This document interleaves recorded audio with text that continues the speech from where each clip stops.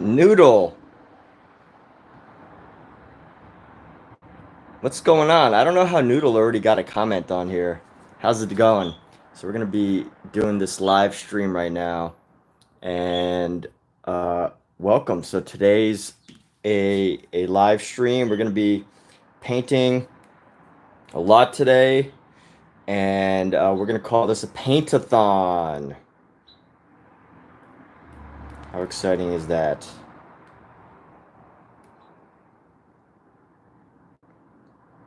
Hmm, that's interesting. All right, so let me get set up on another channel here, and we're gonna get started. So I hope everybody's having a fantastic day. Start of a day. I guess it's just Monday, right? Happy early in the week. Those of you that are able to tune in, I know you have a special opportunity to do so because it is the beginning of a week. But I think it helps for artists to separate themselves from the typical tradition. So let me go ahead and get started here. I'm gonna go live.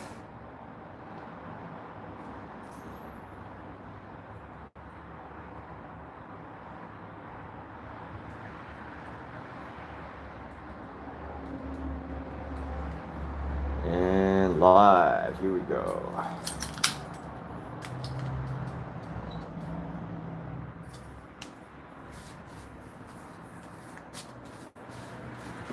And I've got a couple things more that I want to work on with this painting, but for the most part, I would say I'm pretty much finished.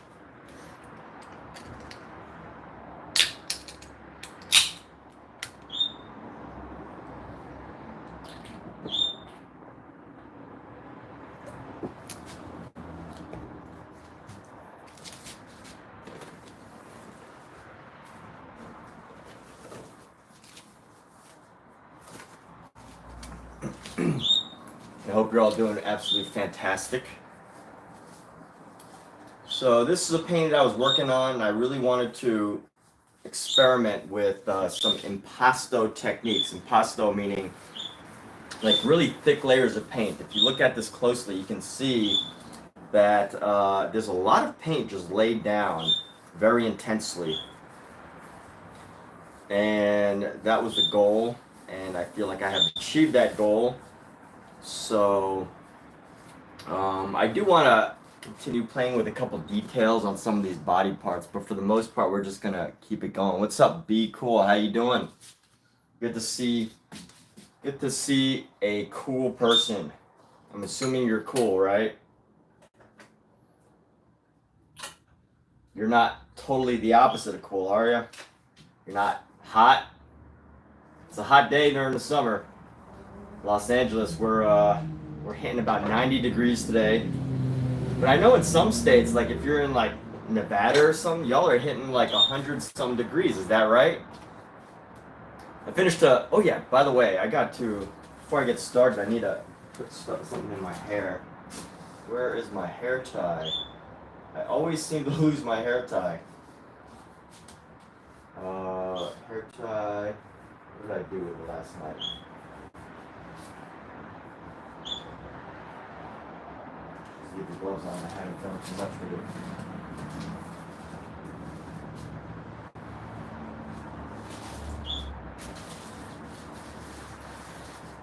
What did I do with my hair tie?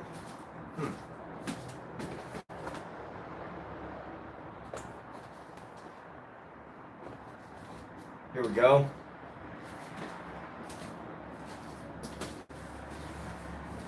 So we got T. Clee, Todd Thompson, Bay is Bay, Lala, Black Arrow. What's going on? I'm hesitating to put my hair tie on with these gloves on, but it's fine. A little bit of oil paint in your hair never hurt anybody, right? So one thing I have to do as my hair grows out is I have to learn how to use hair ties. I've always had short hair, but as I start to grow out my hair, I find that it just doesn't cut it. It just doesn't cut it to let my hair free, because otherwise it like gets all up in my painting, my food, and all those things. So I got to start doing like a hair tie thing. So that's what's up with this funny troll cut, as my girlfriend likes to call it. Wow, 25. What's going on? So we're gonna start painting here in a minute. I'm actually gonna be here for quite a few hours today. So, this is my paintings aren't like a Bob Ross tutorial. Bob Ross knew everything that he was going to do. He had a painting that he was going to copy, like even before he started painting. Like he'd already had practice. So this isn't like, tutorials as far as painting goes. My live streams are, me working through the paintings, talking through what I'm doing. And, sometimes it's expressive. Sometimes it's just getting some of the basics. Sometimes it's a lot of fun, and I mean, it's always a lot of fun for me, but if you're just watching, really what I aim to do with my live streams is, build a community, be around a community, create a little community around art. Daniel, what's going on? How you doing? Thank you for the compliment. Really appreciate you, Daniel. But yeah, that's the aim with my live streams. It's not so much art tutorials as much as it is about just, not only, of course I like to get my artwork out there. This is part of it, being a content creator and a artist. But at the same time, I consider myself an interactive artist out of many things. So part of what I do is interact. So here we go. Daniel, you doing good today? I am doing great today. How are you, Daniel? What's up with you? Let's hear about the life of Daniel, because I'm going to be talking about my life for the next few hours. So, what would you say to the entire world, the entire planet, Daniel, if you could? So, KJ. No, this is a hairband. This is a hair tie. Did I say I was getting a rubber band? This is actually a hair tie. This is from her. She gave me one. Gat. All right, for the next 10 seconds, I will say whatever anybody on YouTube wants me to. For the next 20 seconds, I'll say whatever anybody wants me to say that's not inappropriate, starting now. 17, 16, gat. 15, 14. What's with the half lower body fetish? Gat. 10 seconds left. 9, 8, 7, 6, 5, 4. Fuzzy lumpkins. Gat. All right, that's it. Cool. So, what's with the lower body fetish? Why not a lower body fetish?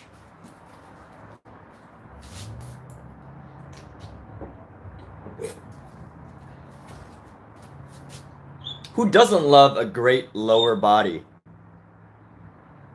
Who does not love a great lower body? And by lower body, I mean everything below the belly button. I personally love a great lower body. Too late, Maaz Jamshid. You missed the 20-second mark. So KJ, what's going on? All right, so let me actually get started in here. I made some areas over here a little. Let's see. Let's go into here. Actually, I want to start here. We're gonna work some white into this. Some more whites and pinks. We're going to work some white and pink into this. What am I painting on? I'm painting on a canvas panel.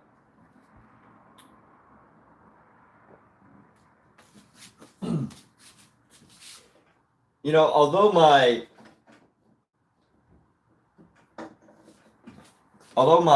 preference is, my preference of romantic partners is women, so I definitely prefer women's lower bodies. Artistically, I am open to all sorts of bodies. artistically, in the sense of if anybody ever wanted me to paint them, or if I was to, paint things, I would not be. I'll paint men and women, lower body, upper body, whatever. I am. I do not have a bias in that sense. I mean, maybe a little bit of a bias, right? You can't. I wouldn't spend all my days, painting men's lower bodies as much as I would women. But if I was requested to do so, it would not be something I am concerned about. But that said, playing with some lighter shades to see what kind of effects we can achieve.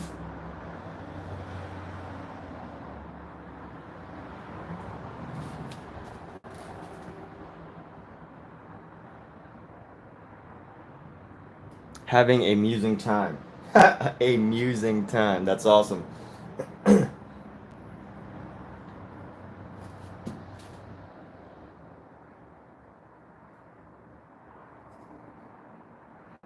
let's see. We're going to go right here and we're going to go. Let's start to create some shape around here. We're going to create some downward strokes. And this is just going to help to create some dimension. A little bit of a creative effect, as you might call it. So, a bacon, eggs, potato, breakfast, burrito. Sounds like you live in Southern California like me. You need to get back into painting, Daniel, and art. Been too long. Well, here's a question. What has been stopping you?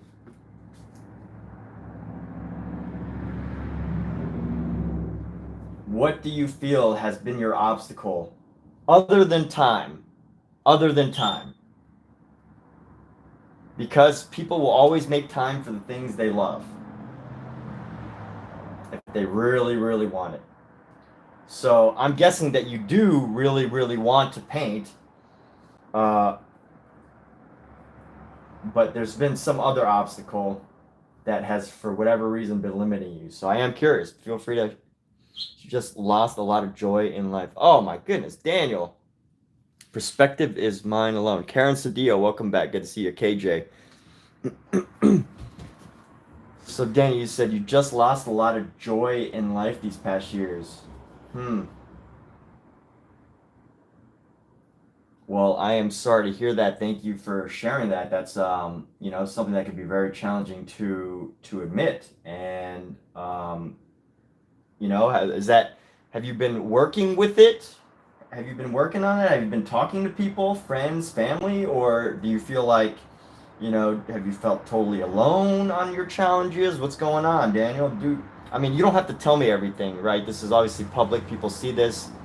But, I think these are questions that I like to ask questions that you can kind of answer yourself, but you don't have to really share.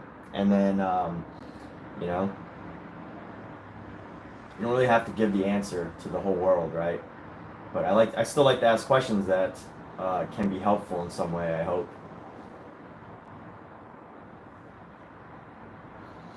So Riley is here. What's going on, Rye? How you doing? And Karen Cedillo shared through the medium. You didn't get the notification. Oh, that's all good. Didn't get the notification. Yeah, so this was actually a scheduled live stream today. I scheduled it yesterday. My girlfriend's been pushing me, saying that I should do some scheduled streams so that people know when I'm gonna be here. And I've been taking that advice and I am playing with it. So we'll see how it goes. I think at least it helps me get a lot of great, wonderful people who have been around to jump in right away, which is great. But also it's a Monday, I'm able to take Mondays off, so I have the fortune of doing this. But YT has been funky about subscriptions. Check them every week. Good. How have I been? I'm doing great. I had the opportunity to paint. My windows and doors are open right now, so I'm able to fumigate all this paint smell. I've got my zero sugar Monster. I did a 2-mile run this morning that I had to end early, but I still got it in. Let me fumigate this room a little bit.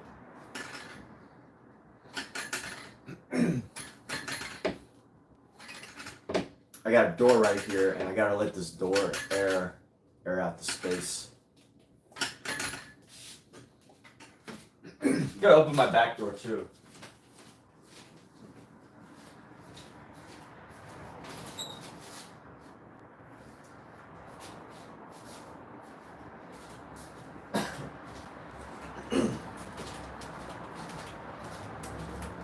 So let's see, Daniel, you tend to keep it in, you guess, but you're wondering on it, just got to keep moving forward. That's right. I mean, here's the thing, is like, it sounds easy, right? You got to keep working on it. I mean, I've been through a lot of therapy myself. I think it's important to talk about men's mental. I don't know if you're a man, whatever gender you identify with. I think your photo looks very masculine, since you have a mustache. So, you know, I think it's important to talk about men's mental health. It's a very important issue that, you know, I think a lot of men can tend to avoid and not talk about because, you know, maybe the way we were raised or whatever, or however our society is. But definitely, I've personally gone through a good amount of therapy, and you know what? It's very helpful. It's very insightful. And I think it's very valuable. But you have to talk to somebody. You know, maybe it's not like even a professional therapist, like, you know, but you got to like talk to somebody who's trained to help you through these types of things, I think. And that's really important. But I don't know, I hope you take that opportunity, Daniel.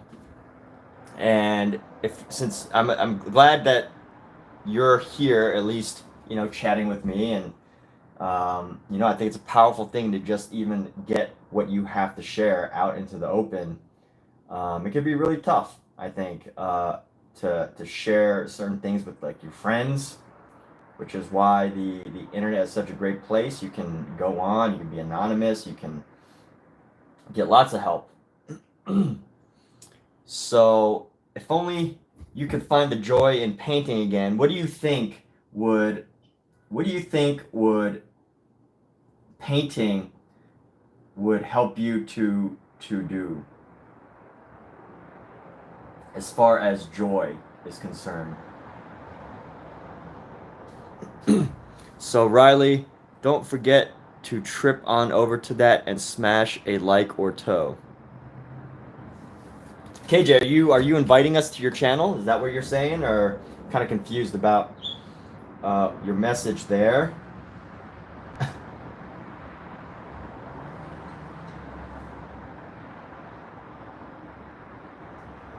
Well, let's go with a little bit of a different color here. I want to play with some colors here. I don't just want to use the standard colors.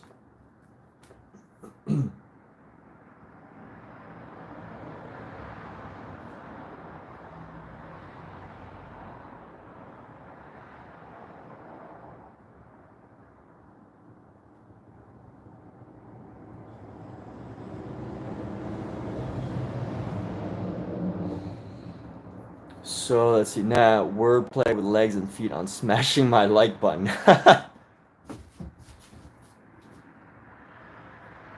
Ah, I see what you're saying, dude. Trip over that.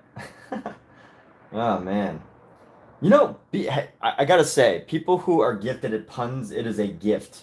And I'm not saying it's not something that can't be practiced to get better at, but have you ever had a friend who like watches Jeopardy and they can answer like every Jeopardy question, or like someone who's just always got like a funny random one-liner, or gets like all these puns or whatever? I find that to be a gift. And the more and more I get to, you know, make friends with a wide variety of people. So the line of work that I'm in, I rarely ever work with the same people, or I work with the same people, but I constantly work with new people. So I'm constantly meeting like all sorts of really talented people. I work in film and TV, and you know, you're constantly meeting new people. And what I find interesting with that is like, you know, so many people with so many different gifts and talents, And although puns might be hard to monetize, it is a gift, and it's something that I'm not that great at. I have to work at coming up with puns, but you know, if you're clever, if you're a wordsmith, that is a gift. And I hope you get an opportunity to use it for the benefit of all of us.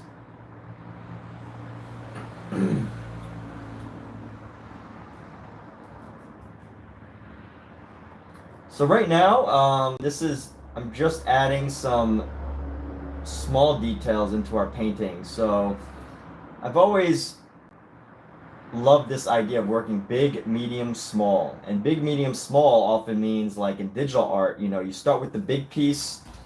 Like if you're gonna make a human body, you start with a house. You know, you start with the big shape of the house, and then you start painting in the medium objects like a window or a door, and then you go smaller and you get the details of the doors and the windows.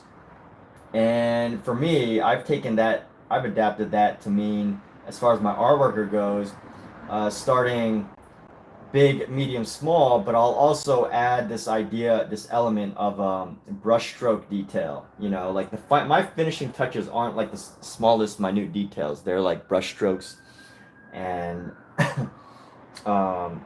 brushstrokes and design elements like this.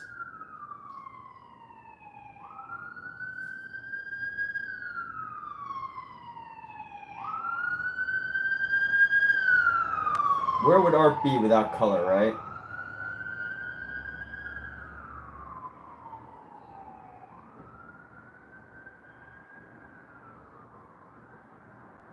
Like, I wouldn't feel good about just leaving all of this with just a flat color. So KJ, something tells me you run your own Instagram meme channel, and it's very successful.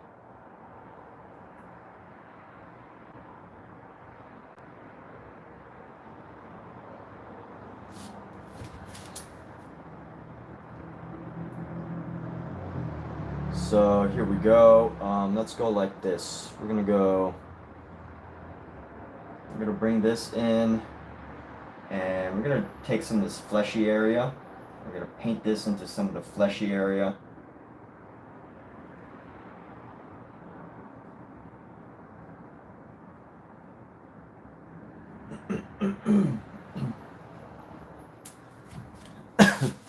And I need to blend this fleshy area a little bit better. There's something going on here that just makes this look a little too bright. So let's go like this.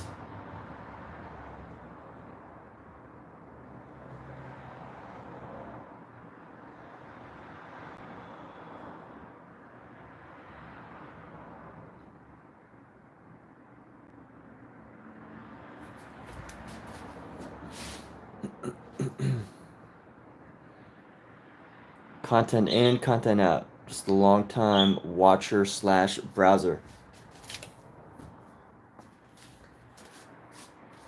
Or maybe you've probably had at least a few top Reddit comments. Some tells me you've had at least one or two of the top Reddit comments.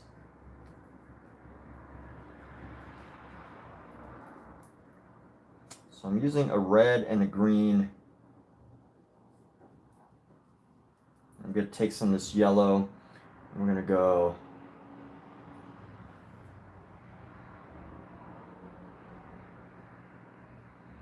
into this leg here.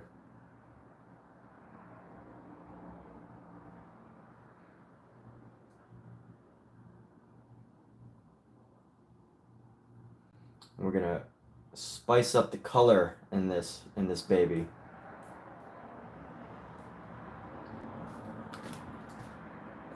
You ever find like a painting technique that you feel like you just can't live without? Or any sort of art technique? I don't know if anyone's ever experienced that, but that's what this like mark making is like for me. Like, you know, I feel like I could just let this painting finish, but it just doesn't feel complete unless I add these little strokes of expression, these these little marks, piece of myself. I have to leave these marks. I just can't do it. Like I just can't leave a flat painting, like a painting that's just like perfectly smooth and flat and single color. Just, I mean, it's just that it's pleasing to me. I love looking at them, but I don't think I could ever make it because my OCD, not my OCD for perfection, but my OCD, like perfection of like, you know, I guess OCD would be not leaving a mark, but my personal tastes and personal habits are that I need to, like, my hands need to be moving. And if I just see like a flat color, I just can't do it. I gotta make marks. I have to make these marks.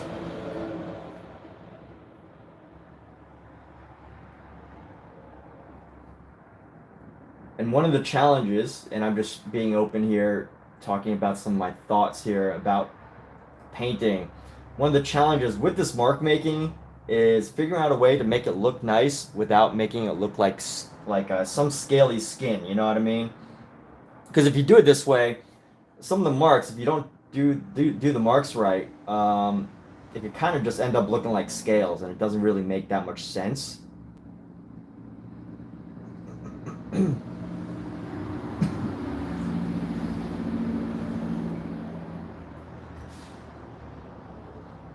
So I need to keep a nice little palette of these darker colors here. These greens. So let's go like right here, right here. Here, it's characteristics to the smile you create at the end of my artwork. Sometimes it's your smile, sometimes it's someone else's. Dude, KJ, coming up with these amazing quotes. You must be a ghostwriter for somebody if you're not famous already, man. Got a genuine wordsmith here today.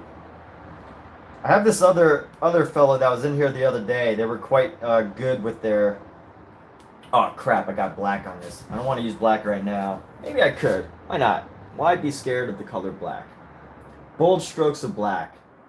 Here we go. Bold strokes of black. Be bold, people. No one ever...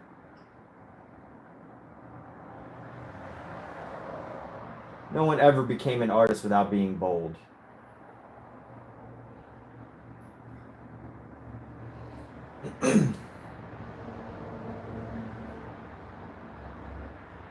I don't actually know if that's true. I'm sure there's an artist out there who wasn't bold that still became successful. But as far as...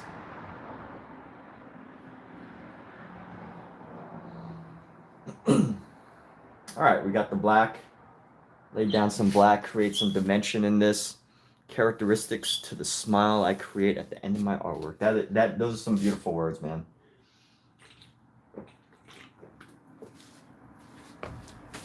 Oh, I just got a follow from Tracy. Hello, Tracy. Welcome. Thank you for the follow. Really appreciate you.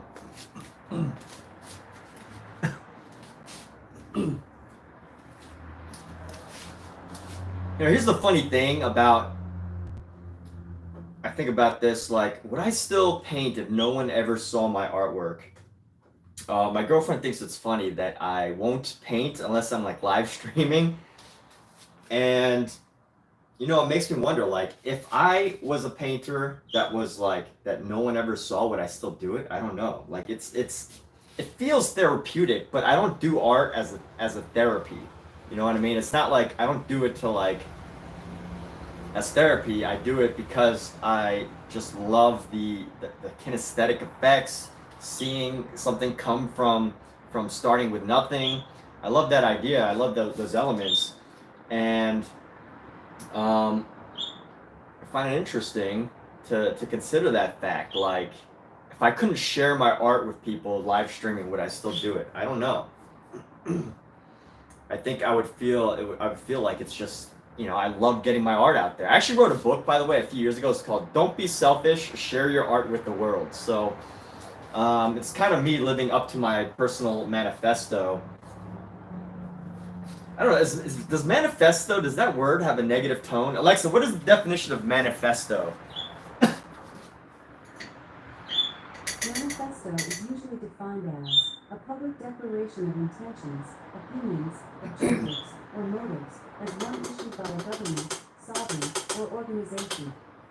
Okay, yeah, it's my personal manifesto. Don't be selfish. Share you are with the world, people. Like, put yourself out there. Get yourself out there. So I feel like I do have to somewhat live by my own marketing ideas. And that was actually before I got into painting. Lydia, thank you for chiming in with that. Because, like, you know, by definition, a manifesto isn't negative. But I feel like anytime I hear the word manifesto, it's always by like some crazy person who did something really bad, and people are talking about them publishing their manifesto. But my goal is to ultimately just share art with the world, and I hope that I can also help other artists do the same. And with that, that is what I ambition to do, what I intend to do.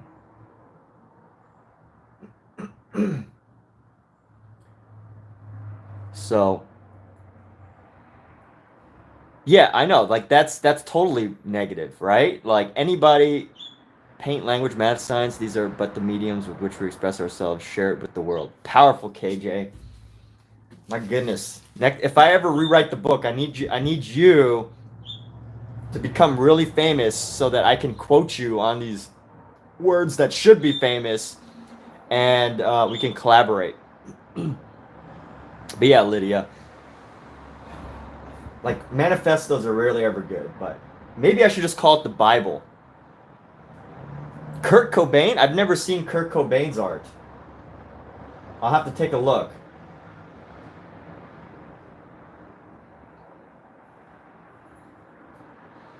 But I think like my personal Bible is a bit too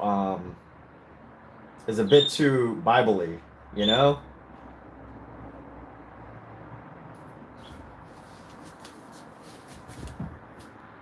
I will. Mine's always rinse your chode, because what is a chode but a dark, often neglected part of yourself who probably can't collect. Dude, King, that's a very that's a very dark way to see some of your most prized possessions, your most prized assets.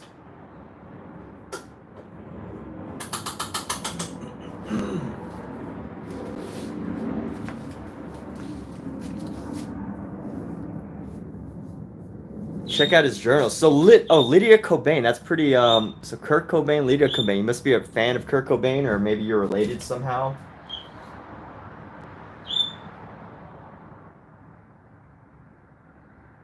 I don't know, but you know, I've never really thought to check out Kurt Cobain's letters. You know, maybe I felt like it might be too sad, but I have read Vincent van Gogh's letters.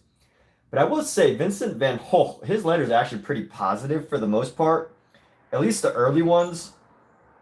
You know, later on they start to get a bit more sad, because you know he started to have a lot of struggles, and he was constantly um, having challenges with his life and everything. But I'll say, I don't know, like, will I be uplifted by Kurt Cobain's work, or you know, can you share what I might experience from Kurt Cobain's work? 'Cause I'm not really looking for, like, you know, something depressing, but if it is creatively powerful and inspiring, I will read it, even if it's a bit sad to know the end result.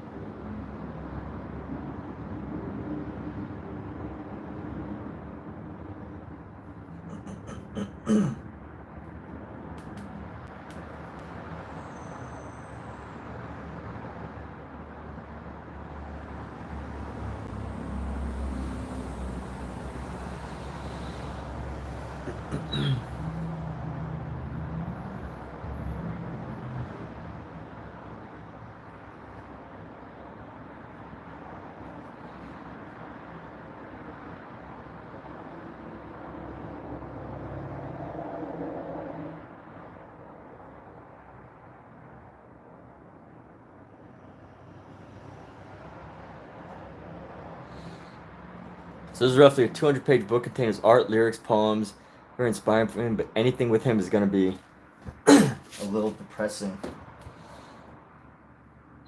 Yeah, I guess so. Well, I will definitely take a look. I have, it would be interesting to see how his work manifested itself.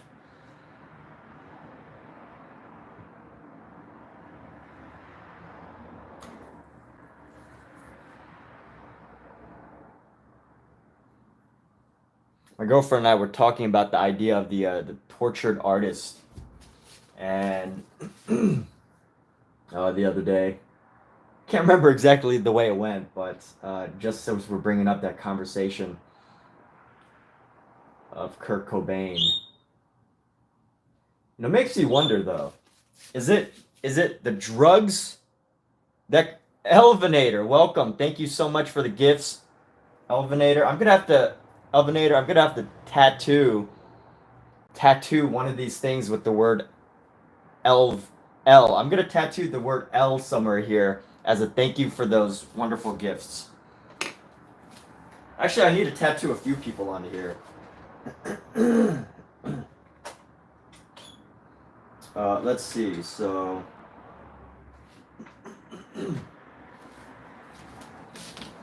we're just gonna put a nice yellow L here. Let's see. EL. We're gonna tattoo a nice EL. It's gonna be like a secret little surprise. People are gonna look at these things and be like, "Whoa, who's EL?"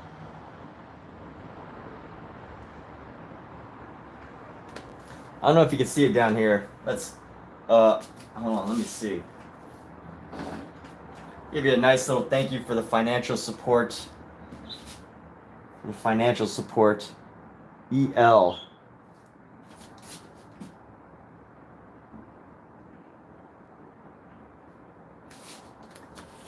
Lydia Cobain, there's roughly 200, but Depressing creates some of the best art. He wasn't just an accomplished musician, but an incredible artist. Yes, he was. I mean, he created one of the most powerful songs that has ever existed.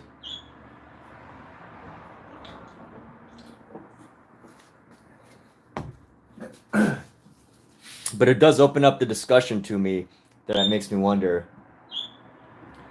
Is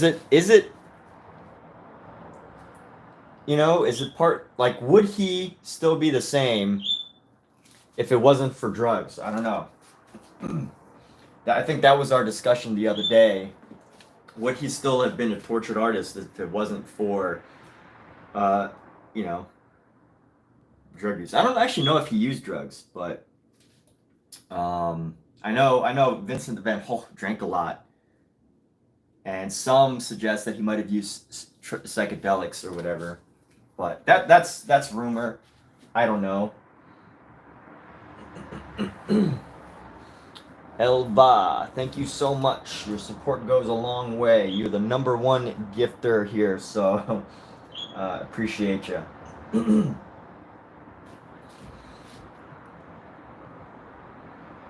I'm going to put a bunch of initials down here because my YouTube stream has some awesome people that have been supportive. This is going to be a little thank you.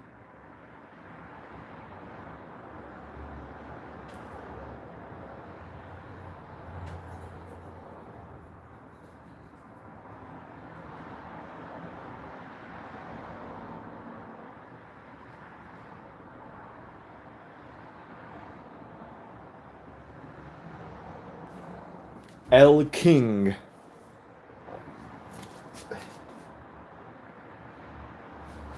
L King. I owe David a thank you because he's given a ton. He's helped to financially support this stream.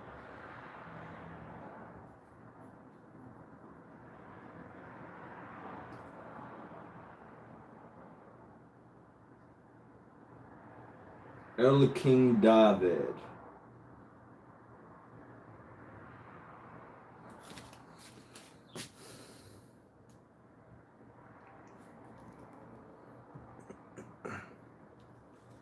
He had bad anxiety and depression, undiagnosed stomach condition. That's why he used. Oh. Interesting. KJ. And then I'm going to put LCKJ for being here right now. LC Lydia Cobain.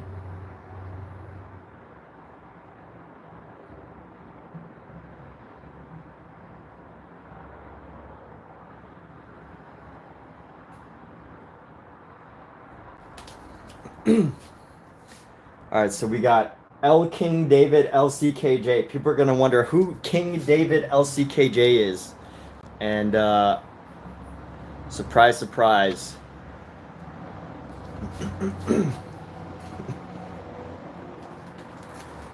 It's an homage to that being interactive artists. You know, just y'all being here, spending the time to make the room entertaining, KJ. Like,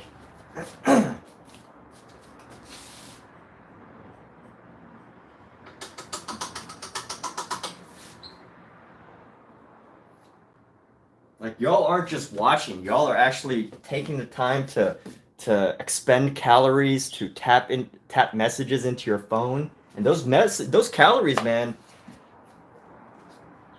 the calories cost food, food costs money. Money requires energy, so all those things, it's incredibly helpful.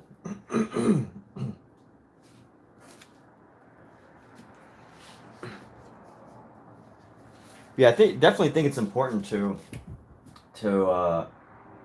talk about Kurt Cobain, especially as far as this idea of an artist goes and their challenges and things like that. But yeah, I think I don't know, depending on where you are at in your career, like to be I don't know. I often think about this idea of, like, you know, Elvis, Kurt Cobain, and this idea, like, can you imagine if Elvis still lived today? You know, would he still have the gravitas of Elvis? Probably.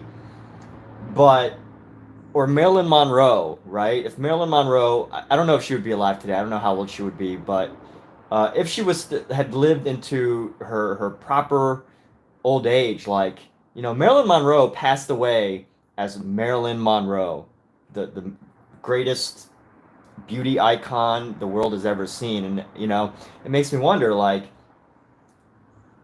if Elvis, like, had kind of, you know, thought in that sense, like, you know, I can either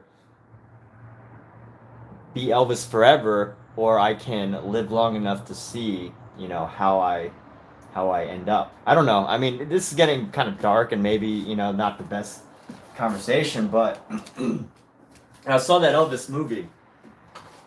The Elvis movie with Austin Butler, really good movie. And Baz Luhrmann, amazing director. I love Baz Luhrmann movies because of just how incredible they are. But it made me really think about, like, this idea of you know, hitting like a peak so young, you know, in your 20s, your 30s, just hitting like a creative peak where the world loves you, and then watching, and then kind of just like realizing that you're changing and that one day you will fade. But I wonder if those thoughts go through their head and how that affects them. I haven't really put this exact thought into words yet, so I'm trying to, like, formulate this thought now, but I don't know if anyone can get what I'm saying. But I think if you think of your career as, like, you know, one of the most successful artists who have ever lived, you know, something must go through their head of aging out of the business, for lack of a better term. And while I'm totally, you know, supportive of older artists, great artists, you You know, the world is not so friendly sometimes. So anyway, it's 27 Club. No, I haven't heard that. Would Elvis have fell off? Yeah, would Elvis have fell off? Like, would Elvis have just faded away, and you know, the mythos of Elvis just kind of faded with his success? I don't know. Like I think it's a unfortunate thought, but we may never know, and maybe we don't need to. But definitely, I mean, Marilyn Monroe, as far as anybody, like, she didn't, I guess, you know, fall into the wrong thing. She's definitely probably one of the most tragic because it wasn't of her own doing.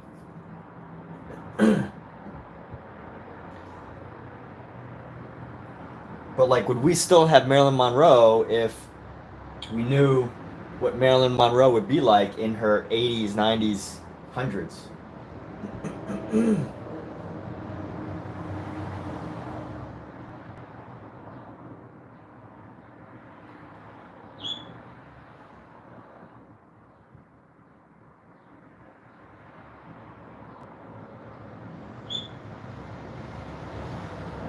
Or would we find out that society is way crueler than we ever imagined? I have no clue.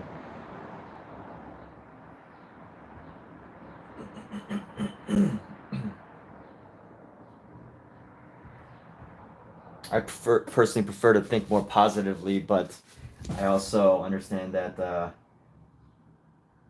naivete is not always that helpful.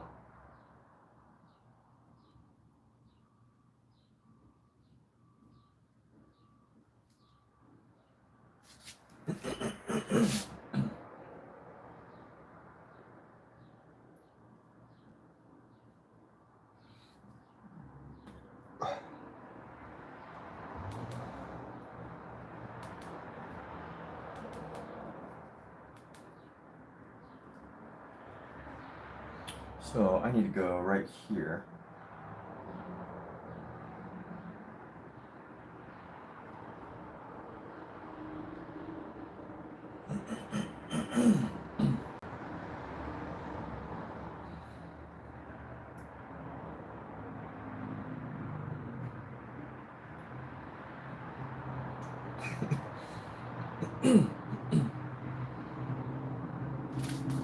You know what I can do is I can use this dark blue to capture some of the bottom of the toenails here where there needs to be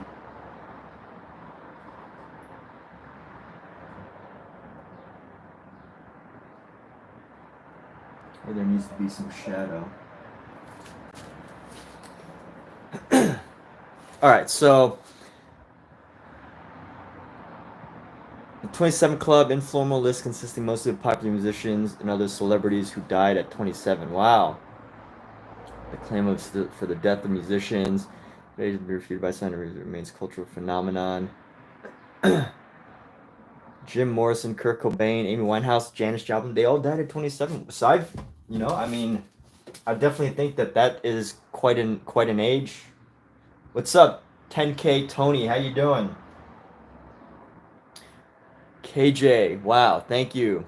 I'm glad you're able to enjoy this piece.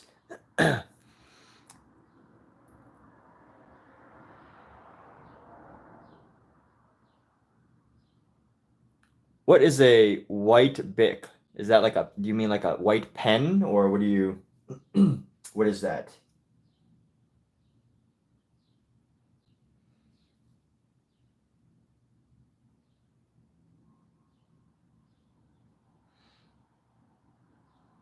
Yeah, usually when I paint now, I usually, oh, a lighter. They all had a white pick. Okay. So when I paint, I usually like to make like a nice painting that's just like kind of like realism, and then I like to go in and add my own spin on things. I like to add my own marks, change things up.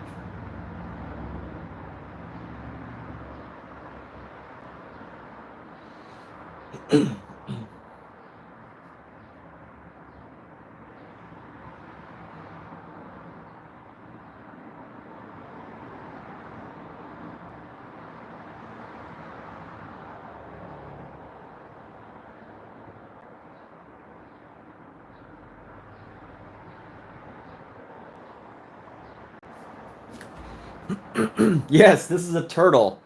So I had a viewer earlier in the week when I was starting this, and they wanted to any different ideas from me. I say 10K. What do you mean by that? What do you mean by different ideas? KJ. So yes, another viewer wanted to paint a turtle. I don't always, take requests, but they were here for a while chatting, so thought I'd like to leave a little bit as part of this whole interactive artist concept. I don't know if it'll like catch an audience, but I love the idea of. By the way, I had this like critique, but which is why I'm like second guessing myself. But I got a lot of critique lately. My critique is like, what's with all these random things? I don't understand this. Why is there like this one thing here and this one thing there? And some of it has to do with the randomness of just having conversations with different YouTubers, and people are like, oh, can you paint this? Can you paint that?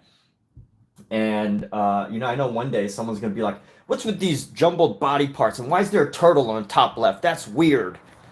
And you know what?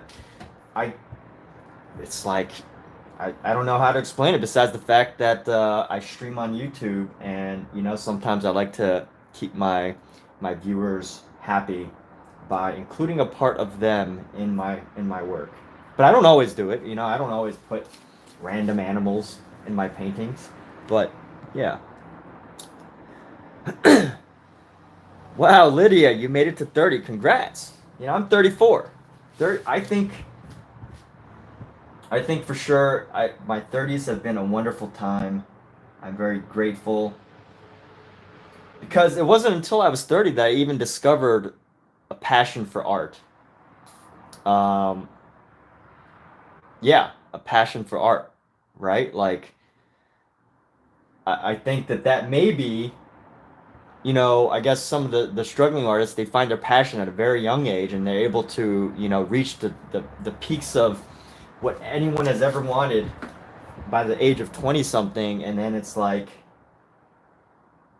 I don't know. I mean, I don't know their thoughts. I don't know what goes on in the head of a tortured soul in their at the peak of their career in their 20s. I don't know what that is like. But as far as my life is concerned, I feel 30 is an awesome age.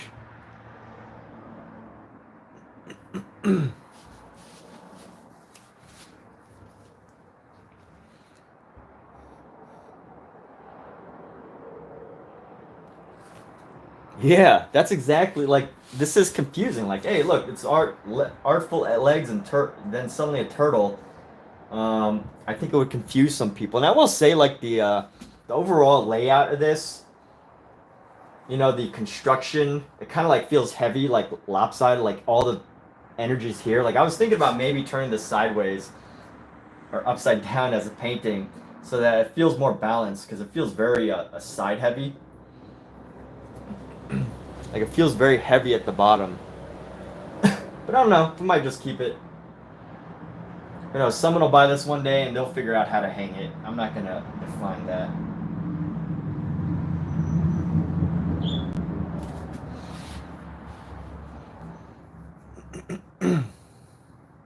What's a sand base? So you said you always had a passion for art and music, but have always struggled with finding what's right and your thing. Any different from my visions of the painting yesterday? Oh, 10K Tony. Hey, yeah. Um, I was explaining, and so part of what I do. Earlier I was talking about this idea. I don't know if anyone's still watching, but earlier I was talking about this idea that like I can't just leave a painting like flat. Like I can't just leave a painting.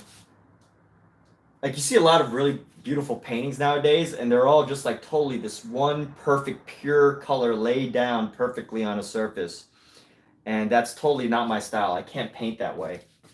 Like I would not feel complete unless unless I was started to lay down all these marks. And when I start to lay down these marks, that's when I actually feel complete with my work. So as far as vision goes, I was explaining some of that earlier. And what I do is I usually start with like the big picture, and then I build into these smaller and smaller details. And while I wouldn't consider this a specific like detail, like you might paint like a toenail and highlight the exact part of the toenail, that's not the type of detail I get into. I get into this mark making. What's up? Good morning.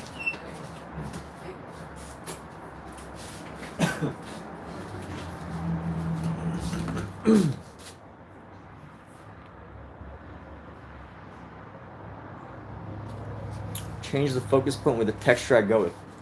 Interesting idea. Yeah, I could play with this. I mean, there's some more ways I could play with it. We'll see. I'm going to start my next painting here soon. But for now, so Lydia, you study a lot of different things. You always had a passion for art and music, but have always had struggled. Just studied a lot of different things.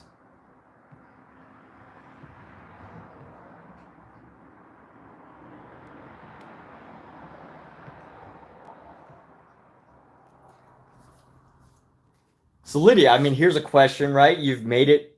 You didn't, you weren't sure you'd get to 27, but now you're almost 30. Like, has your perspective on anything changed? Or has it all stayed the same? Has your perspective on your entire life pretty much stayed the same?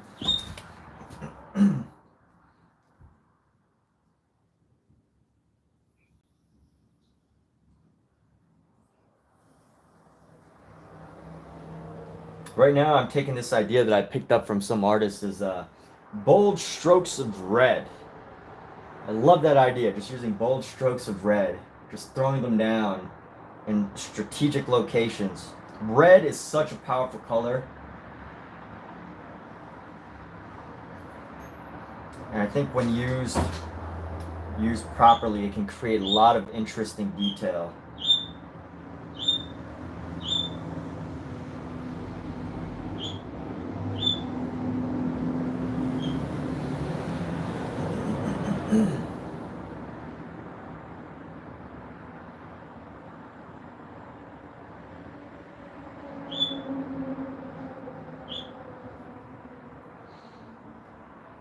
And here we go. So we'll get a little bit in this toe right here. Bold strokes of red. Let's get right there.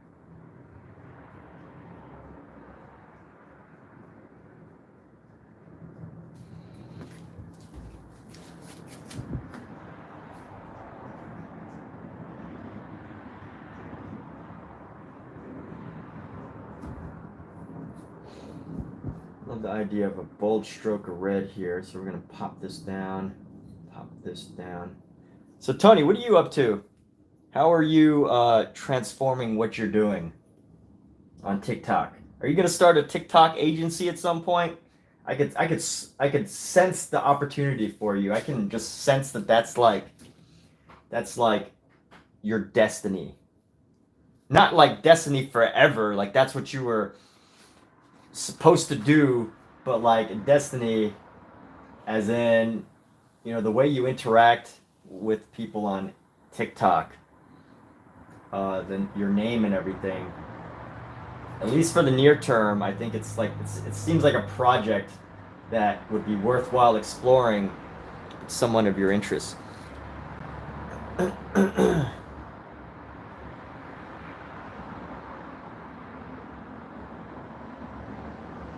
So what I'm gonna do is I'm gonna bring down some of this yellow. Oh, this color's kind of muddy. Let's see where I can make it work here.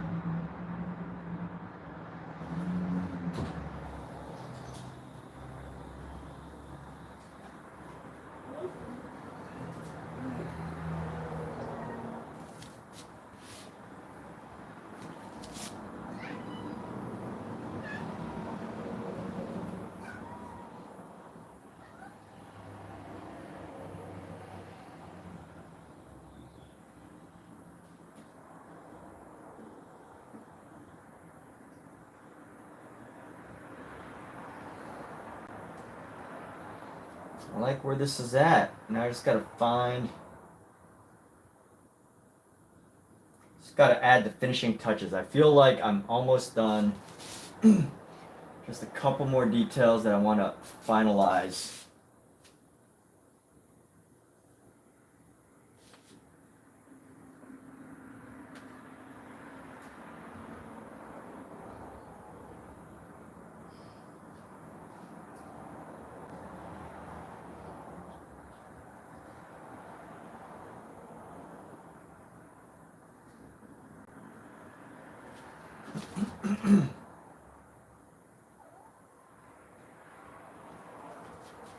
Clean off this brush. I think I've had enough with this brush.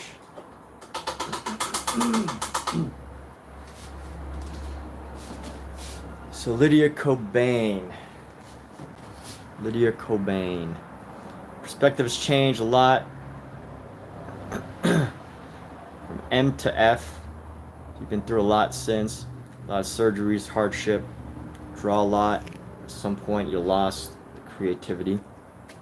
Main medium, writing, 13. Your art connection, despite that, if you could do anything, it'd be music, because music is what's always hit you the hardest. Wow. Well, Lydia, thank you for sharing. So 10K Tony, you said leaning towards a travel niche. Traveling is one thing. The turtle is from a YouTube viewer. They requested a turtle.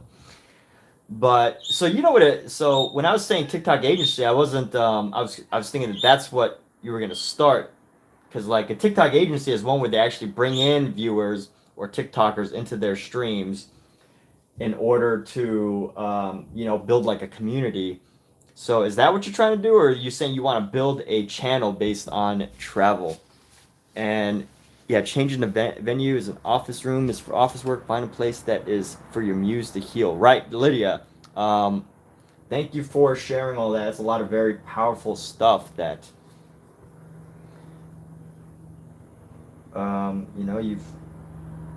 you've been dealing with. So I can only say like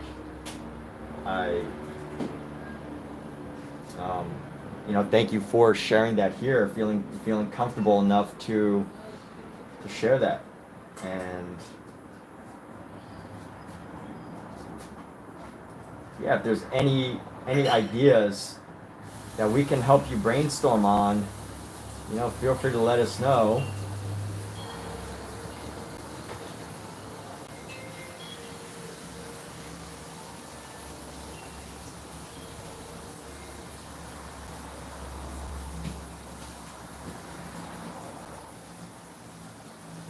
But it doesn't sound like it is something that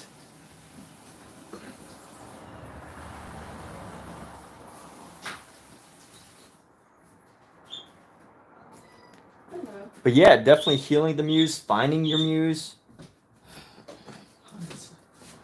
Okay, just no checks. okay, finding your muse.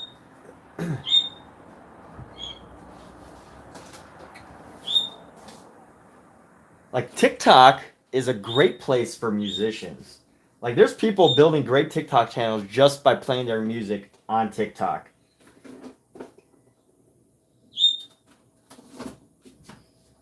And people are constantly asking me on there, do you sing? Do you sing? And I don't sing, but I can imagine anybody who wants to be a performer and wants to sing, TikTok is a great place. Like, nowadays you don't have to spend your days hunting down a live venue that will take you. You just go on TikTok and just start to interact with people that are going to be your future viewers. It's awesome.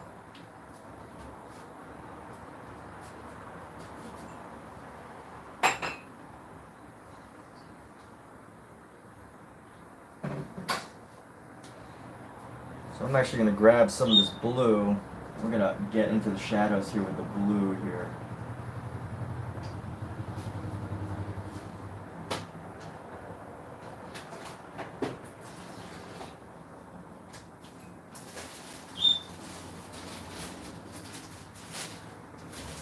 And let's go. Actually, you know what? We're going to bring some more of these shadows. Some more blue. Highlight some blue into here.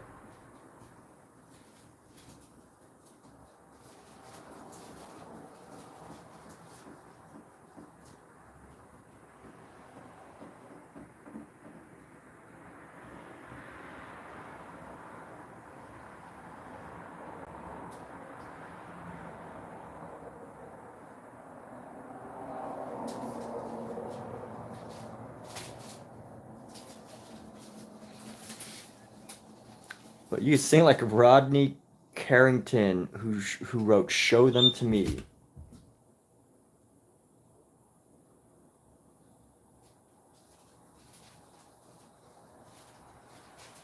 Ah, thanks, 10K.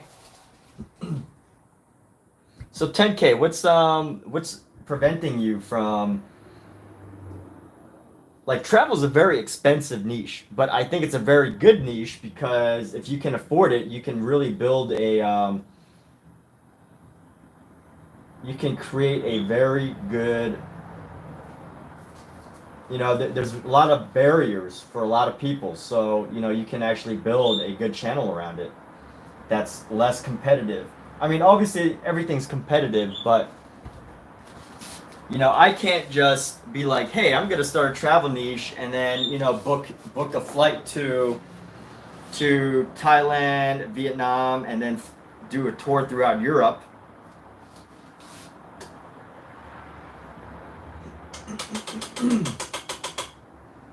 So I think that's a really good niche that you're looking for, that you're looking to get into. And let's actually use some more bold strokes of red in here. Let's do that. Bold strokes of red. Bold strokes of red right here. And a bold stroke of red right on the kneecap right here.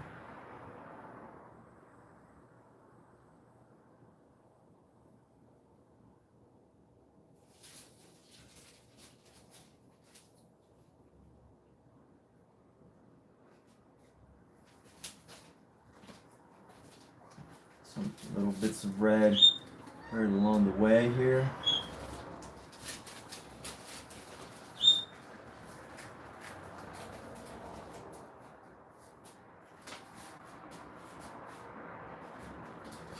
But also, Lydia, I mean, congrats on making it through that major transition. I mean, that 2018 transition, like, that's a really very dramatic change that I don't know what that's like. But and I was talking to this guy the other day, and he was he had gone. Why am I losing words for this? He was a recovering addict, and he had OD'd many times, and he had been studying. He started studying to become a counselor to ultimately help future addicts. And you know what? I think your music. Through your music, I'm not saying that that's what you want to do, is help other people who are going through the transition that you are, but the guy who was recovering said specifically, he was like, helping other people is helping to keep him, helping other people is helping to keep him sober. So maybe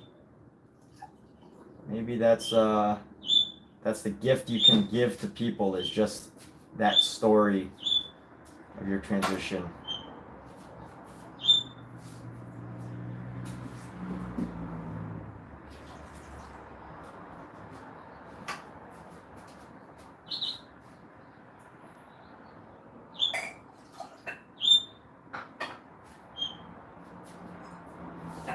Like, I have a few friends that are actually struggling with that,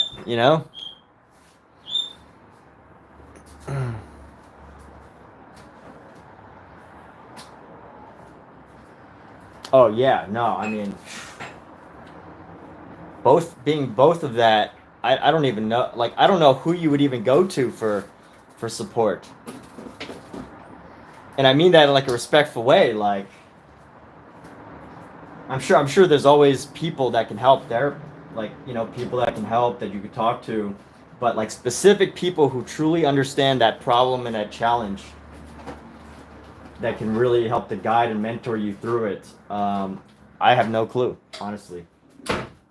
Besides, I mean, anybody can go to a traditional, like, professional for support, but Sometimes you need people to hear stories from people who have actually been through it, who are there, that can help you.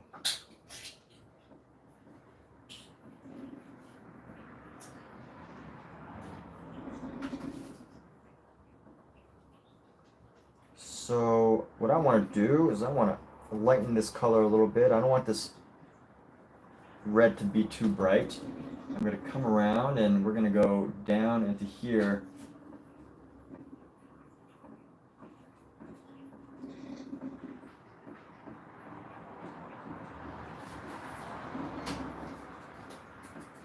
Create just a little bit of an interesting mark. Some mark making here.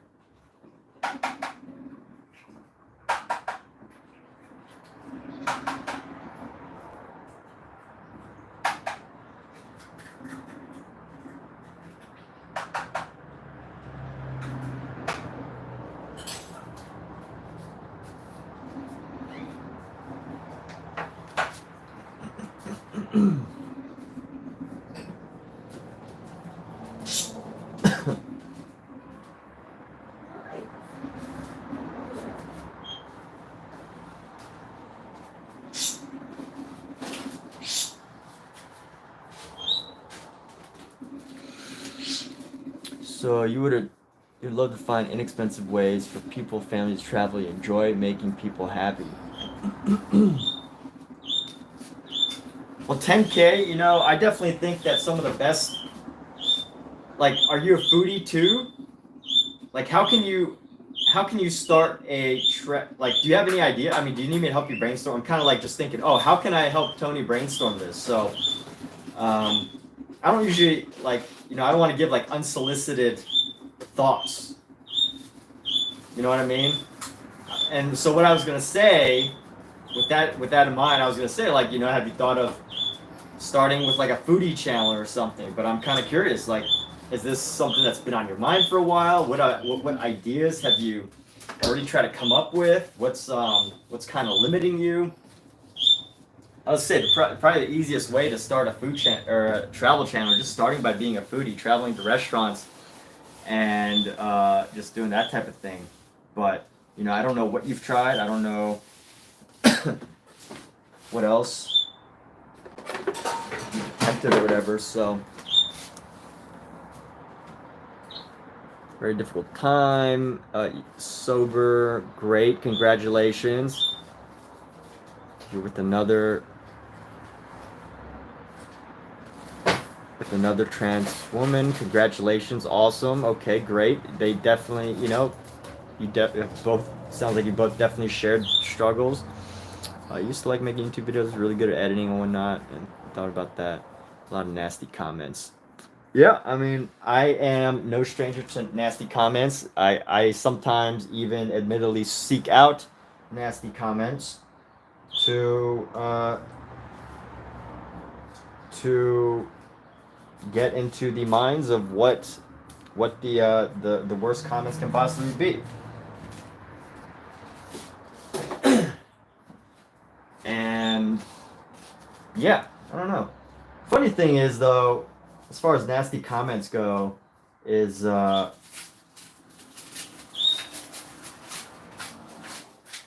think nasty comments sometimes come from people who, you know, really just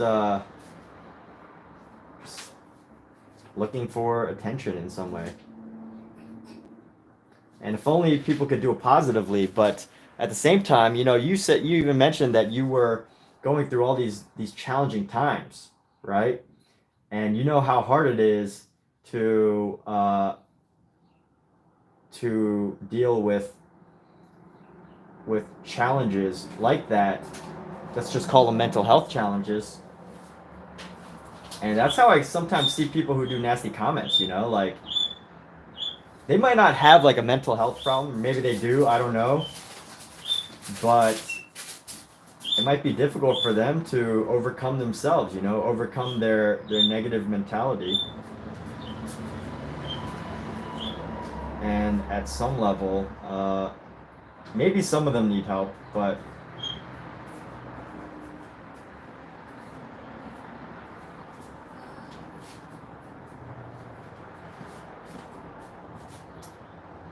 I'm definitely an advocate for taking care of mental health, and it can manifest in so many different ways. Cynicism, internet trolling. Thank you, Cam. Thank you so much. I really appreciate your wonderful comment. Thank you. And I will continue creating. Today's going to be an extended stream day. I started early, which means I get to keep going. And right now I'm playing with this color green to lay onto some of these areas. And I may not be I'm not super specific about where I'm putting them down. I just kind of go by instinct at this point. You know, this is the fun part, when you get to let your instincts play. You kind of just see areas and you're like, oh, this is where I should lay down a mark. This would be a nice place to lay down a mark. Lay down a brush stroke. This would be a nice place. This would be a nice place. Kind of just letting your instinct create your artwork. This is the fun part for that. But yeah, I think crappy people online often need help.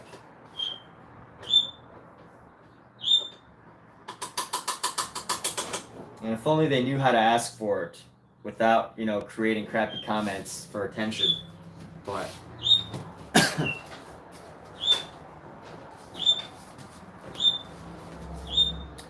yeah, for me, I try to be understanding of like crappy comments. But it's not easy to do so. And, you know, people shouldn't have to do that. People shouldn't have to, you know,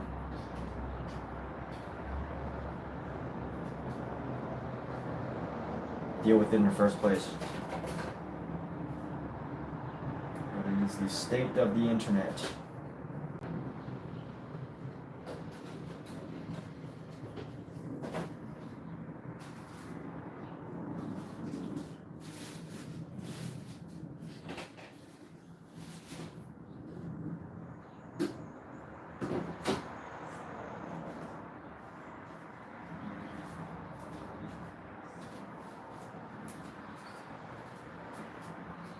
All right, I think I've reached a point where I am over painting on my artwork, and the level of detail that I'm going to continue to create is not so much going to have a major impact on the final piece. So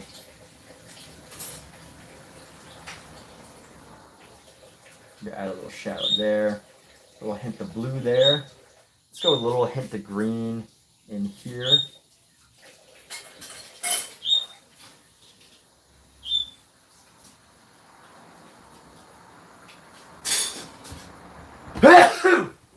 Thank you.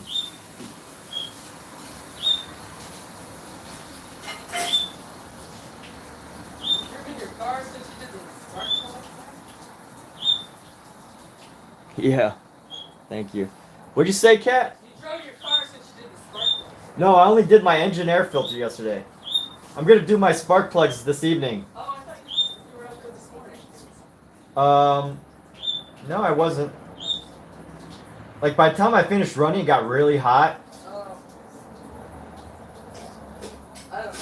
And, like, you know, I was super sweaty, so I figured. Also, it was a bit wet out this morning. Was it? So I didn't want the spark plugs to, like, capture any of the wetness from you know, it was like my car was like had that morning frost on it. Dude. Yeah, the morning dew. So I was concerned about that, and I figured I would just wait it out till today. All right, so we are done with this painting, and with that said, yes, it is a creepy doll head. It's a creepy turtle head. So, you know, I guess my paintings can create this sense of unease in a certain sense.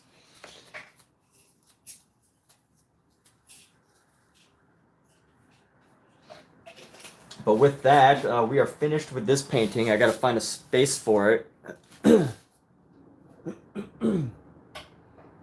So many of my paintings are still wet.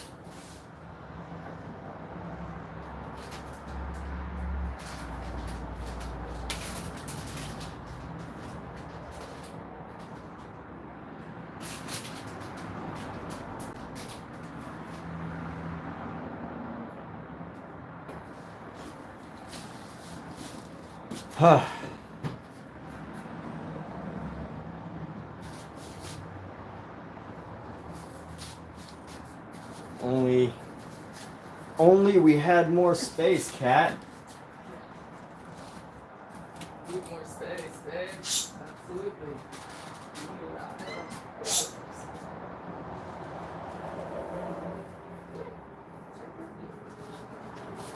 Crush the pills and they're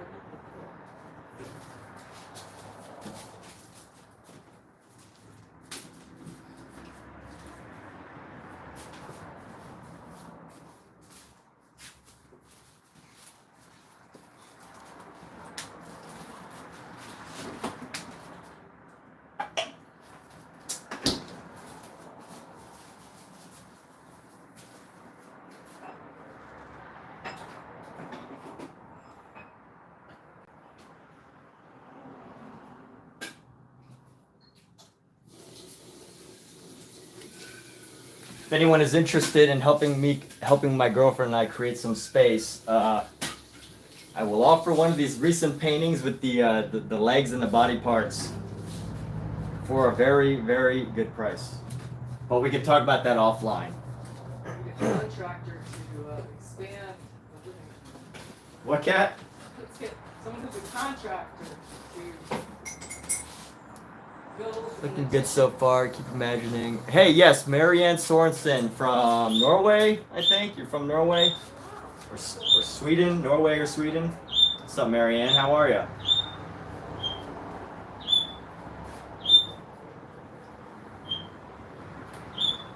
Friends from Norway. Yes. I do have a hard time keeping track of some names, but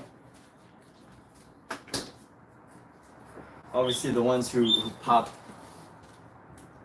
in and out regularly. Like people with unique enough names I can remember.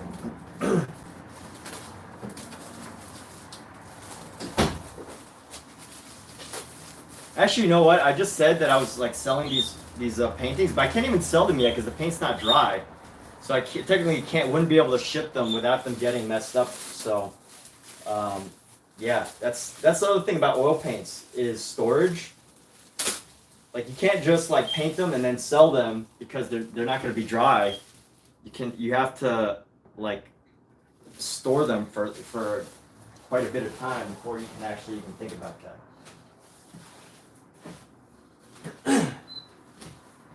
So let's see, I got a couple Amazon packages here I got to throw away.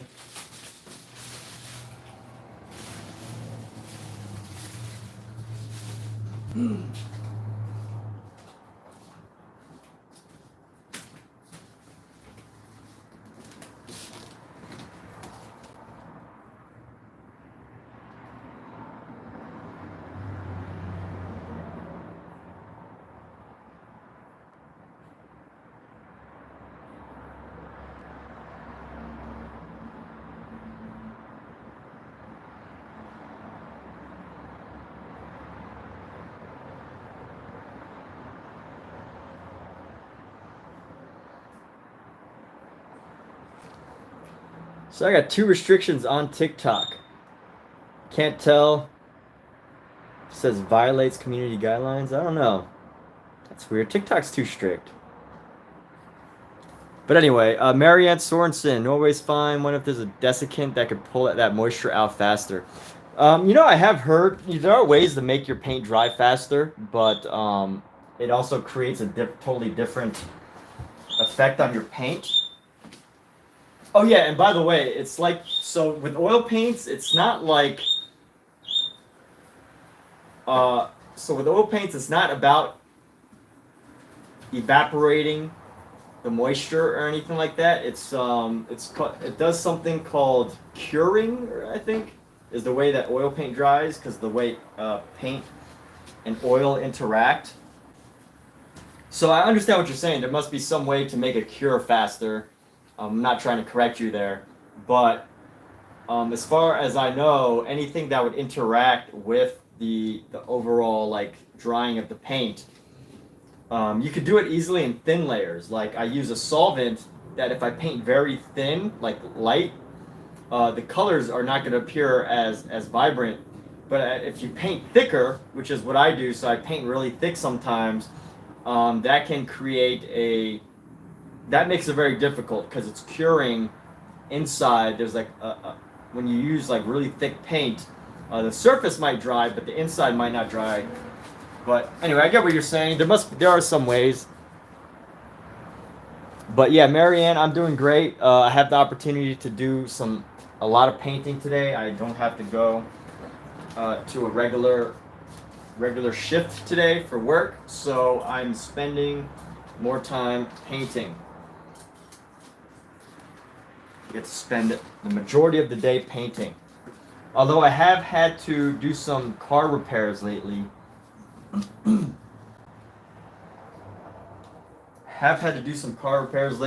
My car, I had to change I have to change the spark plugs a little later.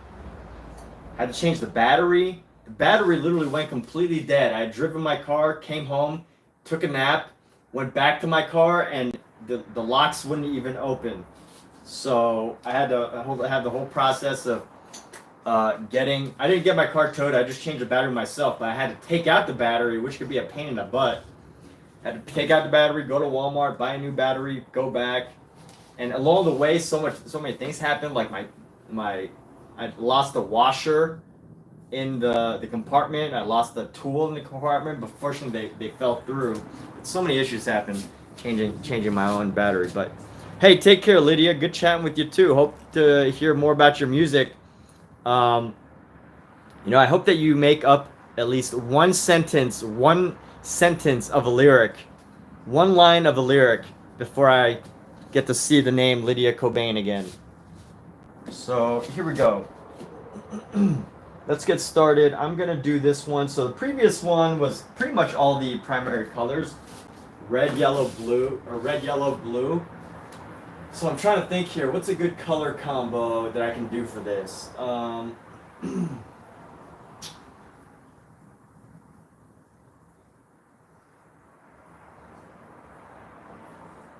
Trying to think of a different color combination that I could do for this.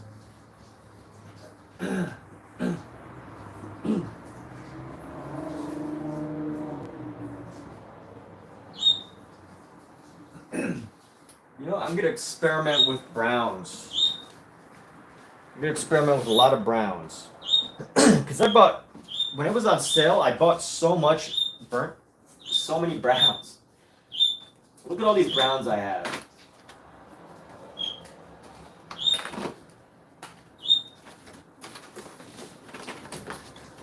I'm going to share all the different browns I bought.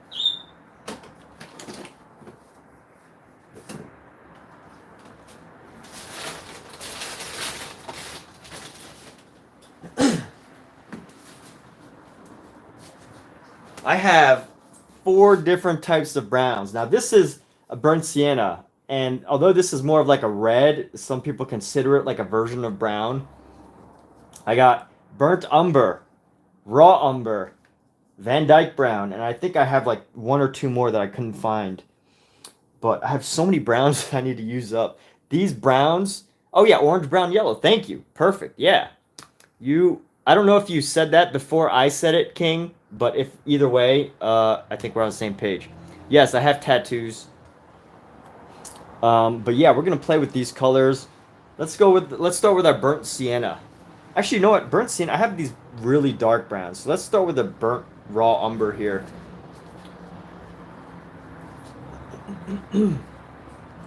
Orange, brown, and yellow. You know what? I can go with raw sienna and brown at the same time. We're going to go with our raw umber and our sienna. But I have this tube of Van Dyke brown. Let's use everything except the burnt umber. So we're going to lay down some... Let's put this down somewhere. Put it down right there. We're going to start with our Van Dyke brown because this tube actually has a hole in it.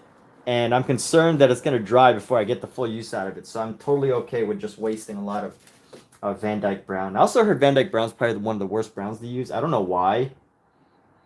But one of my mentors told me. So it's one of the worst browns to use. It didn't really give an explanation. It just like it was like some random arbitrary rating system. And then let's go. I'm gonna lay down our raw umber. I haven't even opened this yet. Look at this. I haven't even been opened. So we're gonna lay down our raw umber. And then we're gonna lay down some of our juicy burnt sienna. And that's gonna go around in the reds. I must have got this one.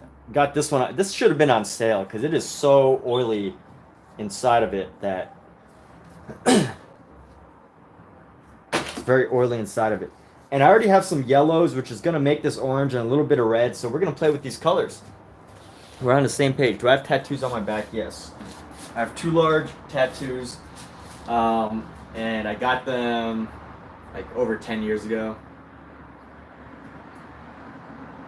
And yeah, different points in my life. So with that said, I'm gonna take a little stretching break and a push-up break.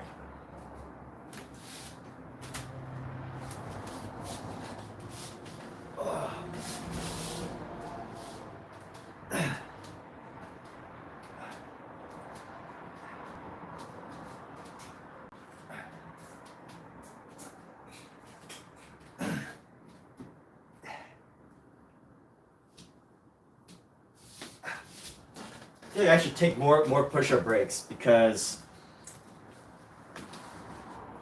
I have a job, like a regular work I do that's very I don't get to move very much. I'm constantly just sitting around. And when I paint, that's why I love to stand when I paint, is because during my regular work I sit a lot.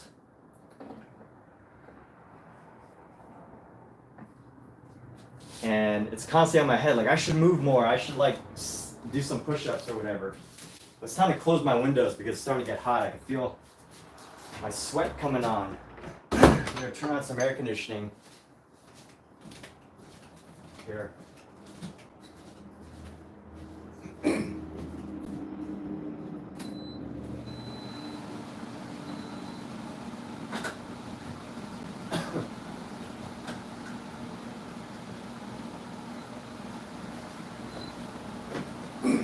Bird. What do you say, cat? I don't know, I didn't see.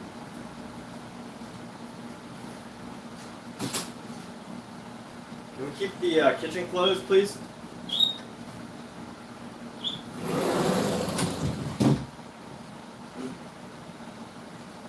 Yeah.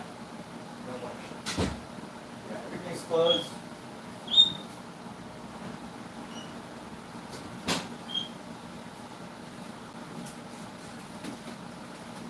All right, so we're back. Oh, I have a dragon. I have a dragon and a bodhisattva, a Chinese deity. Oh.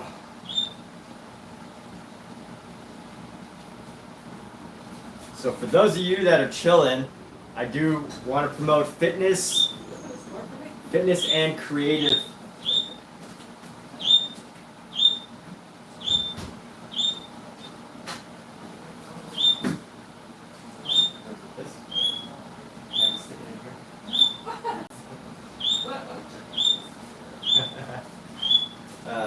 Yes. So I hope everybody gets a good stretch right now. Stretching is very important. Stretching is one of those things that can increase your longevity as far as your overall physical fitness. Like I have days where I go like multiple days and I'm just like not getting much movement in my body for a long time, and I can feel like my body keeps its strength and fitness, but my body gets super tight. Like all the muscles and the tendons and everything get super tight. But as soon as I start to stretch again, my body starts to feel totally different. And you know, this is just from my personal experience, but you know, I'm sure a lot of people got a 12-sided die with exercise on it. You want me to roll one for me? Are they like? Yeah, go. Let's do it. Roll a dice for me. Your daughter's toying to a tattoo, so you have a par. Okay.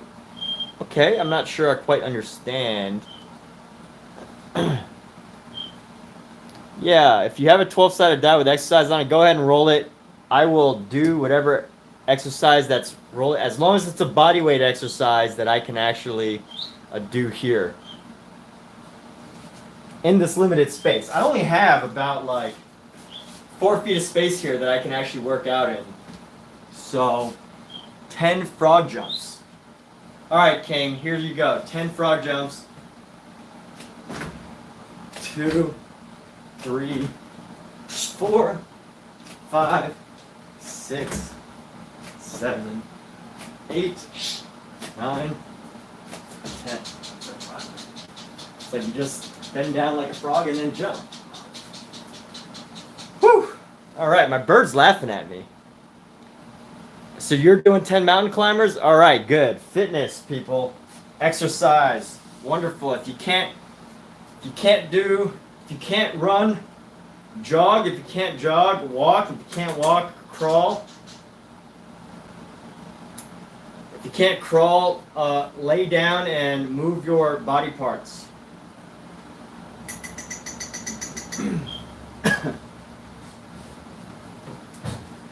Well, let's do it. Let's start with the brown. We're going to start with some umber here, and we're going to mix this umber with our yellow.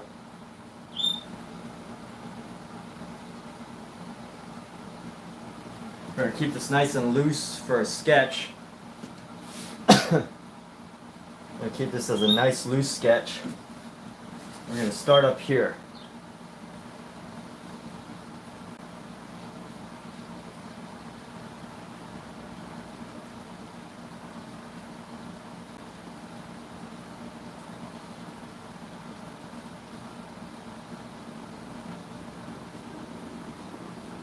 So here we go, a new project that we're working on right now. So I need the head to be, I'm gonna measure, I'm gonna try to do some better jobs of measuring. Now 1, 2, 3. So this needs to be about 3 lengths of this. So 1, 2, 3. So right around here. Need to make a mark right around here. Actually, those are about the same. That might be a little shorter, so we're gonna go, that's a little long. That's okay. I'm gonna go about the same length here.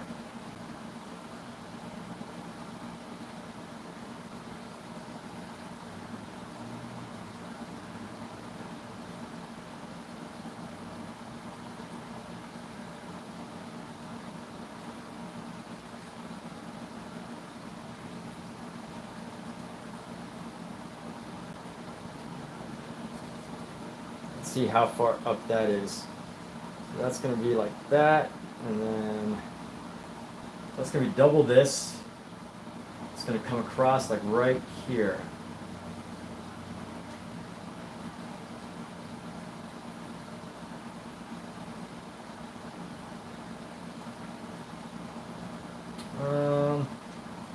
Let's go down a little bit.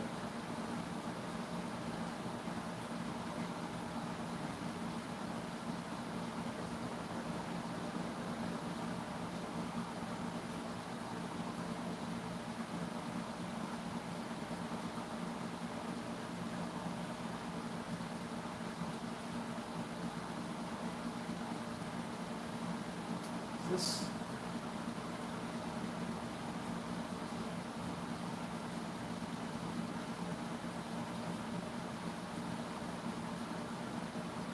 it's going to be about 2 of these.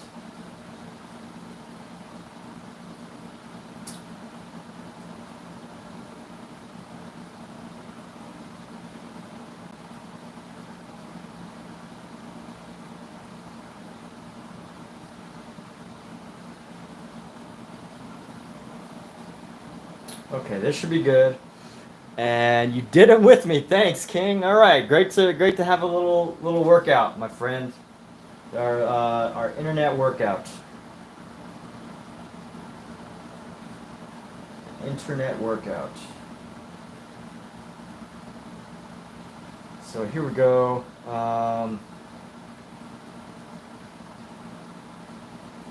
Here we go. We're gonna bring this neck up like so.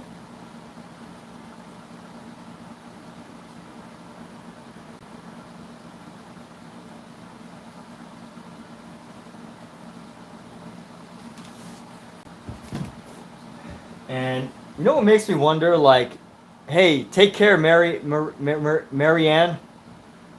Great to be able to entertain you for the bit, and I hope you have a fantastic afternoon. And I look forward to seeing you next time.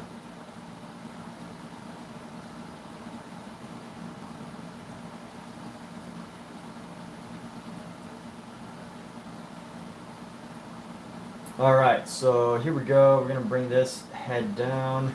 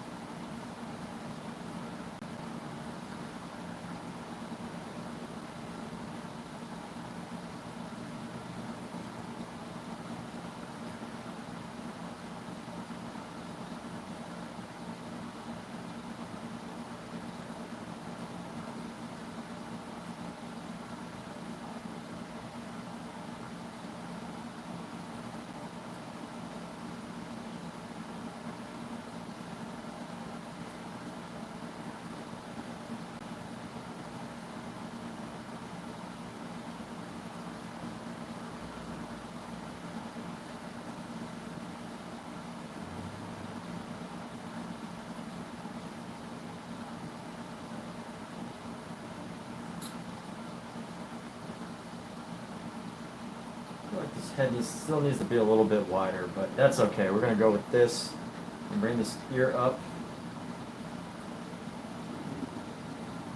Let's see, bring this down.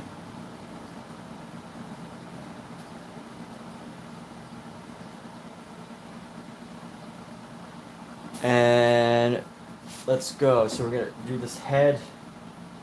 And I'm gonna do something a little different again. I'm gonna paint more of my details early on.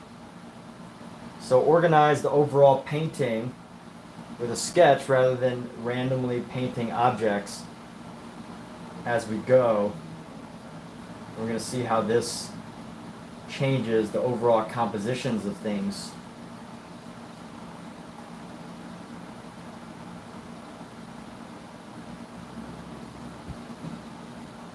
So here we go.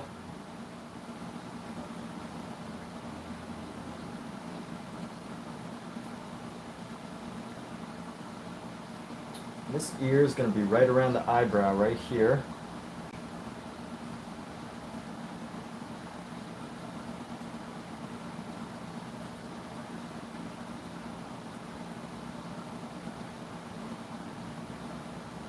We're going to bring the ear down.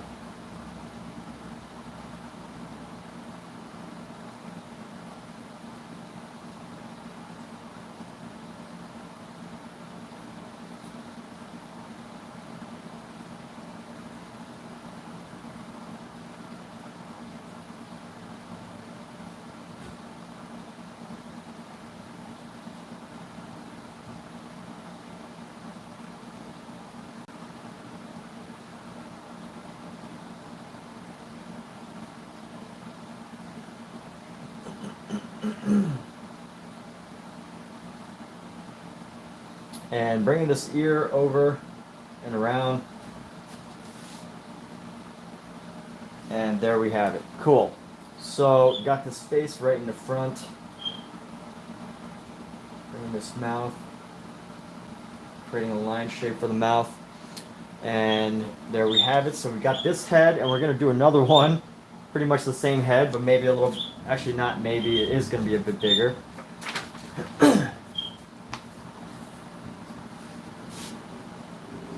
No maybes. Do or do not, there is no maybe. Is or is not, there is no maybe. And let's go paint this head right here. So we're going to start with the bottom over here. It's going to be quite a bit larger. And we're going to go like this.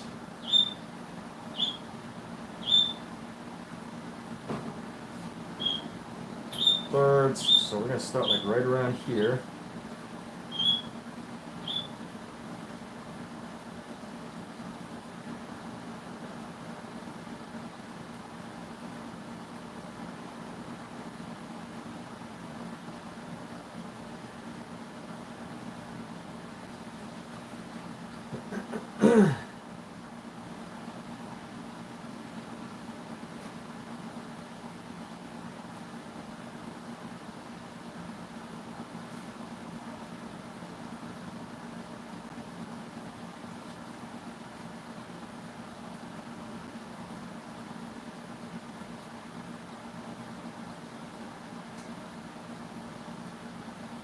Alright, so that line is going to be about the length of that one.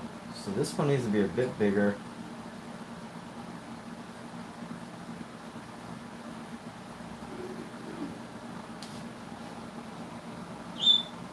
And let's go Bree Bear. Welcome, Bree Bear.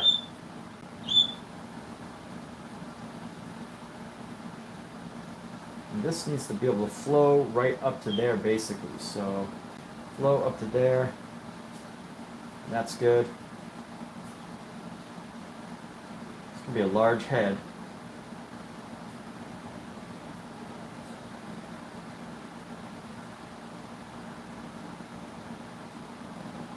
Right up to there. Bring the top across. That top should be just before this.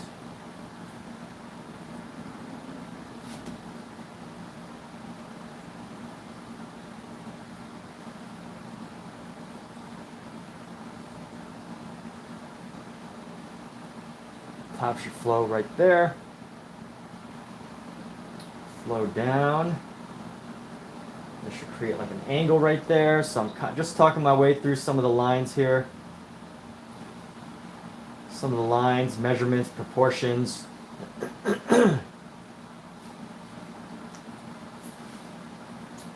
And let's see. So this is going to come down a bit. And then we're going to go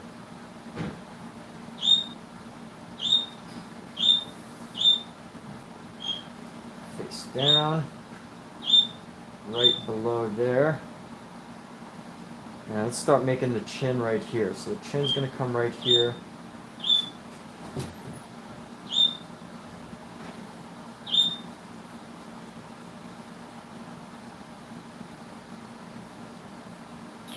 And here we go. Nice and chill. Keeping it easy peasy. Give it a nice, easy peasy sketch.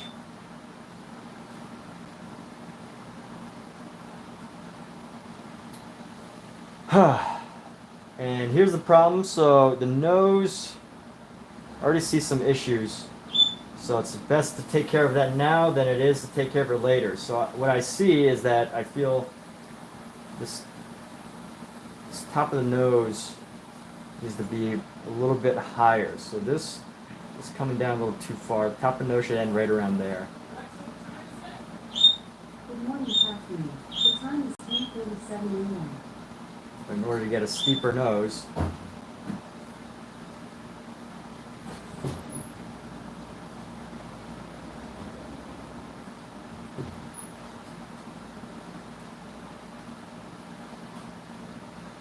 And there we go. So bring this down, bring the eye down. About right there. The eye's going to come down from the nose.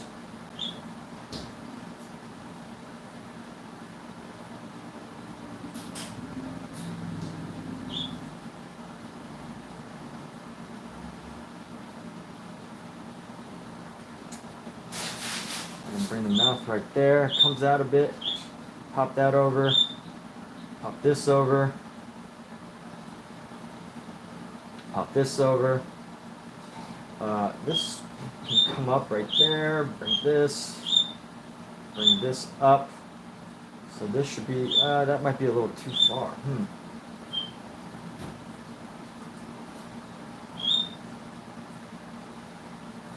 And let's angle this up a bit further.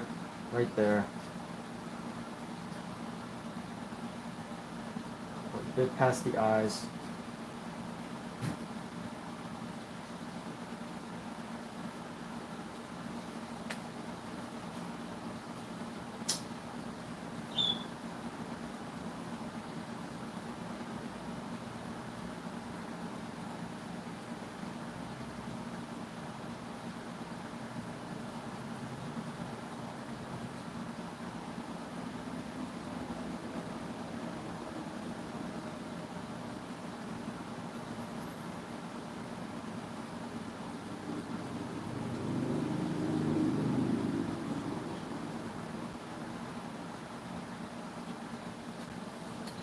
And where's our issue here? Got a small challenge. I think what's happening is this needs to be like up here. This needs to be brought down further.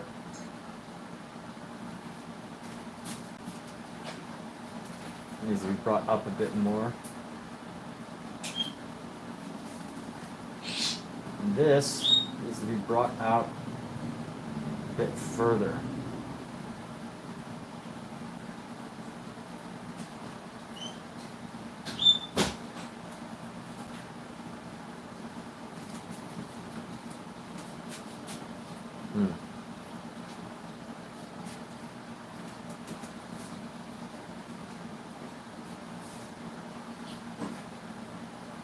Okay, so we'll keep that going. TikTok doesn't like my live stream for whatever reason. What's going on, Noodle? You changed your name again, dude. How am I gonna? Are you gonna stick with Noodle or Night Watcher or what? What's going on there? Are you constantly evolving your identity? Are you trying to find yourself? What's going on?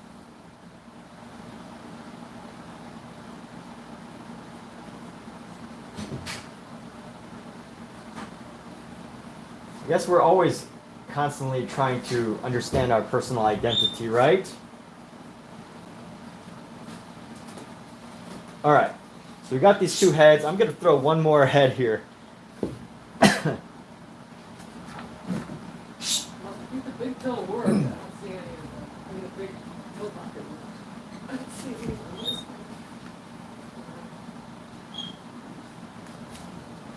Yeah, you got the big pill pocket is working. Yeah, right there.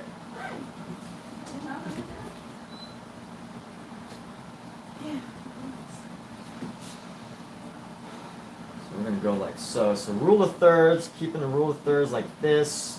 Rule of third would be like right here. So we're going to do the other face like right here. I'm going to pop this down.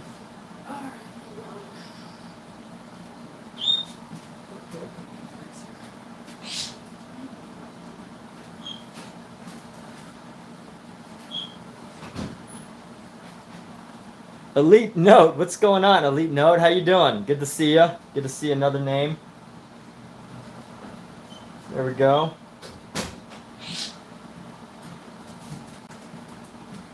How's it going? What's the latest with you, Elite Note? Do share. How is your life? The wonderful life of Elite Note.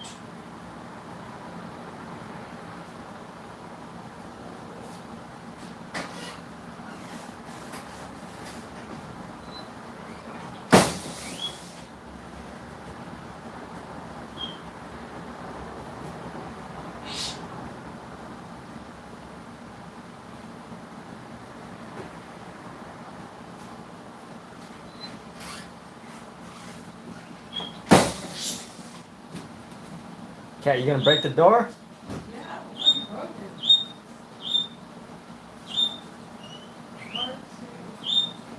opening and closing doors. You're just moving doors around. I'm always carrying something. Out of a bag.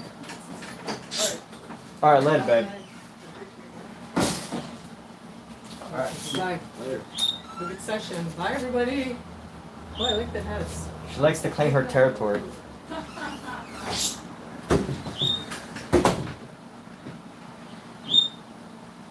All right, so heads.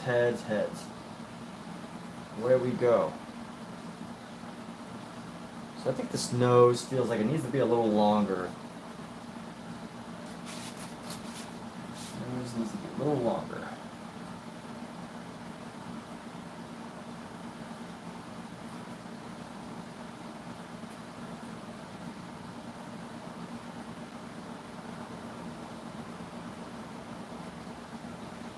And here we go.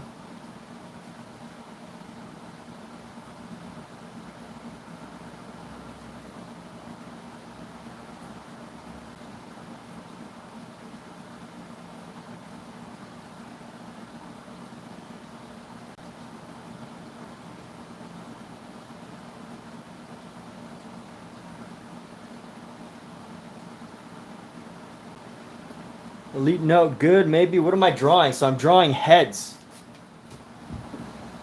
I'm drawing heads. My favorite subject of study, the head.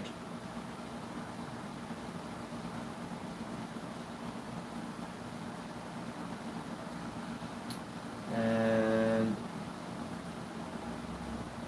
so here we go. We're gonna go boom. Got the lip right here. We're gonna pull the chin down.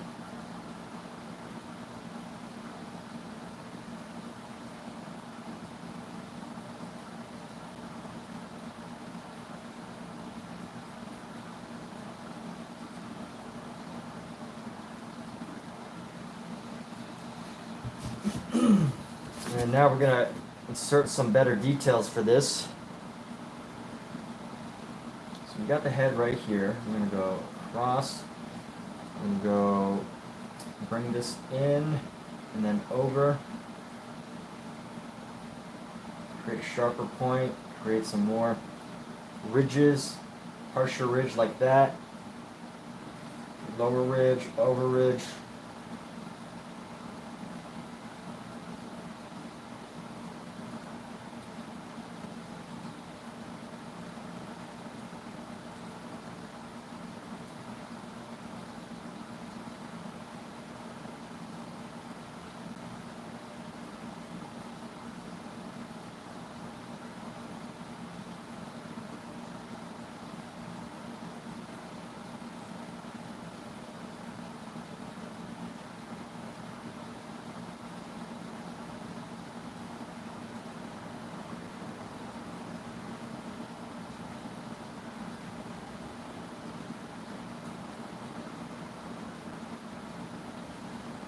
So building up some of the forms on his face. So yes, these are different types of heads, basically, different heads.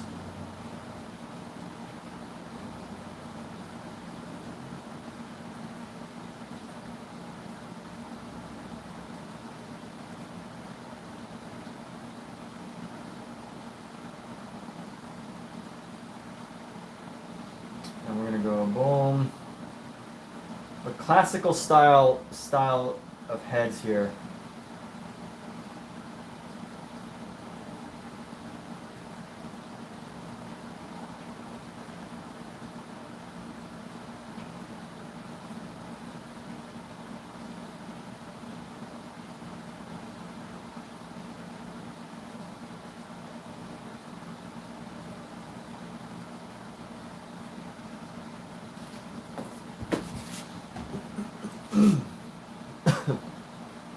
We're gonna stick with this. And a bit and then down, more of an angle. This needs to come up further and then over, down and then over. So Elite Note, what brings you in today? Is it a hot summer out where you live?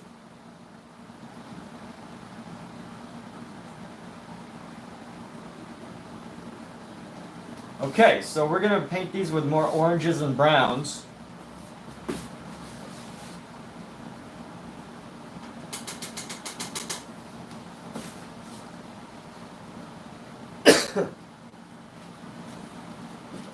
And just start with the smaller head right here. Let's go with a dark burnt. Let's go with a umber, our raw umber with a Van Dyke brown. Let's start using our browns. Super dark browns here to capture the shapes. And we're gonna go. This is a dark space. I feel like that's just black, but that's okay. I don't mind working with just black. And we're gonna get another super dark area right here.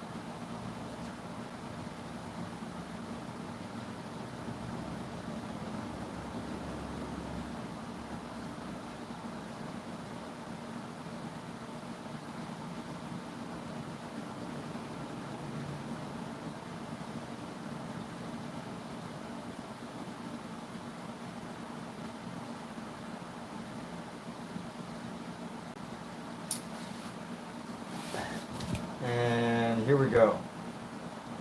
Our Van Dyke brown plus our raw umber makes like a black. So we're gonna curve this in, and then we're gonna curve this piece in a bit more, and then we're gonna go like this, create our shape, and then a nice little angled piece of hair right here.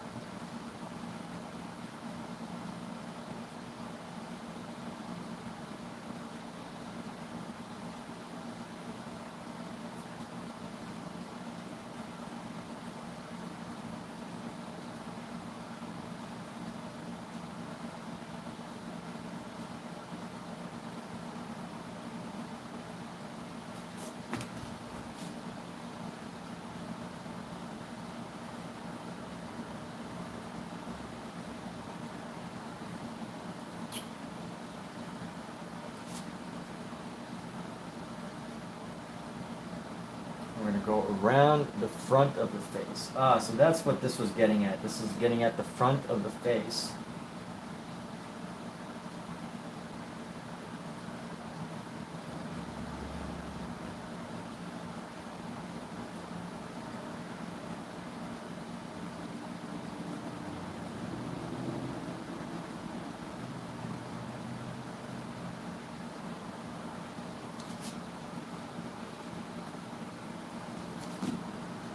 Let's get this chin here, round out this chin, create these very dark features along the bottom.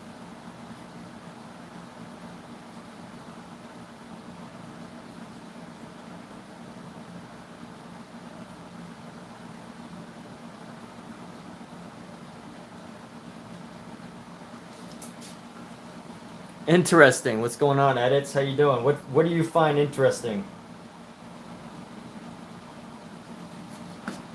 So we're gonna go like this. I'm gonna go into the ear detail.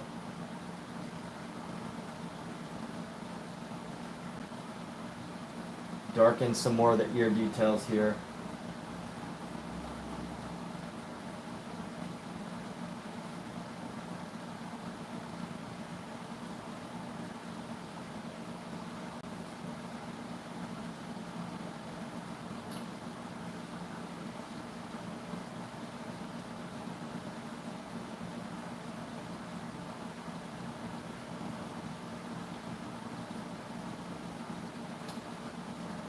there we go. So ear brought up. I use some really dark colors.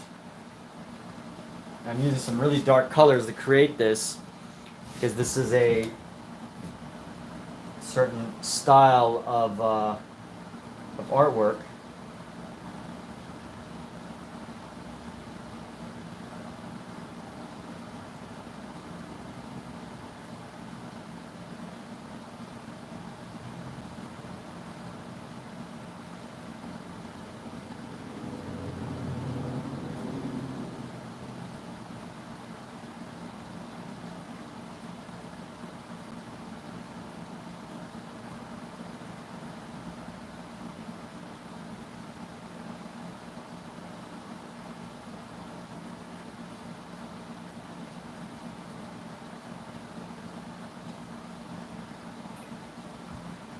And here we go, just constantly layering in our browns.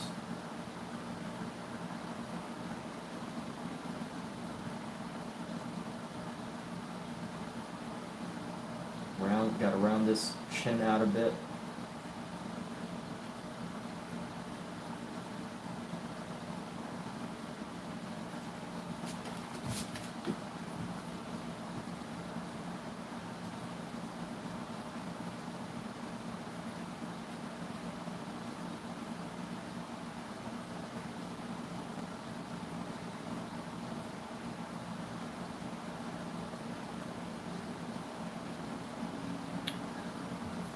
And here we go. So I'm going to build out this section.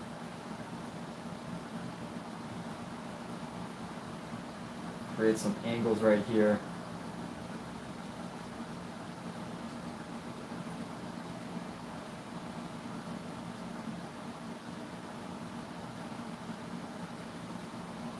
Use that to create roundness.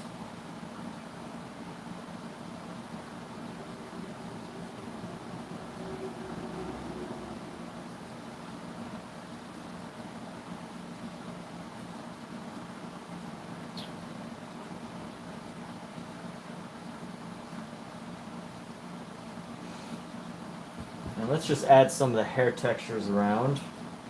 So a little round hair texture right there. Round hair texture right there. Another one right there.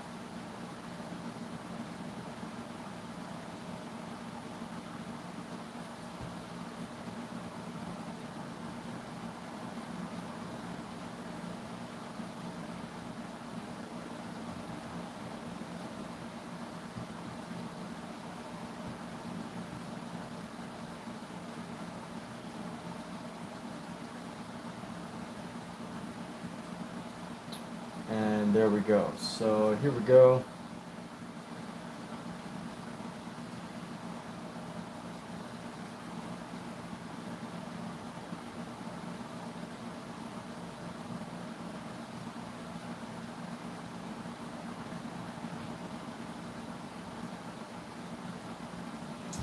All right.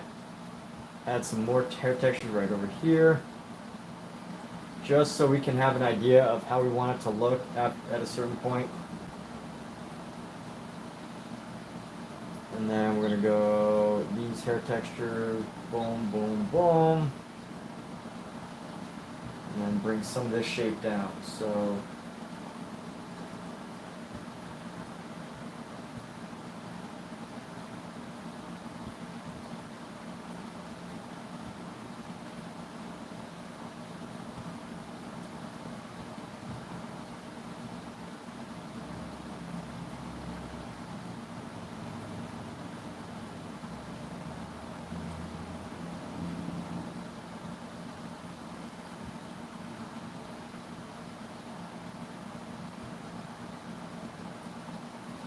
there we go.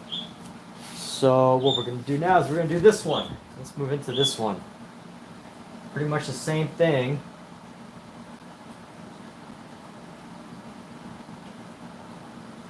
But a little bigger.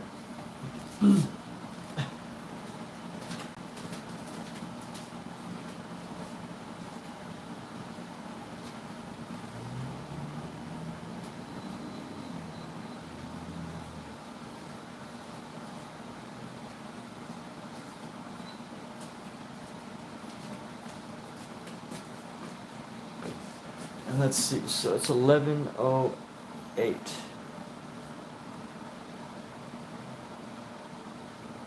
an excessive heat warning.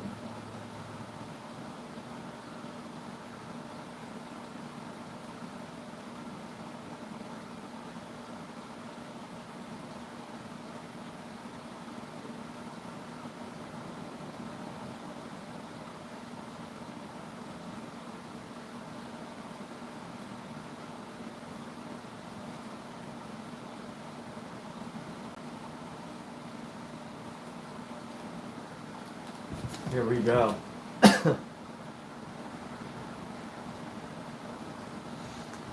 Let's do this next head here.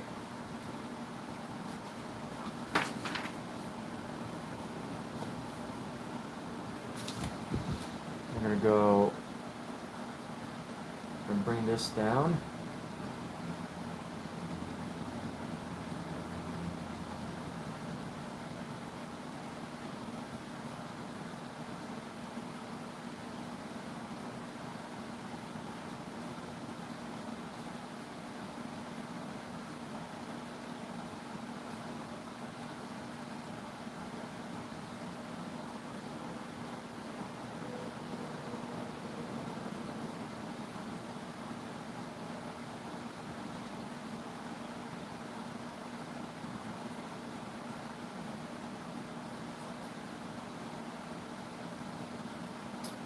And getting this basic sketch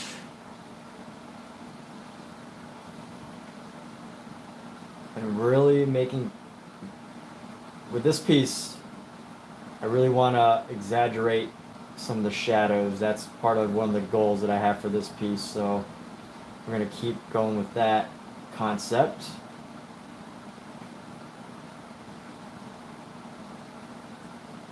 Play with that concept.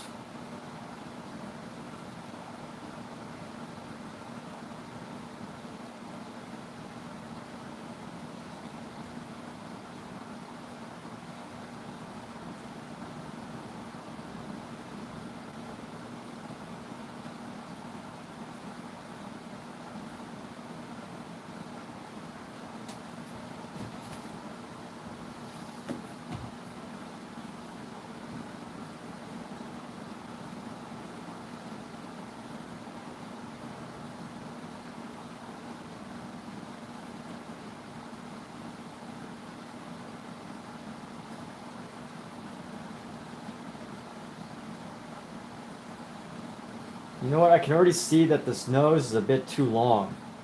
So what I gotta do is I need to cut the nose off right about here.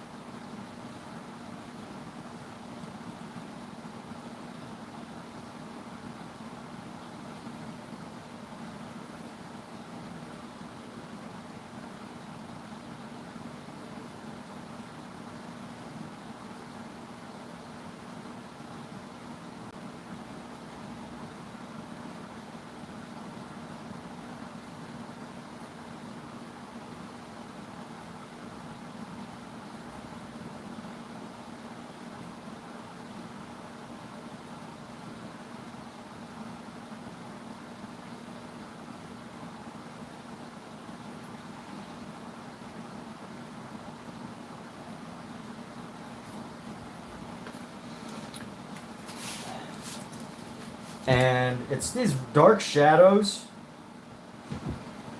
at least for this project that I'm working on, it's the dark shadows that are really going to help to create the differences.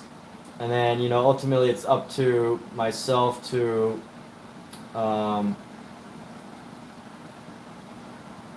add certain details that will make it pop.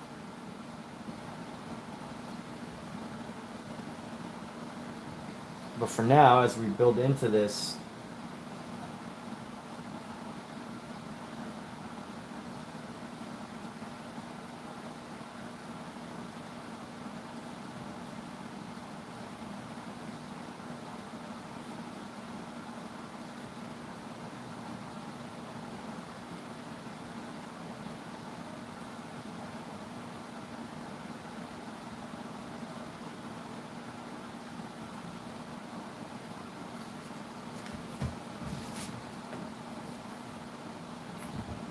So let's see. We're gonna go into this ear right here. Actually, no, wait, let's finish this face. We'll paint this down. Dip some more paint. Get into this cheek right here. Grab some more paint.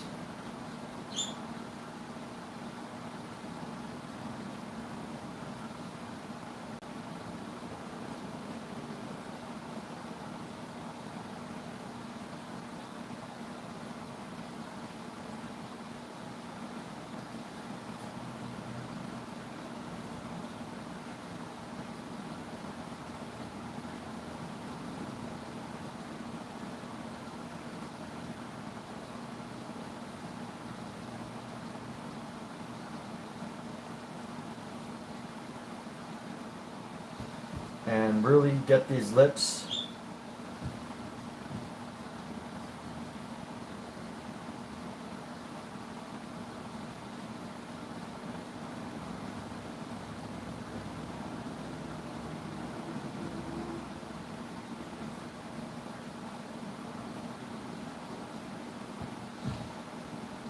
Paint this in right here.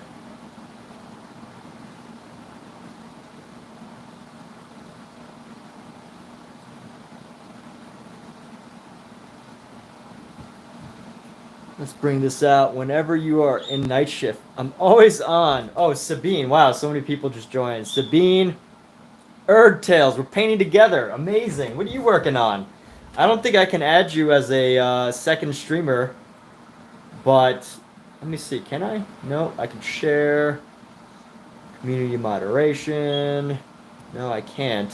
But yeah, why don't you open to sharing what you're working on? Or if you're on TikTok, you can join me on TikTok and we can both live stream at the same time. You can join my live stream as an artiste. But yeah, whenever you're in night shift. So yeah, that's yeah, being in Los Angeles, I guess that's our times are just that's how it aligns. Which is great, you know. I love being able to do work and entertain people from other countries during the nighttime because most Americans are out and on their day jobs now. You know, I fortunately have the opportunity to paint at this time. But you know what? I gotta find opportunities when I can to paint. Otherwise, I will let life get into the way and have all sorts of reasons why I can't do it. But Tales, would love to hear what you're working on, what you're doing, how you're doing it. Can you? I know. So you're probably painting, which is why you can't just chat. It would be nice if YouTube had like some better functions that allowed engagement in community, like voice engagement or video engagement. I know it's not a social media platform like TikTok, but it would really help with certain times like these, especially for streamers who, you know, the stream isn't just about me.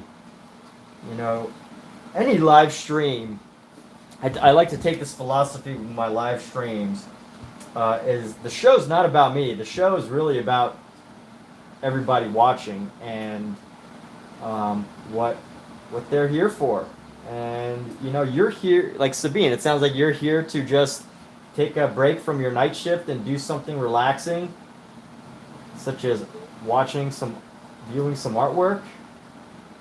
And, you know, Tales is here to, you know, be a part of a community and be a part of an art community so that, you know, either you can stay motivated, which I think is helpful to me, or, you know, you just feel like you want to be working in a group with somebody. And although painting isn't necessarily like a group effort, I think that is one thing that colleges have that most artists, unfortunately, are challenged by, is the idea that they don't really have like these like group activities that colleges and schools, traditional art schools, have to offer. So it's a little bit, some thoughts there to work with. But yes, I will be painting throughout today. I don't know if I'm going to keep the live stream for forever, but I will keep this going for quite a few hours today. I might take a break here, but for the most part, I'm here for the day. That is my goal, to get a multi-hour paint session in today. And part of me, you know, like, I like to think about burnout. I think it's important to manage your personal burnout. But at the same time, I also do like painting at times past the point of when I'm tired.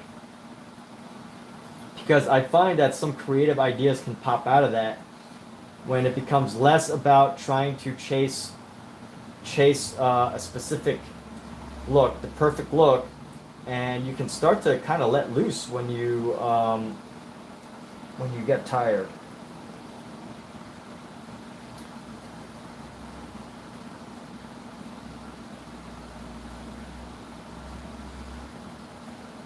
There's a bit of freedom that comes with being tired. But unfortunately, when I get tired, I can't just paint like things that require detail and like a good level of detail orientation, because you know, it could get hard, but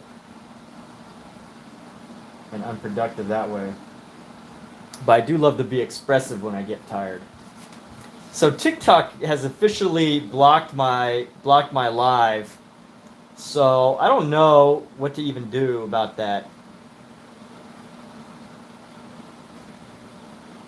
TikTok has blocked my live because I don't know, because they say this is like adult content or something. I don't know. I see tons of live shirtless people on TikTok. Give me a break, TikTok. This is just art, dude.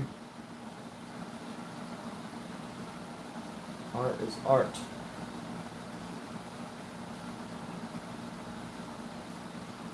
But this is why I like YouTube better for streaming. YouTube has rules, but you know, YouTube knows how to like moderate them, whereas TikTok kind of just like, I feel like their system isn't really that sophisticated yet.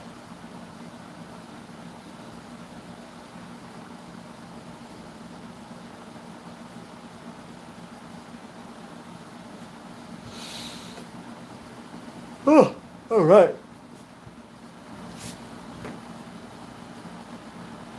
So here we go. Before we move on to this piece, I want to paint in some of the details.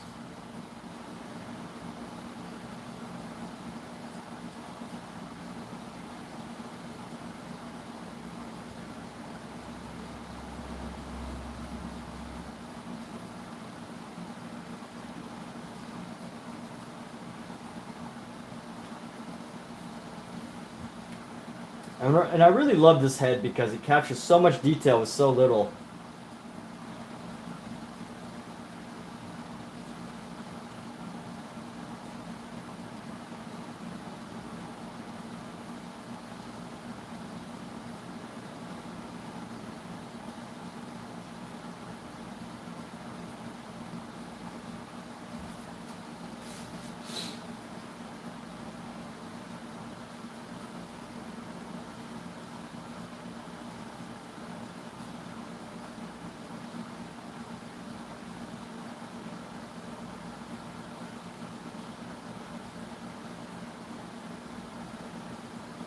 And here we go. So we'll keep this going.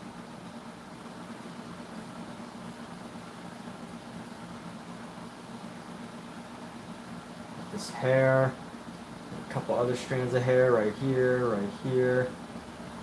Another strand of hair right here.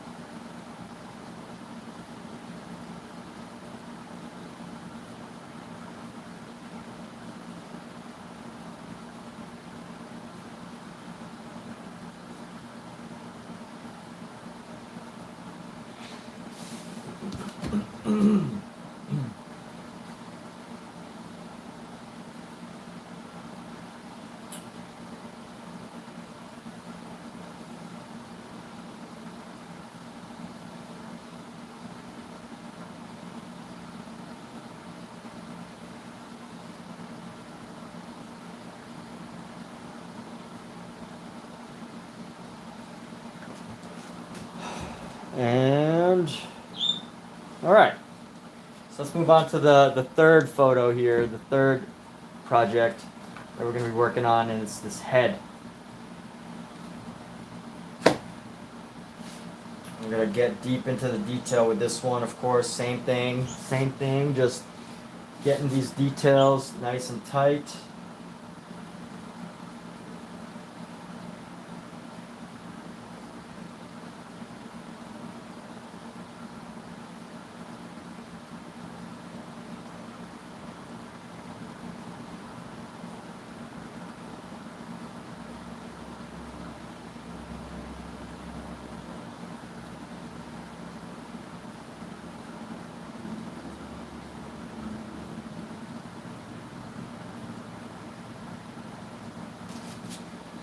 And basically just painting the entire inside really dark. And that's how we're doing this piece.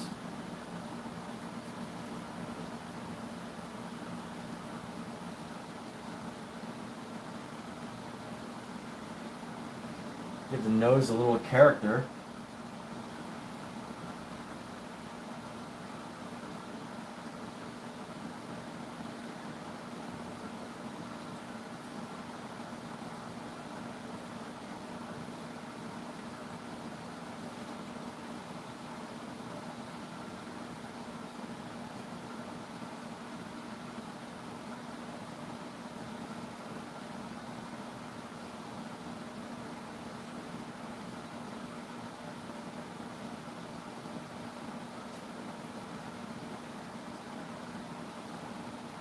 And actually this needs to just be dark as well.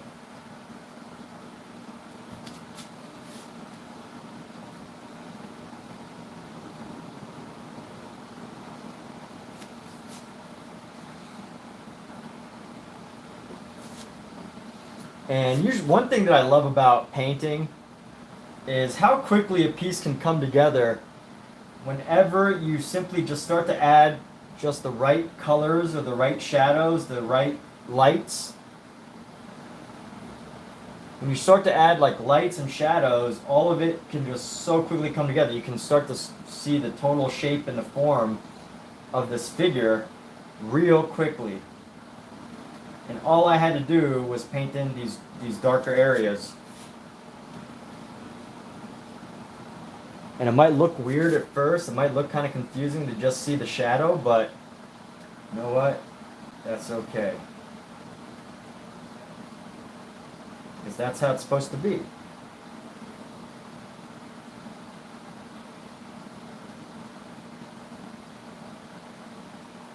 But I think it does a great job of teaching you to work with this book. I'm using a reference source. This is a very specific style.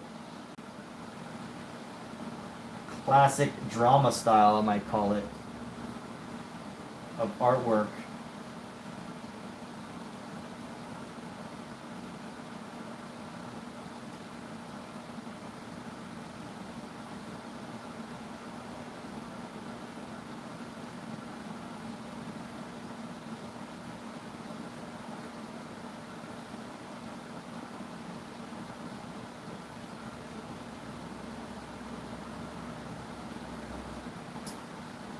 And this piece is going to come up.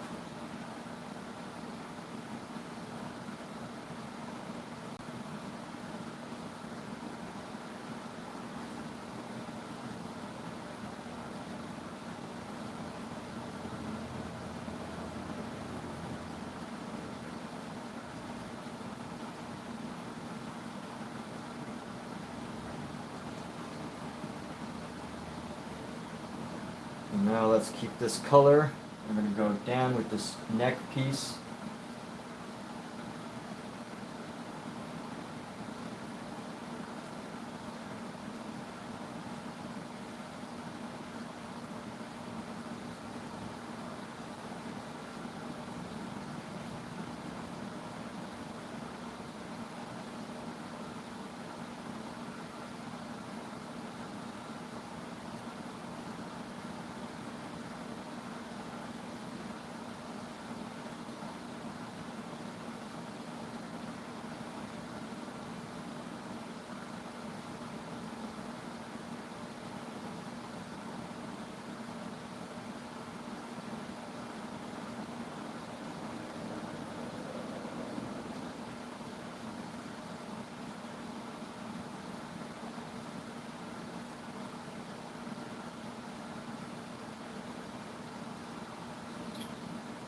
let's go onto the side of the head here. We're gonna have a little bit of hair, a bit of a dramatic hairdo. So we're gonna come from the side of the eye.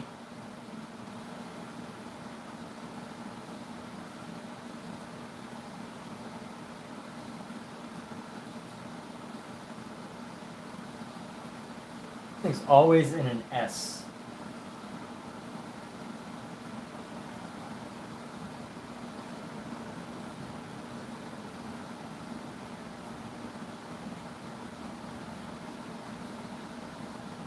And then we're going to continue down.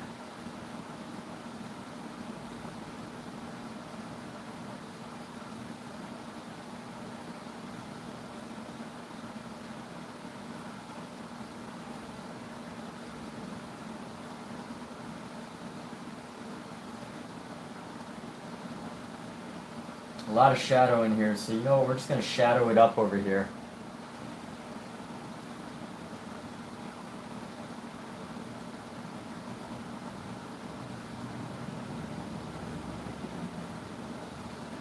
And let's see, so this is good.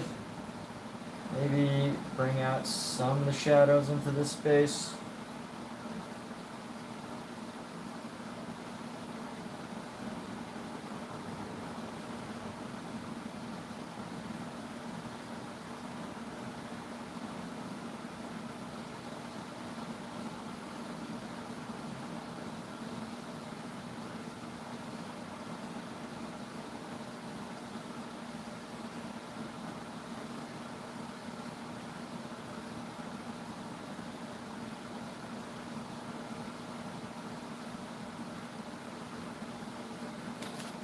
And let's go.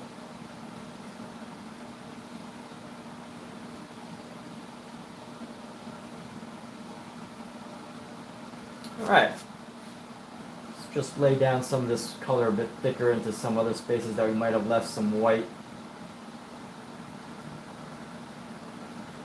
You don't need to be shy with paint, right? Especially if I have so much of this umber here.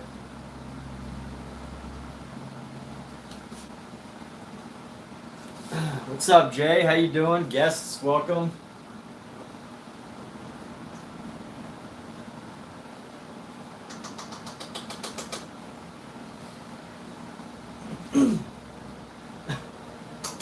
So how's everyone doing today? Anybody got any stories to share? What would you say to the world? What is a message? I think it's so easy to forget that, like, you know, with social media, like, it's just a thing now, right? It's just a thing that is in our lives. To live without social media, it's like, it wouldn't make sense, right?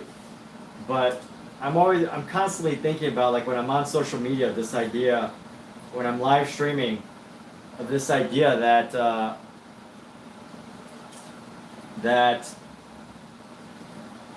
it's like so easy to forget how easy it is to broadcast a message to the entire planet. Like literally anybody that has internet is getting a message right now. This is literally like a message that's being broadcast to the entire planet. And that's not just me and what I'm saying, but anybody who is taking a moment to like chat and things like that. So I think it's pretty amazing. It really is. So now let's go with a bigger brush here. I'm going to use this nice big brush. I guess it's not even that big. It's just like a bigger brush. And we're going to go into each of these heads and we're going to paint the light areas. So what color do I want to use for our light area? Let's go with this yellow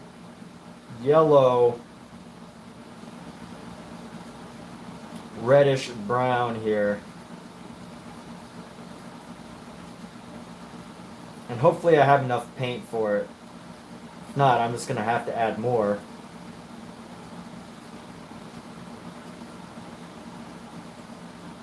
Bring in some more yellow. Maybe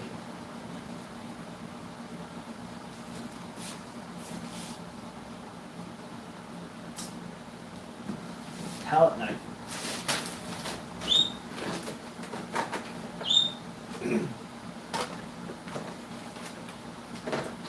have all my palette knives gone?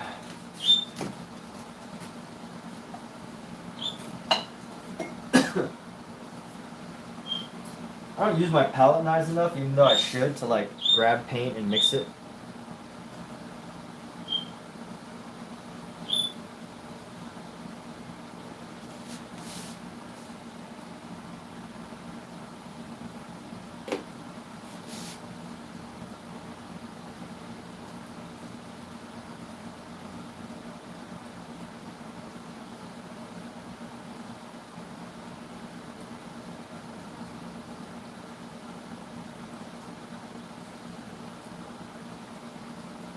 Okay, I actually like this where this color is at. So we're gonna take this fleshy, let's take a little bit more of our red. Just wanna make it a little bit more of our sienna. A little bit more sienna here. Let's get the right consistency of a light tan color here.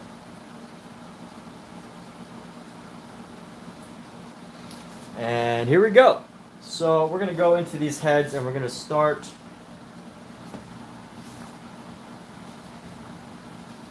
with a small head. So we're going to start with a small head and we're just going to go into this and we're going to go paint into it. Round it out. Round out our figure.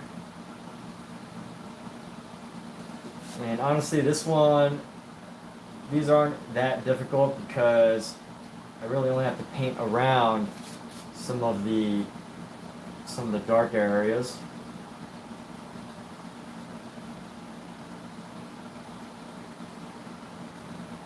I don't even have to worry about these dark shadows yet.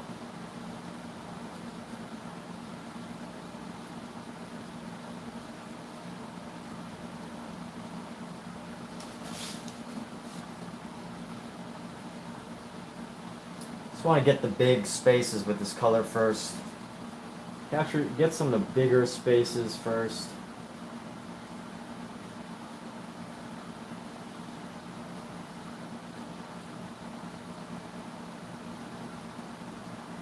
And you know what? I should be painting this hair a different color, so I've already kind of messed up. But that's okay. I've already kind of messed up, but that's okay. I want the hair to be a totally different color. So I need to stop painting the hair this color.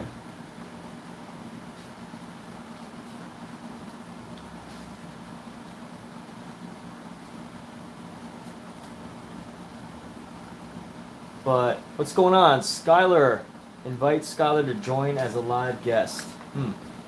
Does Skylar want to join as a live guest? I don't know. That's the question that needs to be asked.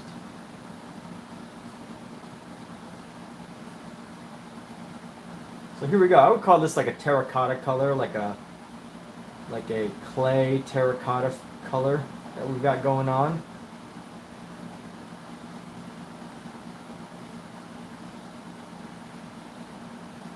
Oh, again, I don't want that hair color to be like this, the same color. So I will need to go into it in a bit and redo it.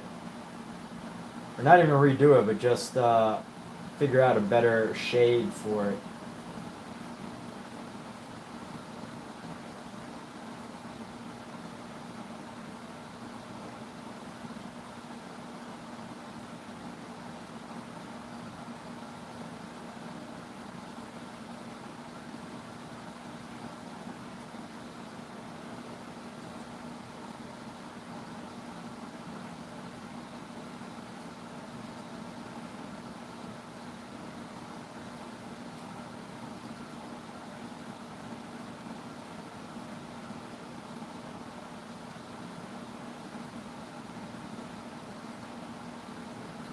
What is neat about this painting style is instantly, you can start to see like the difference between the light and the shadow and how that starts to affect each other.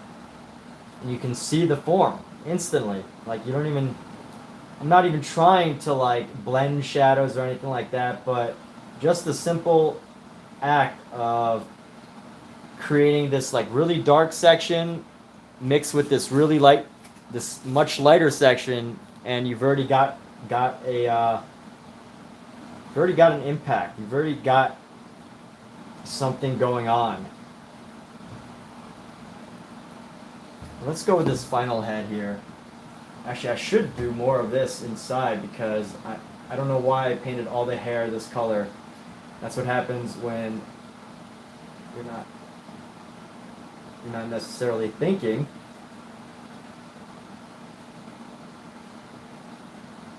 But at least I caught it before it's too late.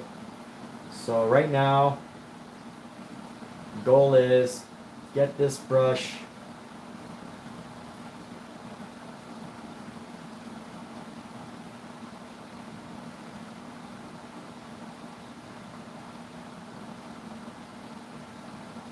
to cover as much as of the head space as I can.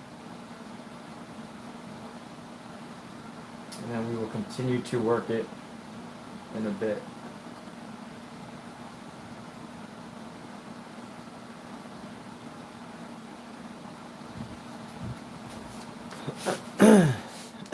So here we go, easy, just making contrast.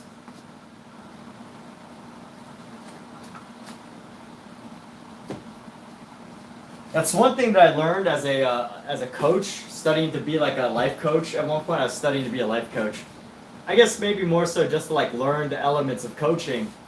But one of the great things that I learned is when we as humans view something, we view it as a whole. This is one of the reasons why I actually started to stray away from realism, is the idea that when we see things, we view things as a whole.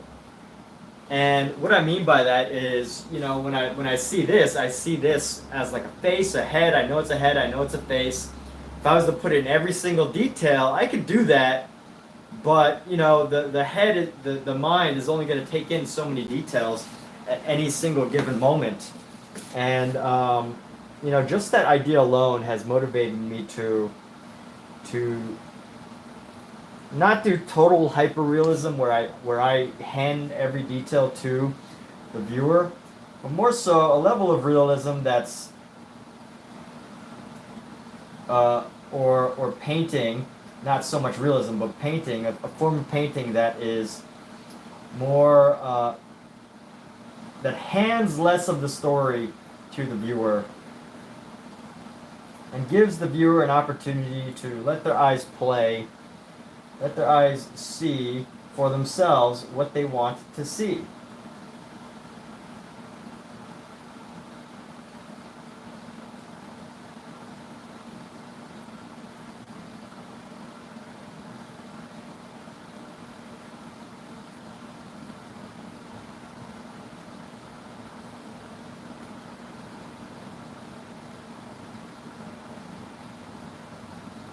So here we go. I'm going to actually paint this down.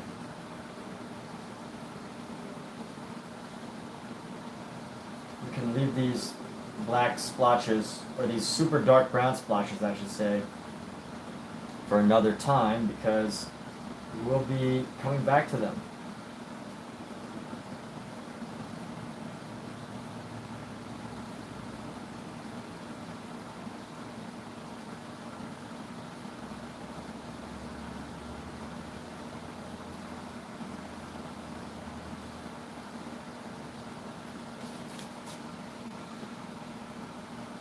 All right, so go into here.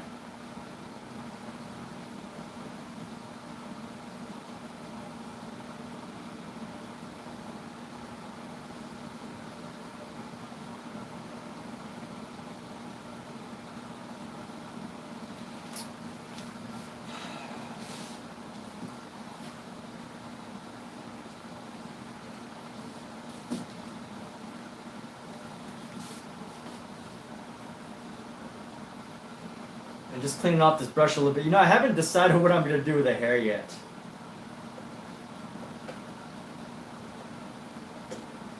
Part of me wants to just leave it at this color.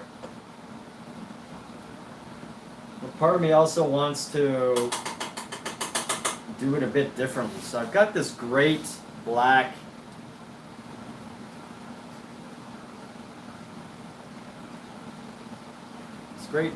going on, super dark brown I should say, with the facial features.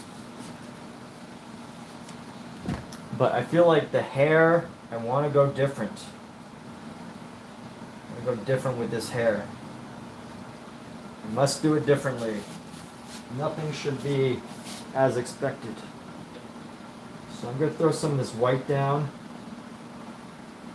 into my blue-green that I made the other day.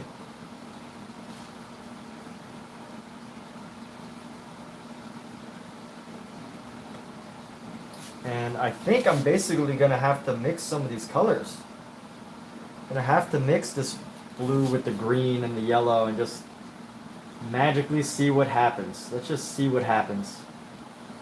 Yeah, it's creating a nice color. I like that. It's like a ocean blue.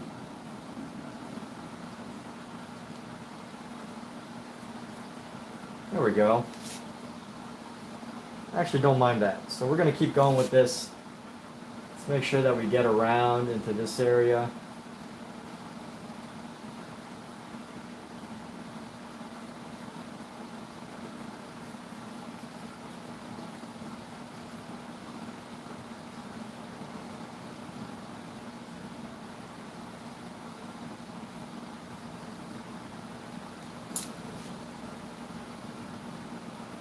I'm going to keep pushing this color.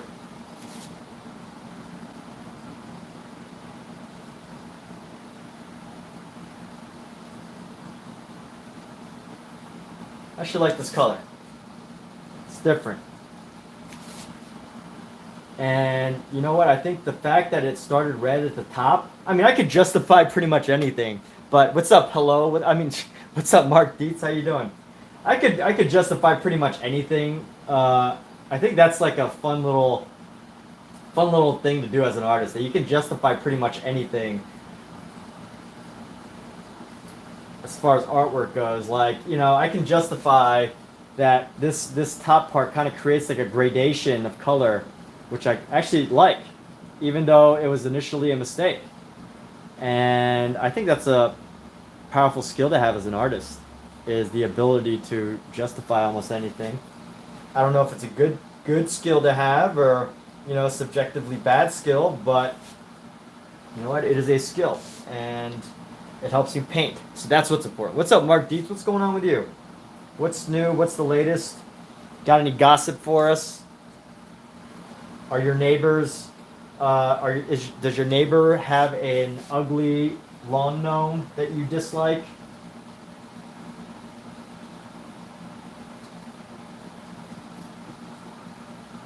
Is Jenny the bartender sleeping with Jimmy the barback? Totally kidding. You don't have to gossip. I'm just making stuff up because it's what I do. I make stuff up.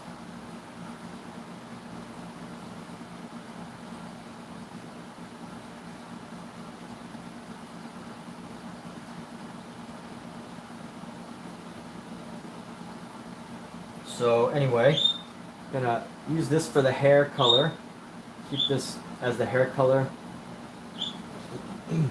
Gotta keep the ear variation open a bit. This ear over here. And let's keep pushing this color variety. This one's going to be the tough one because it has way too much of this other color that I did. So I'm going to have to really overpower it with some more blue white. Let's go and grab some more of this blue.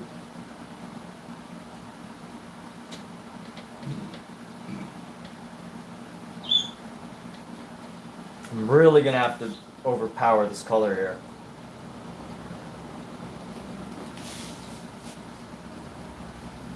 Mr. Mark Dietz. How are you doing today? Got my browns, got my white. Here we go.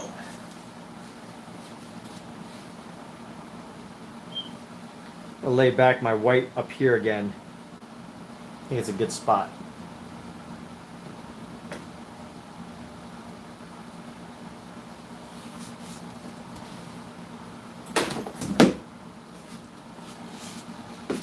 Marquise, nothing much really. Might head to Stampede tonight. 100,000 people at the grounds. Lots to gossip about after that. Probably. What is Stampede? Is that some sort of music festival?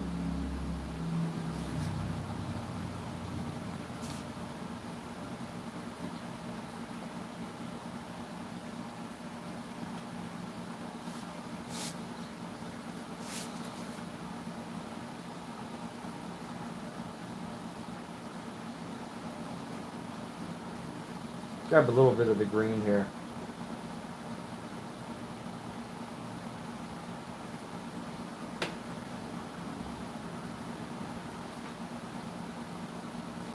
And we're gonna have to overpower this. Overpower this terracotta color that we achieved. Because I wasn't thinking about how I want to paint the hair until it was too late. And now I have to overcome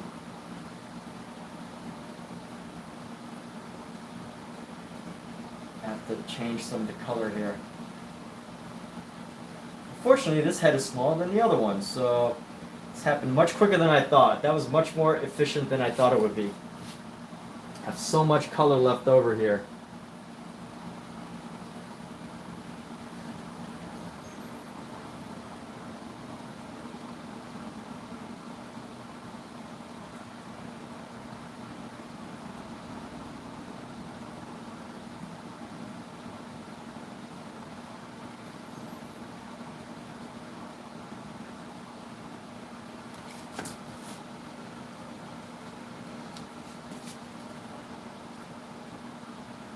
Let's go down with this. No matter what, brah, keep going and put God first. All right, cool. What a positive message. What a positive message.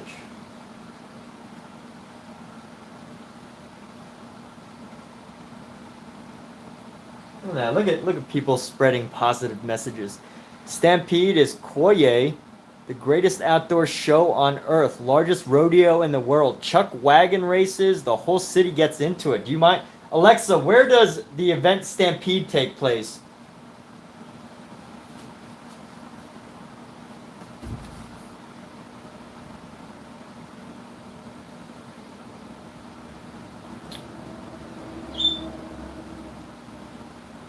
Oh. Yeah, Mix, what's going on? How you doing? Mix says 10K Tony. That would be nice because on holiday families can see each other, but the price triple. Yeah, isn't that? I mean, I get why it happens, but that kind of sucks, right? Like the fact that anytime you want to see your family during the holidays, it's always like way more expensive.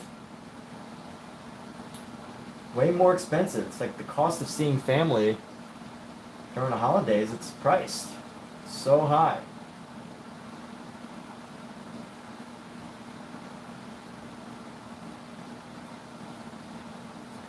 Why can't I just see family without being...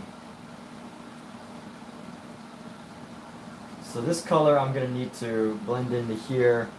I'm going to have some hair follicles going down here. So I'm just using this color to push it down a bit. And eventually we will figure out how to mix it all together.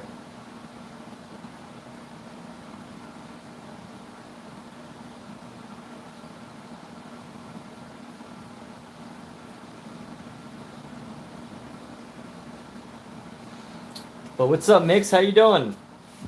What's the latest? What brings you to this TikTok channel right now? Taking a break from something? You're looking for some creative inspiration? Thank you. Awesome. You love painting. Painting is something I also enjoy, as you could tell. I've built an entire identity around my painting.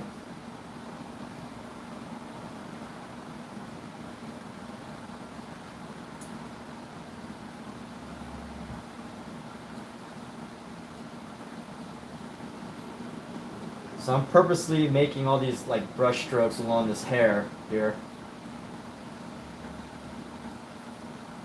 Create some nice density.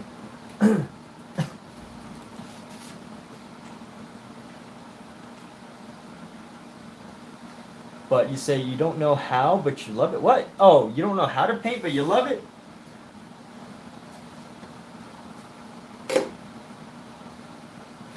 You know what? Painting is definitely something that I think most people can do well at with a little bit of practice. Just a little bit. Not even a lot, just a little.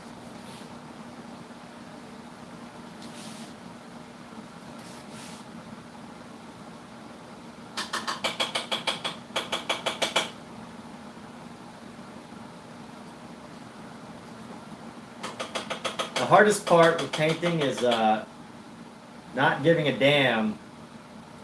Not about what other people think. You know, not giving a damn about what you think. I think that's the hardest part. Because what other people think is what other people think. The other people can't have, like, you know, they can't physically stop you from painting. They can't mentally, psychically infiltrate your mind and cause you to not paint. But the one person that can stop you from painting is yourself. The one person that can judge yourself so much and talk yourself into anything or out of anything is yourself. And although, you know, I think in the world of art, it is important what other people think, because, you know, that's the only way you can have a career, is either by creating something that's so emotionally impactful that they want to buy it, that galleries want to represent you. Although that's important, I think at the end of the day, though, before even any of that is considered, we really have to overcome ourselves as our own obstacles. And yeah.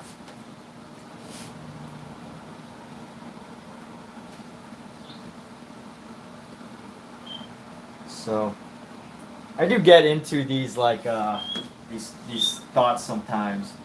I remember I was sitting in a car with this woman, and there was a woman and her daughter, and I was taking an Uber, and I was sitting in a car with this woman and her daughter, and they were talking, and they were talking to the driver, and they were going like, they were like pep talking the driver, and the driver like was kind of avoiding doing something that he needed to do. I don't remember exactly what it was. It was something about like going to apply for a new job, or like going to like taking their one of the certificates they just got and applying for certain jobs. And the mother of this girl was like, "You just go do it. You got this. You can do this. Just go do it." And I could tell in the mind of the driver that he wanted to say, "Oh, well, it's not as easy as you're saying. It's like it's harder than you think." I could tell in my mind that the driver wanted to say those things, because like the driver wanted to speak, but the mother just like kept drilling it into it. She's like, "No, you got this. Just go do it. You can do this." And like part of me was like, you know what? You probably don't know how hard it is for him to achieve it. But at the end of the day, also in my mind, I'm like, wow, this woman, her like going after him and like saying it so many times that you should just go do it, go after it, was enough to like wear down the doubting part of his brain, of that driver's brain. She was like, her desire for that person to succeed was more powerful than his personal doubts.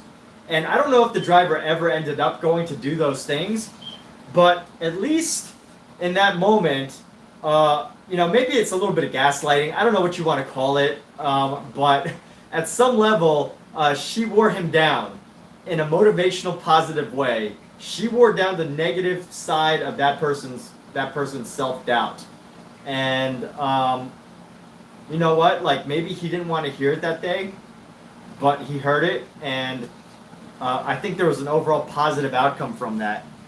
But the reason why I even brought up, yeah, exactly. But the reason why I even brought up the daughter in that situation, the daughter and the mother, is because you could tell that her daughter had a powerful personality.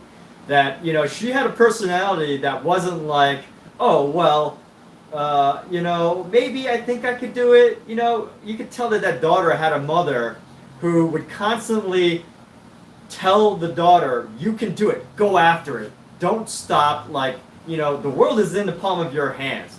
You could tell that the daughter had a personality that was influenced by this very powerful personality of a mother. And I thought that was really powerful to see that. To see how their personalities kind of like built off of each other. And I don't know how else to put it. But yeah, she had faith. That was one way to put it. And the reason why I share that story is because, you know, I'm not the type of person personally to be like, let's go, you can do this, do it, let's, you know, whatever. Like, I'm more of like, if you feel the need to do it, if you feel the desire to do it, you should just go do it. I'm not gonna like talk you into it. But after experiencing that ride with the shared ride with these two ladies, in my mind, I was like, you know, there is something to having like this powerful personality that inspires somebody to go do something good. You know, she wasn't trying to push him to do something dumb or anything, but she was definitely pushing him to do something that he wanted to do. And for whatever reason, maybe he had a little bit of doubt, but at the end of the day, the outcome was a positive one, hopefully, for them. So yeah, she had faith. And you know, when you have faith, you can really get yourself to go do things that you might have doubted for yourself. So now that I have this brush, I'm gonna start planning the "You're my biggest cheerleader." Are you saying that as in like you're speaking to yourself, or are you saying that for me, Mix? By the way, I know I think you said it's your first time here, but I could have swore I had somebody named Mix here quite a few months ago. But oh, you're my biggest cheerleader in life. Thank you. We can all use a wonderful cheerleader in our lives. So let me lay down the rest of this red. I'm gonna blend this red into this neck area, this neck space.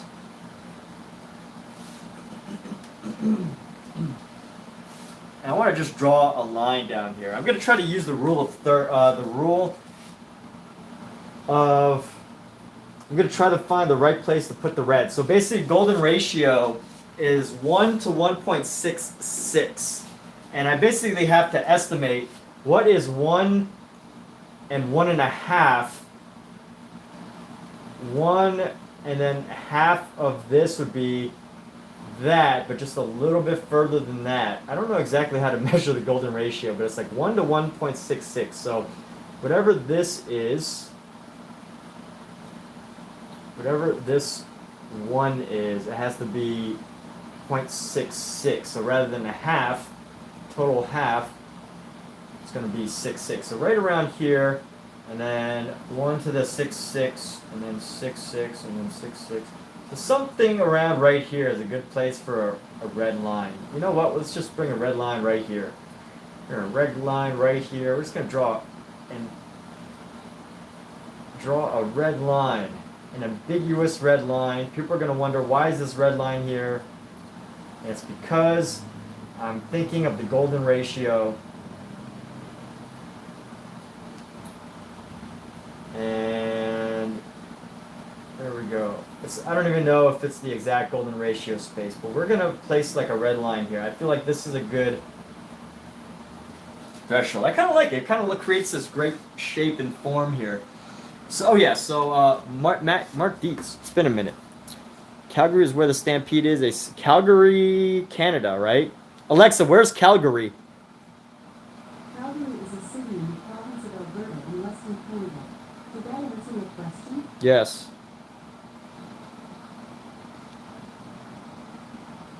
Calgary in Alberta, Canada. All right. The Lord of Farting is in the room. How did you come up with a name like that? Are you a dog? I feel like a dog, like a name for a dog would be, a funny name for a dog would be the Lord of Farting. But not a human being.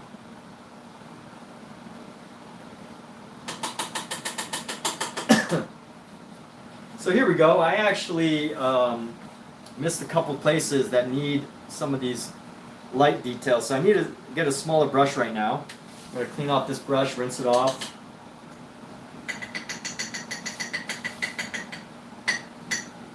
So the Fat Muppet says, Babalon I on I Selassie I exceedas Ja movement of Ja people Rastafarian wizard. Do you just like copy paste that in every single like room? Because you've been here a few times and we haven't had any well, we have had a little bit of conversation, but now I'm starting to wonder if you're just a bot. Lord of Farting, what a name. So I'm going to go with a smaller brush now. Now's the time for a smaller brush to capture certain details. And what I need to do is I need to go into the ear and the nose. And let's get rid of some of these paint boogers here. So this is from paint that's dried up. And it creates this texture on top. Not necessarily a bad thing. You can keep it on, but it creates this like funny texture. So if you don't want it, it's not helpful, but if you don't mind it, it can add texture.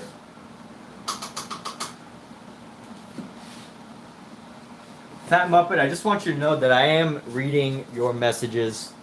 And I do remember you.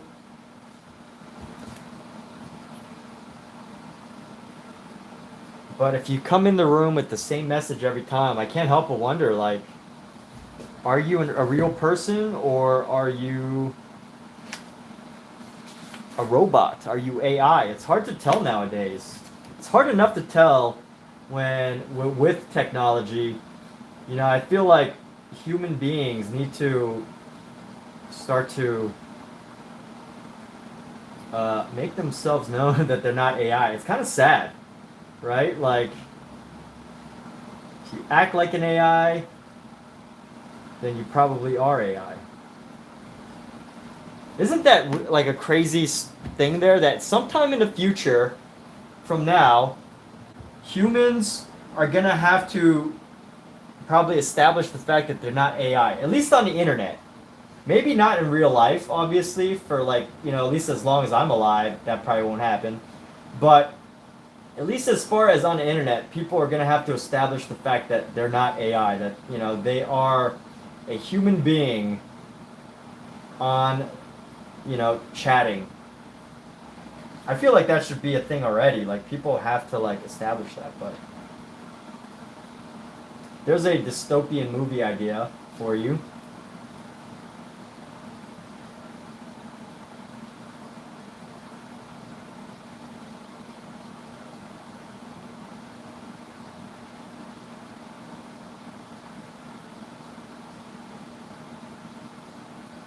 Alright, so right now, building into these areas, I should paint something different in the guy's head where it's greenish blue. What do you mean? Nah. What's up, Boosior fam? I didn't have a chance to really chat with you yesterday. You popped out every time I was in the middle of something. Or popped in while I was in the middle of something, and you left as soon as I could have a conversation with you. Humans will be AI and connected to it. Think of a billion years. Well, I don't even... like, a billion years is a lot of years. But I think definitely... you know, maybe in the next, like, within the next half century, there's going to be a lot more integration than I can even possibly imagine right now.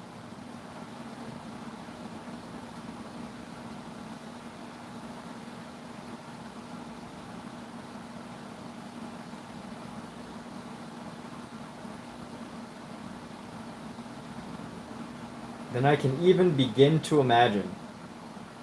And, you know what, I'm not scared of it, but I do think that it's interesting to think about.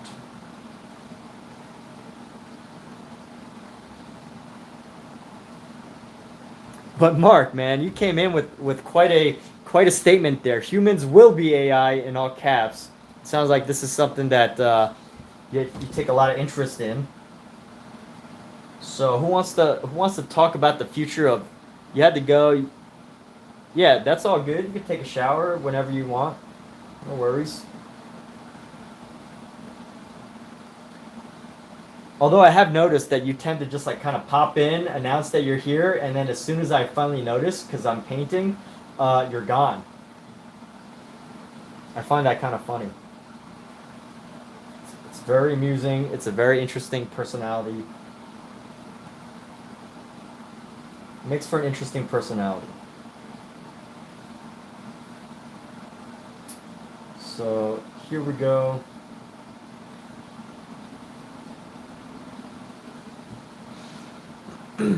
You're saying that in billions of years we'll be connected to the entire universe as one computer. I mean, we pretty much are all connected to the entire universe. Okay, let's take a step back here. I was just talking about AI, but it sounds like you've got quite a creative concept here when you talk about the entire universe. So can you please share what you mean by an entire universe? Because I feel like that's a little far-fetched. At least as far as my imagination can fathom. So I do want to get an idea of what exactly you're kind of or you're kind of thinking. And if we're gonna have a discussion about this, let's be civil. Yes, okay, machinery in his head. I can see that. I can imagine machinery being in our heads, definitely.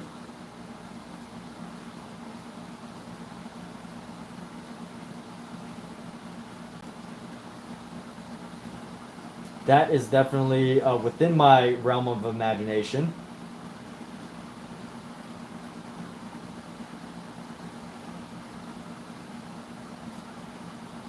But I do feel there needs to be your clarification about what you mean by the entire universe. The entire universe is quite a big thing.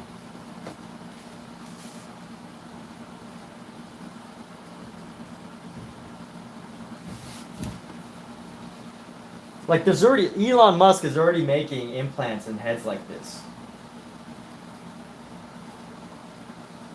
So that is totally within the next 30 years. I'm thinking 50 years that it will start to become like a more serious and widespread thing of people having implants in their heads. When you bring in the whole universe, I become really curious about what you're seeing or what you know that I haven't quite experienced yet. You know something. You are at the forefront of technological knowledge here.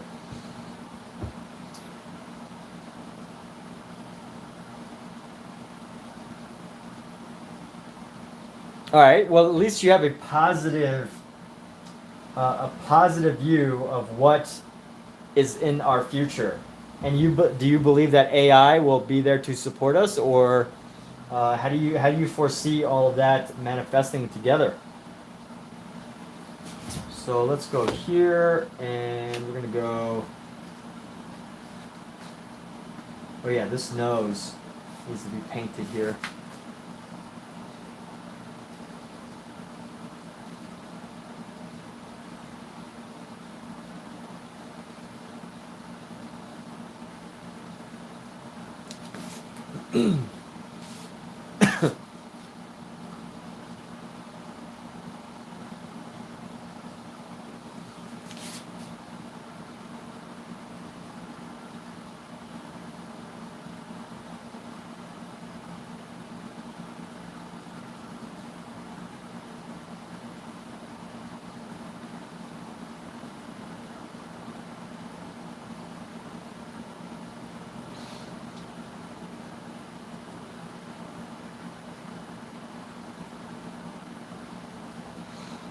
Man has an ultimate destiny. So Boost Your Fam, I'm doing great. I have the opportunity to paint today, so it is a wonderful day. I am very grateful for the days that I can spend lots of times painting. I can spend more time painting and doing things like painting. And I am grateful for those days. Because not every day is a day that I get to enjoy painting.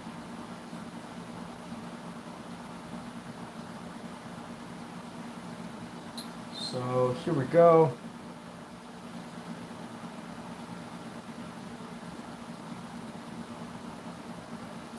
Now what I want to do is I want to make sure some of these splotches of white start to disappear. So we take this color and continue building into some of these areas here, around the ear, around the eyes.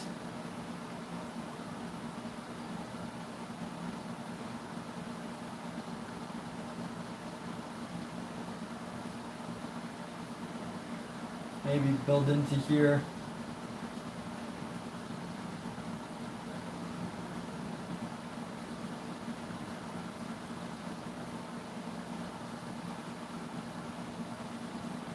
Let's go like this. So this ear is a little bit wonky, but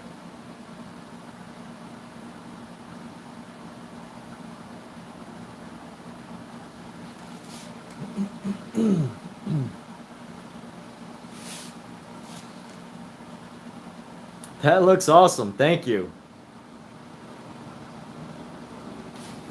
We're gonna keep working this through.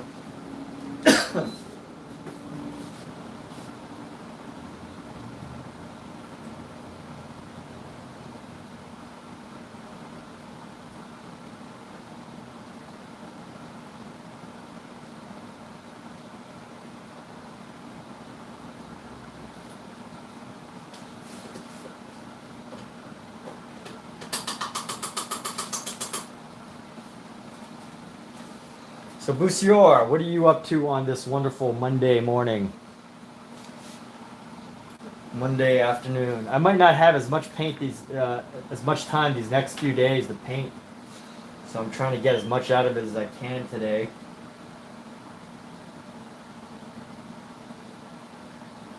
So I'll probably be here for at least a few hours, maybe not all at once. I might take a break in a little bit, but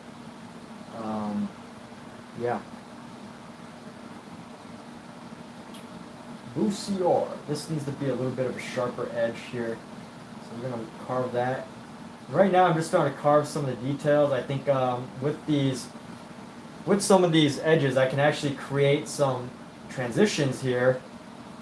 Some shadow transitions, which is great. That becomes very helpful and necessary. So like right here.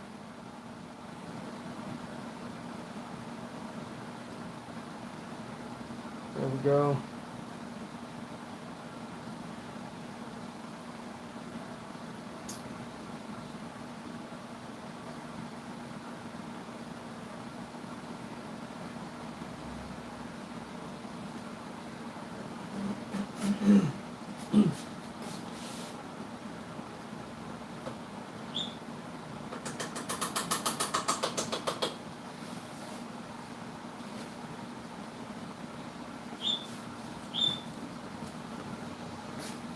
Bussior asks, do I have two birds? Anyway, you're imagining cogs and wheels, etc. in a big guy's head. It's already a brain color. Yeah, cogs and wheels. Imagine cogs and wheels in a big guy's head. It's already brain color. Yeah, do you have two birds?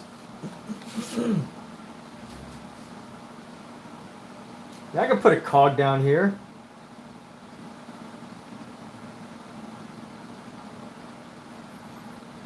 Put a nice blue cog here.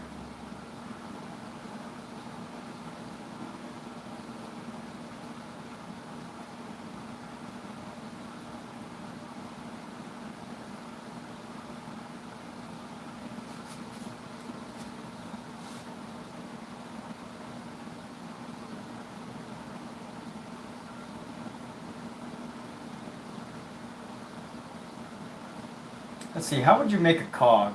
If I want a six-sided cog, what should I do? I should probably sketch it out a little bit here. 1, 2. 1, 2, 3, 4, 5, 5, 6, and then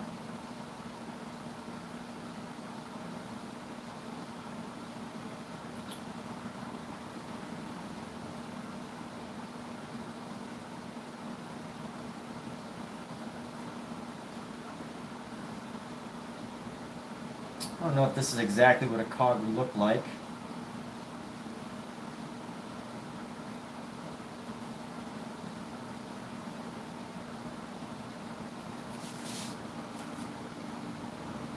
I feel like it's more like a Star of David,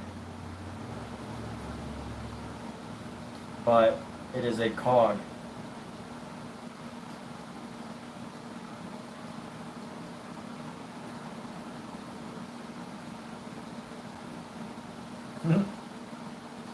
Alright, that's okay. We're just going to stick with that.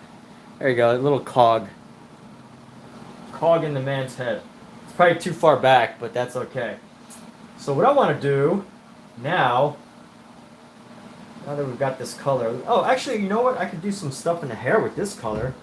This is a great hair shadow color. But I'm not ready because I feel like the hair hasn't fully been painted out yet. So let me just at least add a couple details here. A little bit of detail. Capture the S line, the S.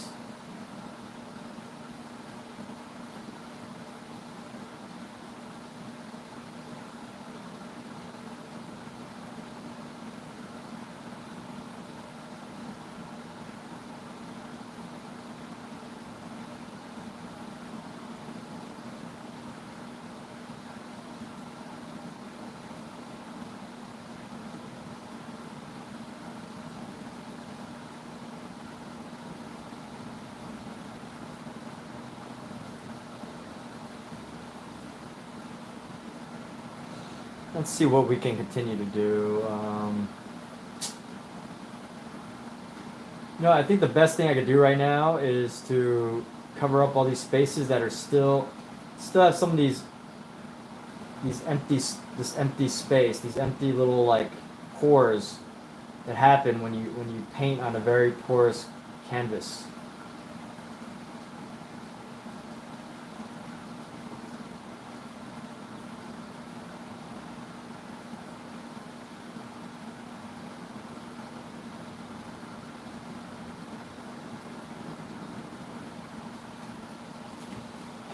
Let's see, we're going to go down with this one.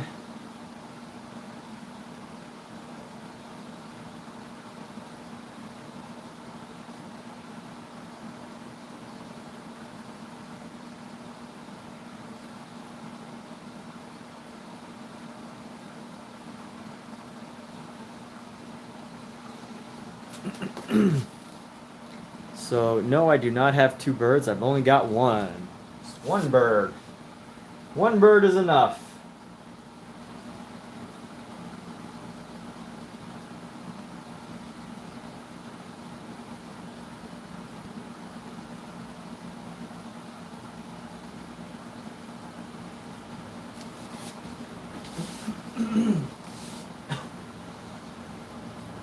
And now, what we got to do is we're going to go ahead and I got to decide on a color. I got to decide on a design. I'd like to plan my design a little better than I usually do.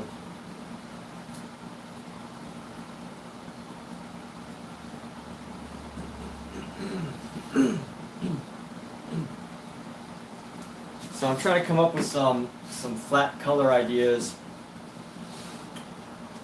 I think I want this upper corner to be red.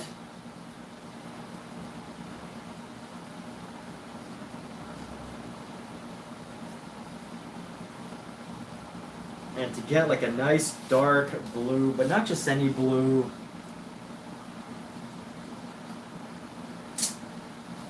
What would be a good color? I want this corner to be red.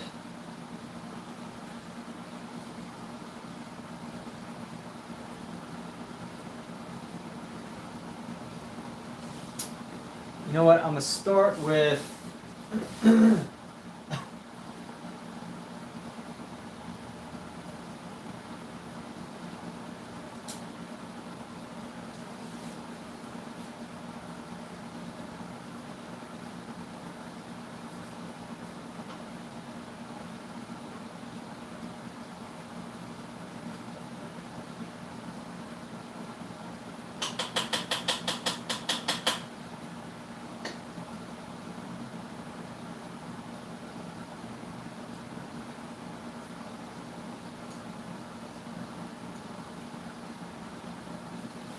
Oh no.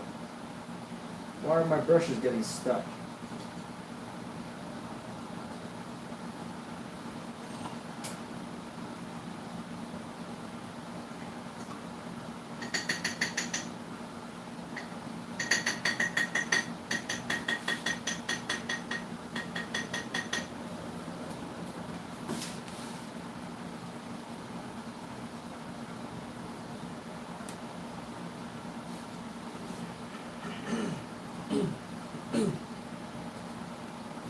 So let's do this. This brush good. This brush is so rough right now.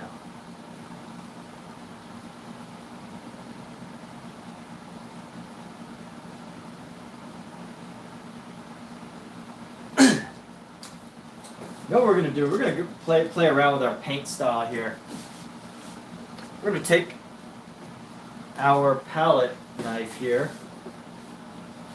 We're gonna lay down our red right here. Just lay it down flat across.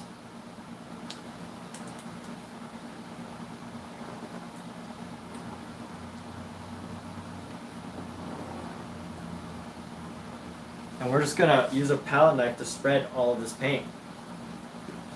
Do something a little different with our style.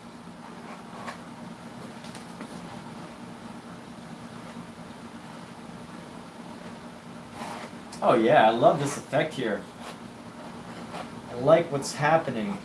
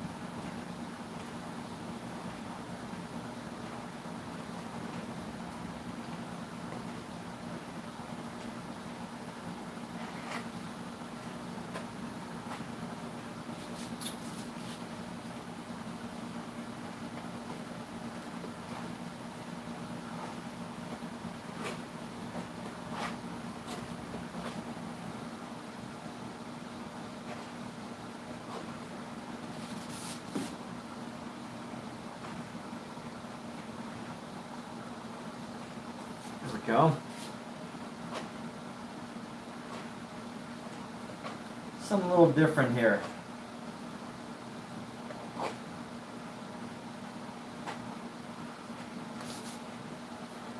Pick up paint, lay it down. Pick up some more paint, lay it down here. Spread it out to the head.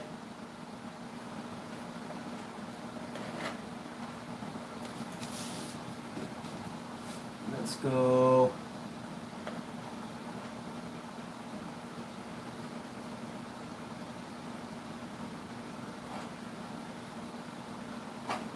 This is creating like a nice and interesting transition. Yes. Oh yeah, I have one bird. My bad. I thought I answered that question. Sorry, Lucior. Thought I'd answered that question. I saw your question.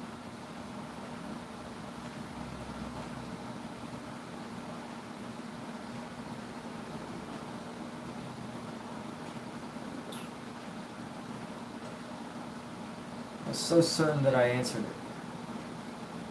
So right now, this is something a little different than I usually do, at least for the background.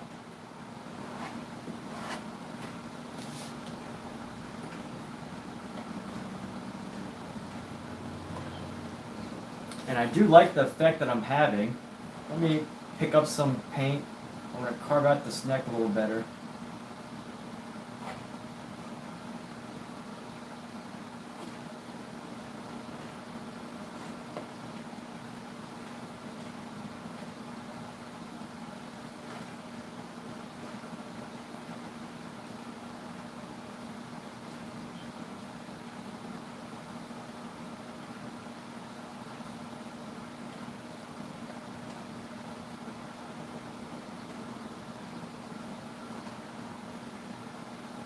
Trying to figure out how to get this little corner here.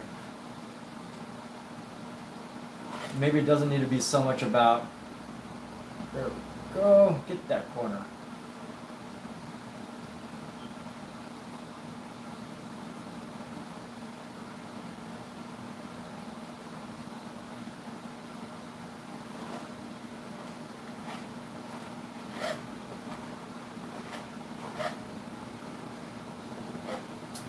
Okay, and then in here,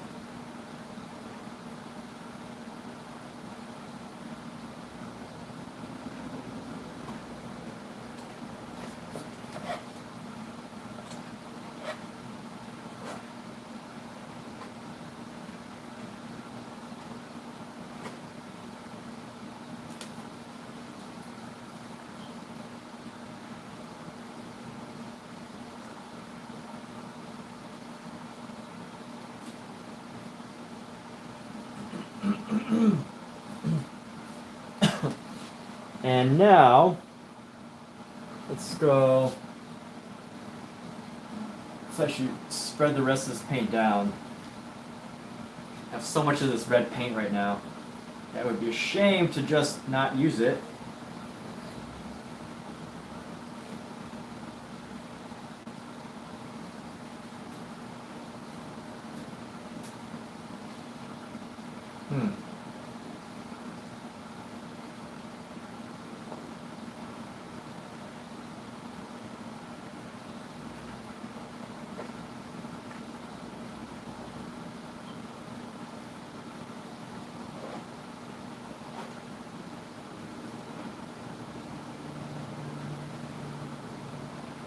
Gonna leave some remnants of our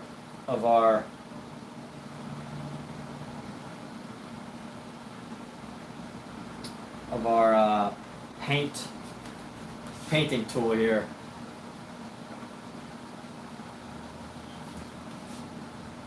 That's quite a lot of paint left over. How much more I could do with this though?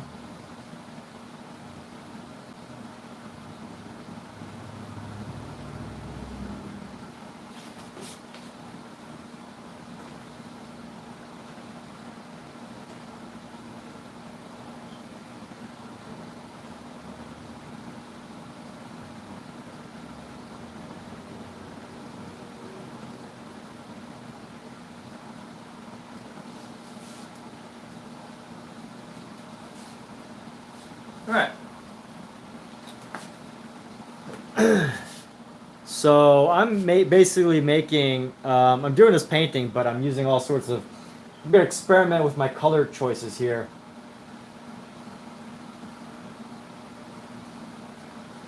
I'm going to experiment with my color choices, my overall design, the way I place items and objects. And right now what I got to use is I need a good yellow.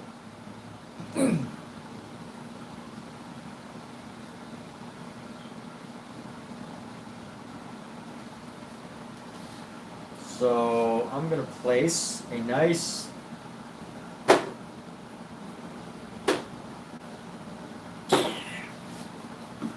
I'm going to lay down some cadmium yellow. Lay down some cadmium yellow right onto the surface of this thing, this canvas.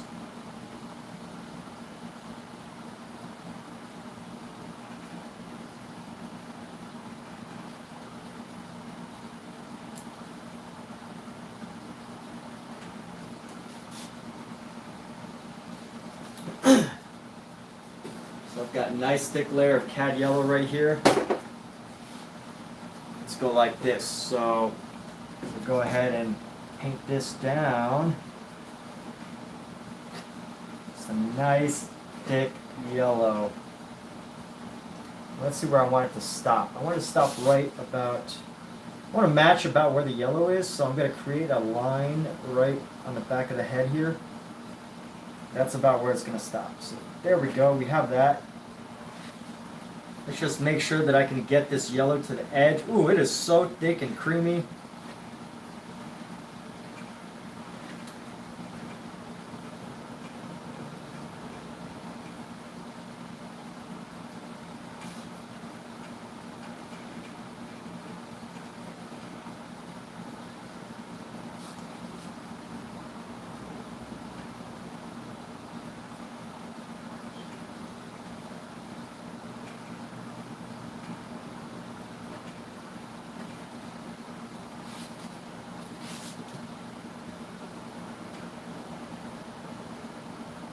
And let's go right here. This is a very thick paint.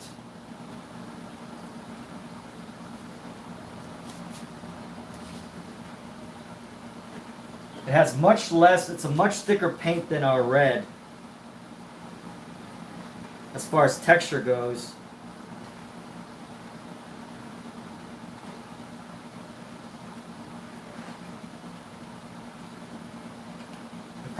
It's probably a little too much, but that's all right. We'll work with it. Spare this, push this around.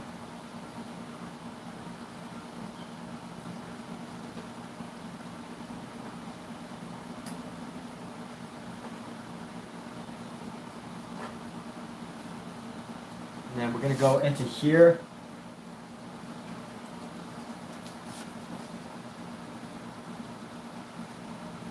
We're gonna have to spread it around a bit, so I may have to use a different tool now. I bought this a little while ago. I haven't really had a chance to use it, but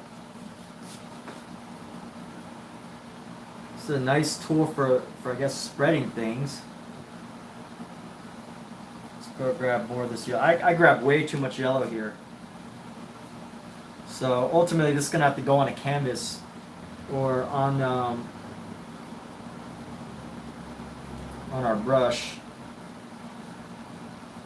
What am I doing? Let me just lay this down with our palette knife here.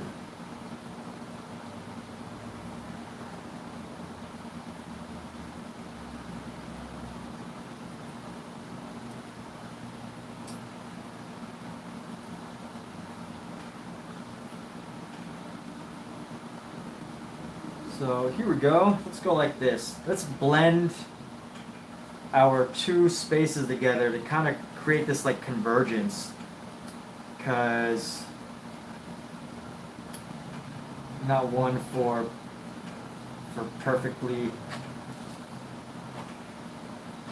create some convergence here.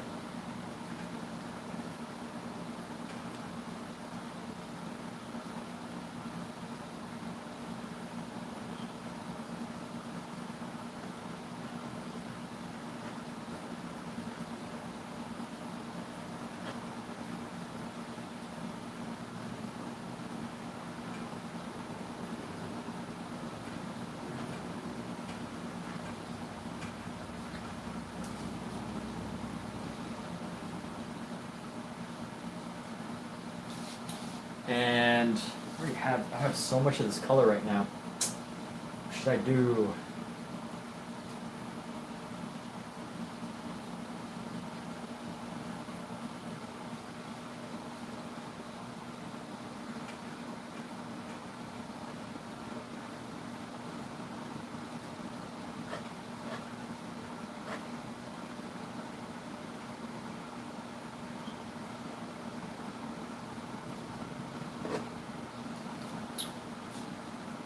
Alright, what I gotta do is just basically pull this paint off and put it onto the palette and save it for later.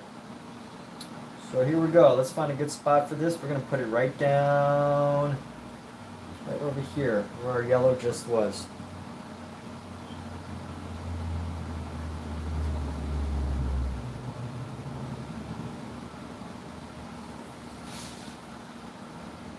I'm actually quite surprised at how thick of a layer of paint I was able to get out of that.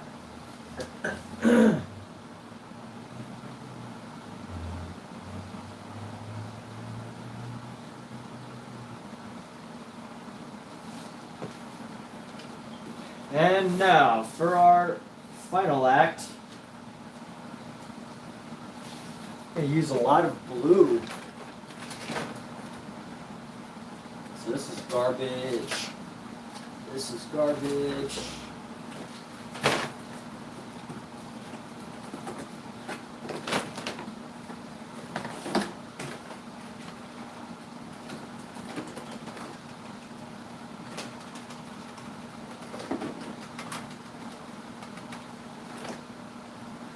Garbage.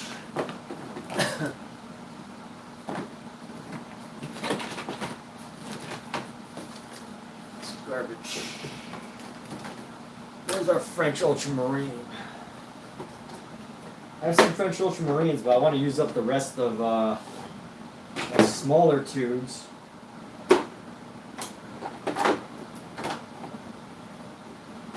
Use up some of my smaller tubes of paint here.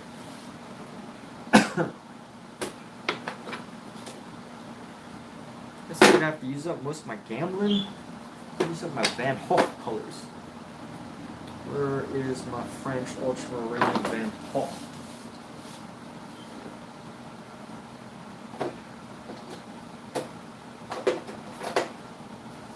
Here we go. Oh, only my Georgian color is the French ultramarine, so you know what? We'll go with the Van Hoff ultramarine. So I need to find my other pack of Van Hoff colors. Toss that.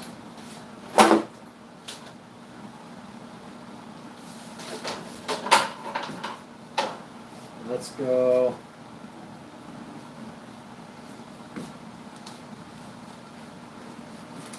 Is it just me, or is this a faded ultramarine? It's funny. Two of the same brands, but one's like a faded package, I guess.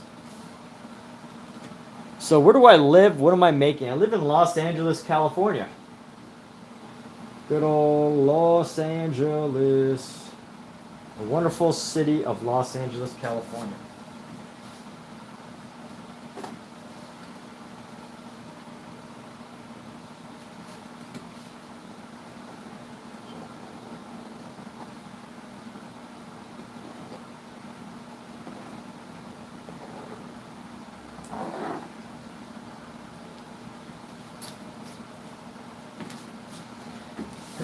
So I'm actually painting all of these things directly onto the canvas. You know, I want to scrape off some of this yellow. There's just too much going on.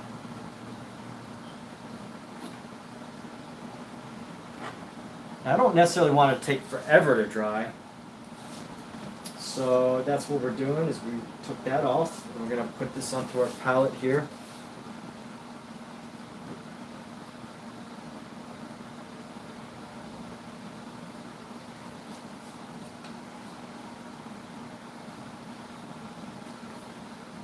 You live in Illinois. All right, good old. Do you live near Chicago? The wonderful city of Chicago's. Illinois, Chicago's.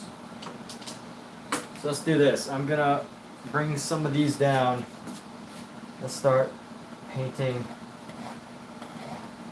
I'll layer our blue around here. Now this is what I call painting.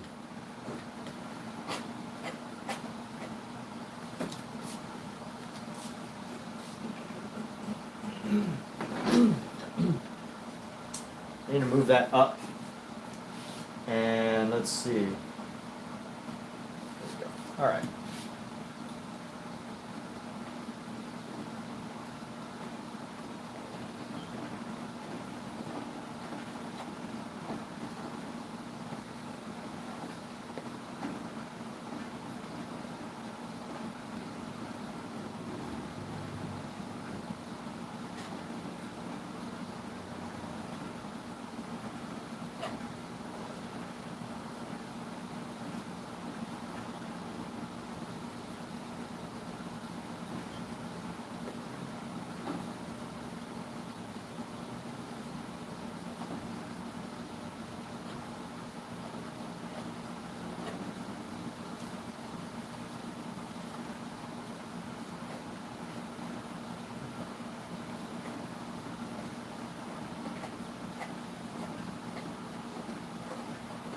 So how's Illinois?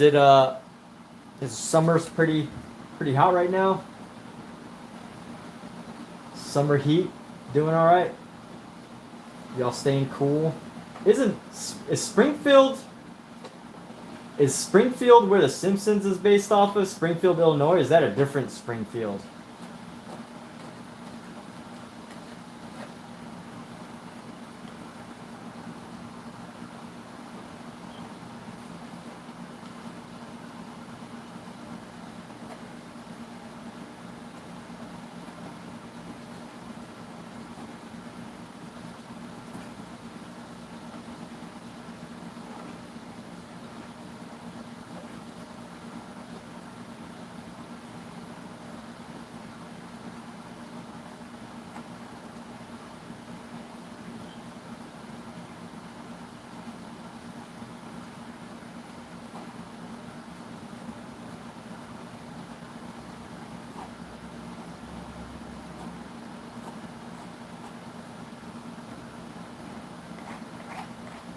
And here we go.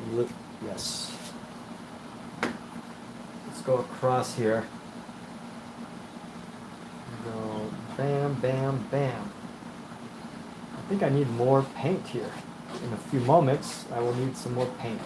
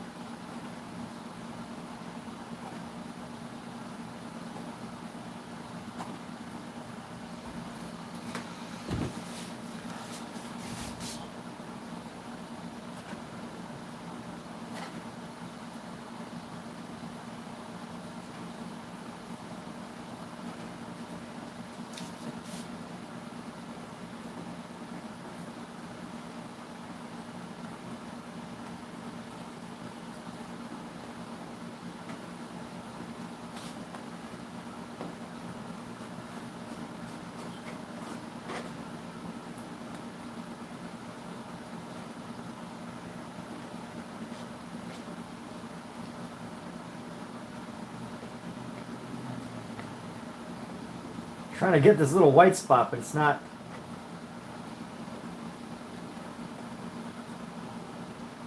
There we go. Wasn't spreading.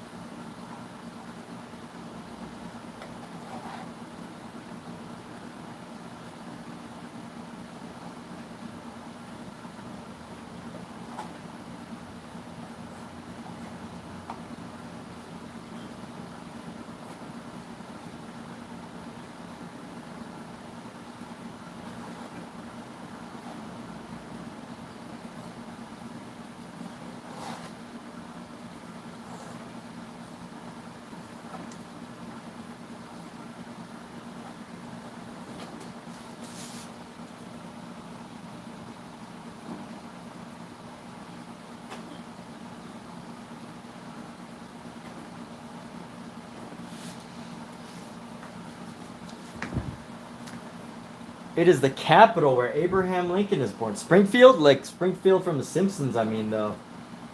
Or is that where you're from?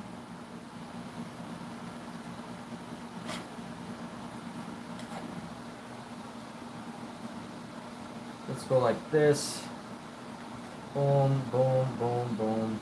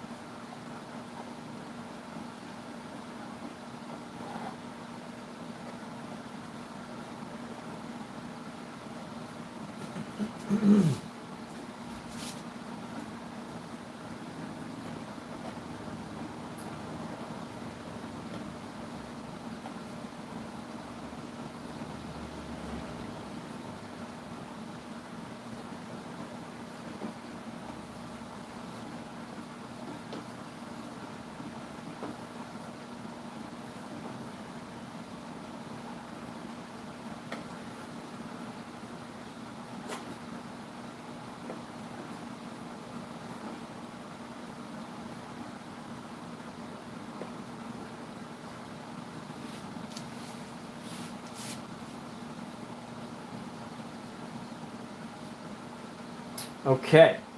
So now we've got this. We still have quite a few more areas to do. So we're going to add some more of this French ultramarine blue. Lay down our palette knife. I need a tube squeezer for this. Is an empty tube squeezer? Yes, an empty tube squeezer. A tube key. Mark Dietz, where am I? What did you miss? What'd you miss? I'm still working on this.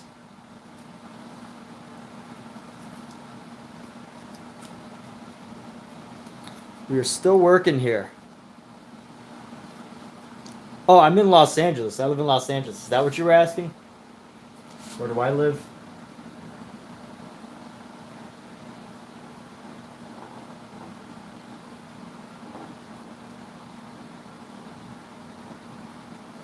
Straight from the tube, straight from the tube, straight from the tube, straight from the tube.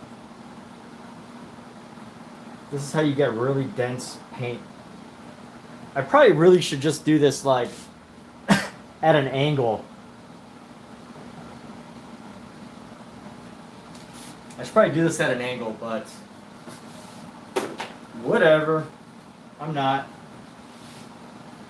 Yeah, so I live in Los Angeles, California. Good old Southern California.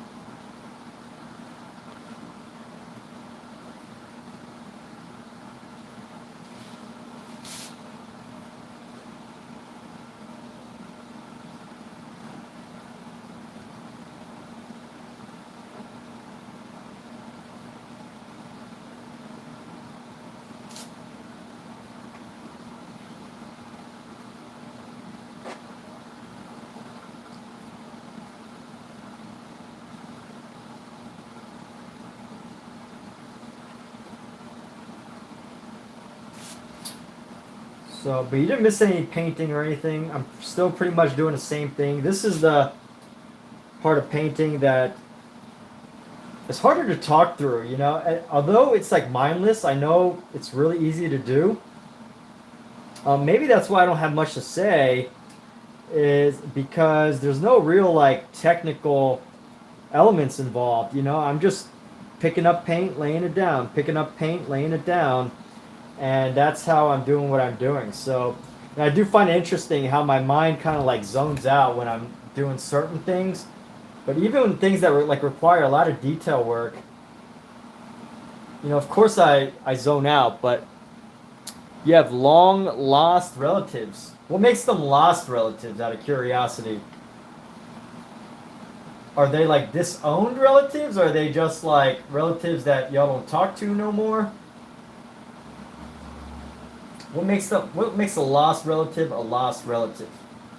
I don't think I have lost relatives as far as like I might have some cousins. Actually, I used 23andMe and I found a cousin that I would have never found if it wasn't for 23andMe.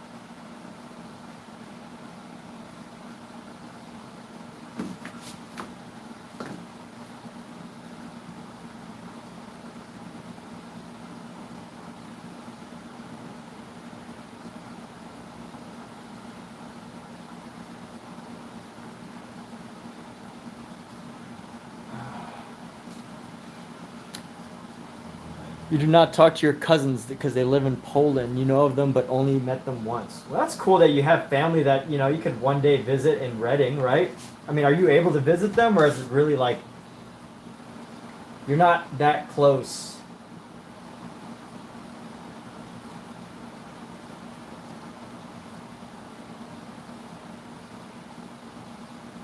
It is interesting how far disconnected we can become from family. You know, give it a generation or two, and nobody knows. A couple generations, and then people start to separate. They don't know each other anymore.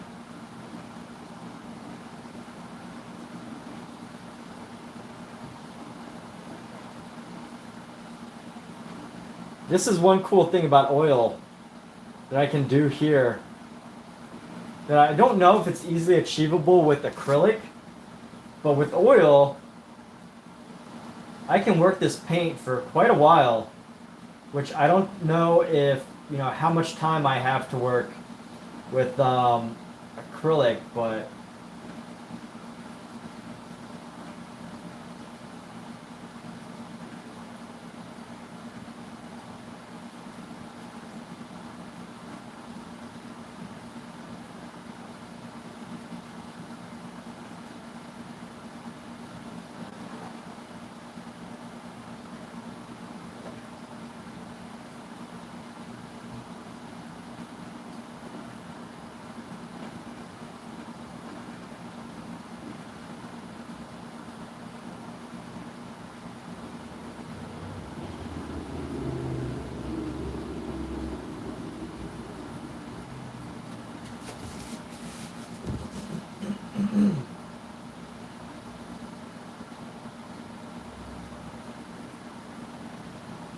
Poland is awesome. Your ex is from there.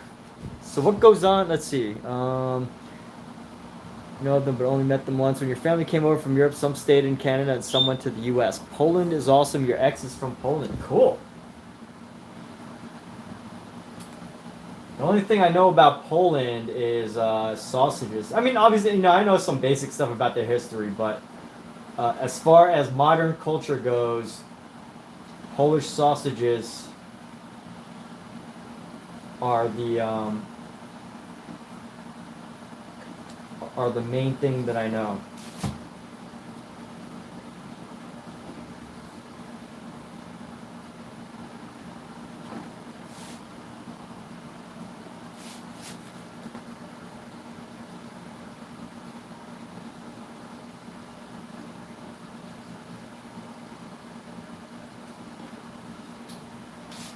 So looking to carve some of these pieces here. Head.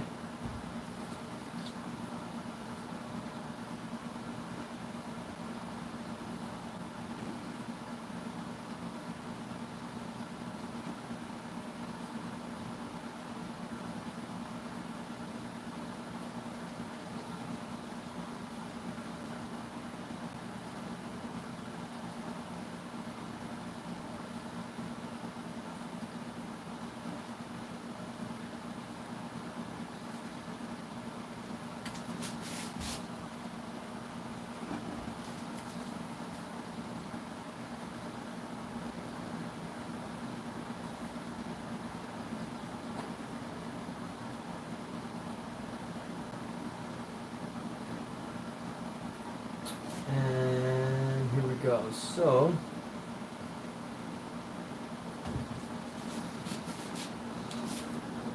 I feel like this is a very Dada-esque painting as far as the feel goes.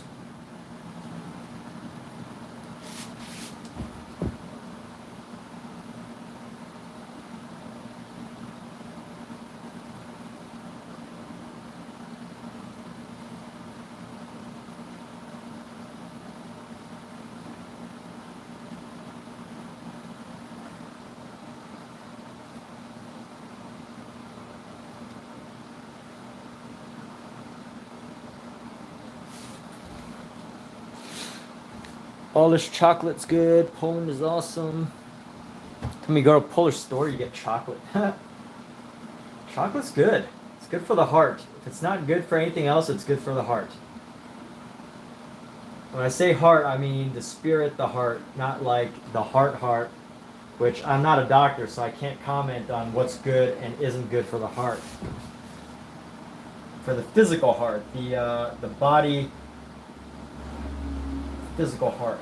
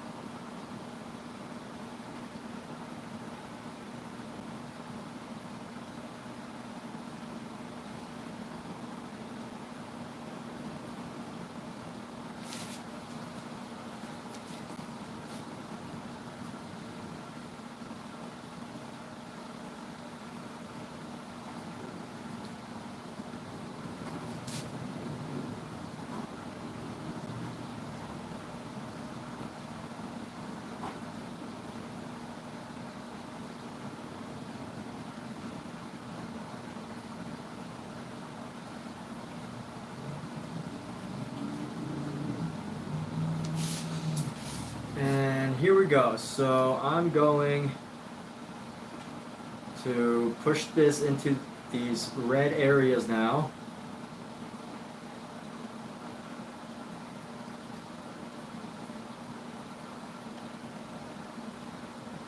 And I don't, fortunately, with my what I do, I don't need to be too precious, but I do want to. When I say precious, I mean I don't need to be like too delicate with how I'm doing it. I like to have some level of interaction.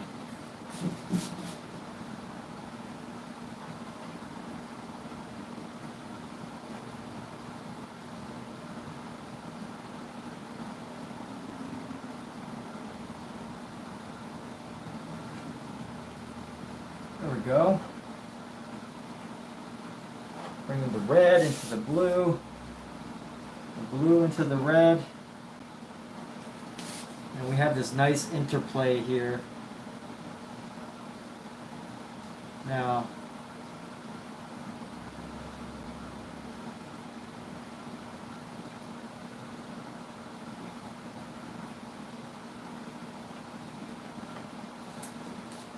and one thing I don't want to do for sure is bring too much red into blue into yellow, but I do want to play with this space a bit and make this interaction a fun interaction with the blue space here. At least over here.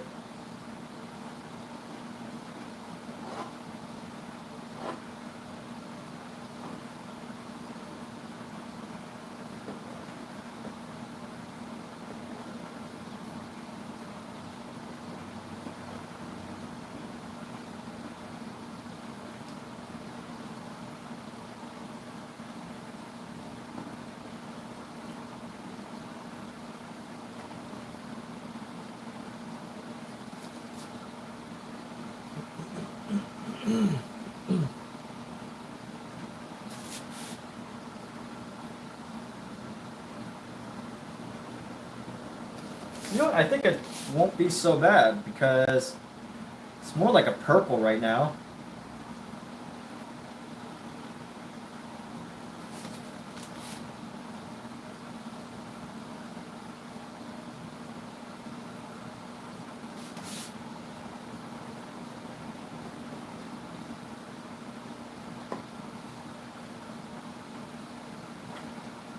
You know what? I can actually bring in some of this in.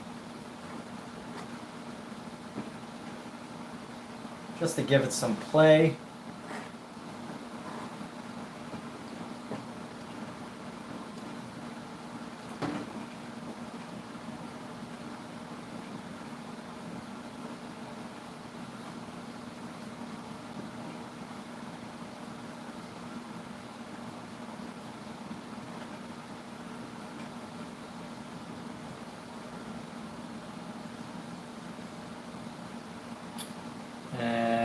here we go. Let's actually lay some of this color in. I'm actually going to spread this out a bit because we have so much paint still left on our brush. It would be a shame to just let it go to waste just because.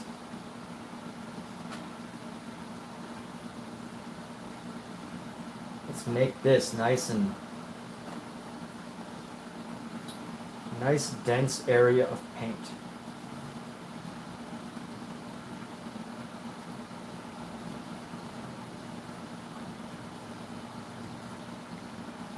Goal right now is just spreading paint in a nice dense way.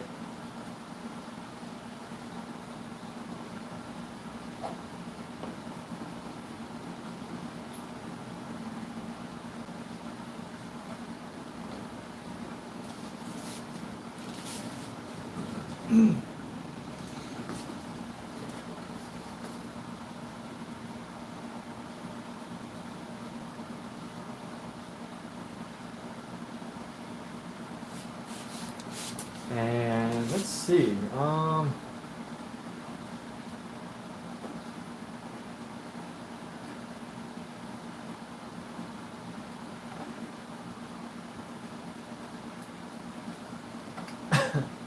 You know what, everybody? I think I need a break now to think on this painting about where it's at. You know, it took a different direction that, you know, I wasn't quite thinking of. And I feel like right now is a good time to take a step back, take a break, eat some food, replenish, nourish, and we'll be back in like a couple hours to paint again. So for those of you that are still here on YouTube or TikTok, thanks for sticking around. Hope you've had the opportunity to have some fun conversation. I know Mark, you're going to Stampede in a bit, so yeah, I hope you enjoy that. I'm probably going to stream in a couple hours, but you'll probably be at Stampede, which is, you know, look forward to hearing the gossip about Stampede when you get back. And with that said, I do plan on coming back later today. I don't know when, but even when I say that, sometimes I don't end up coming back. But I feel like I have to today simply because I don't know how much I'm going to be able to paint the rest of the week. Just getting busy and everything, so.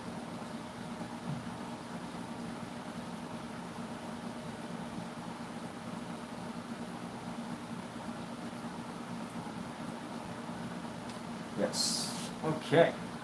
Spread this paint around.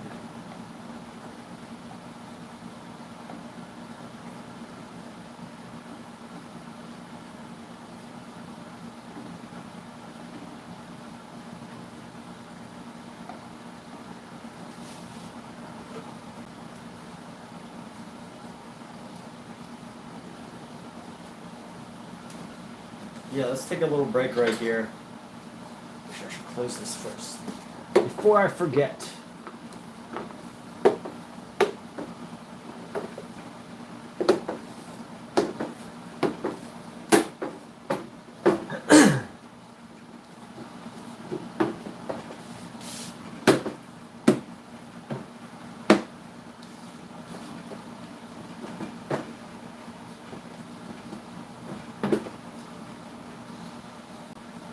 Like where this is at now, it's important to take a break before we get any further.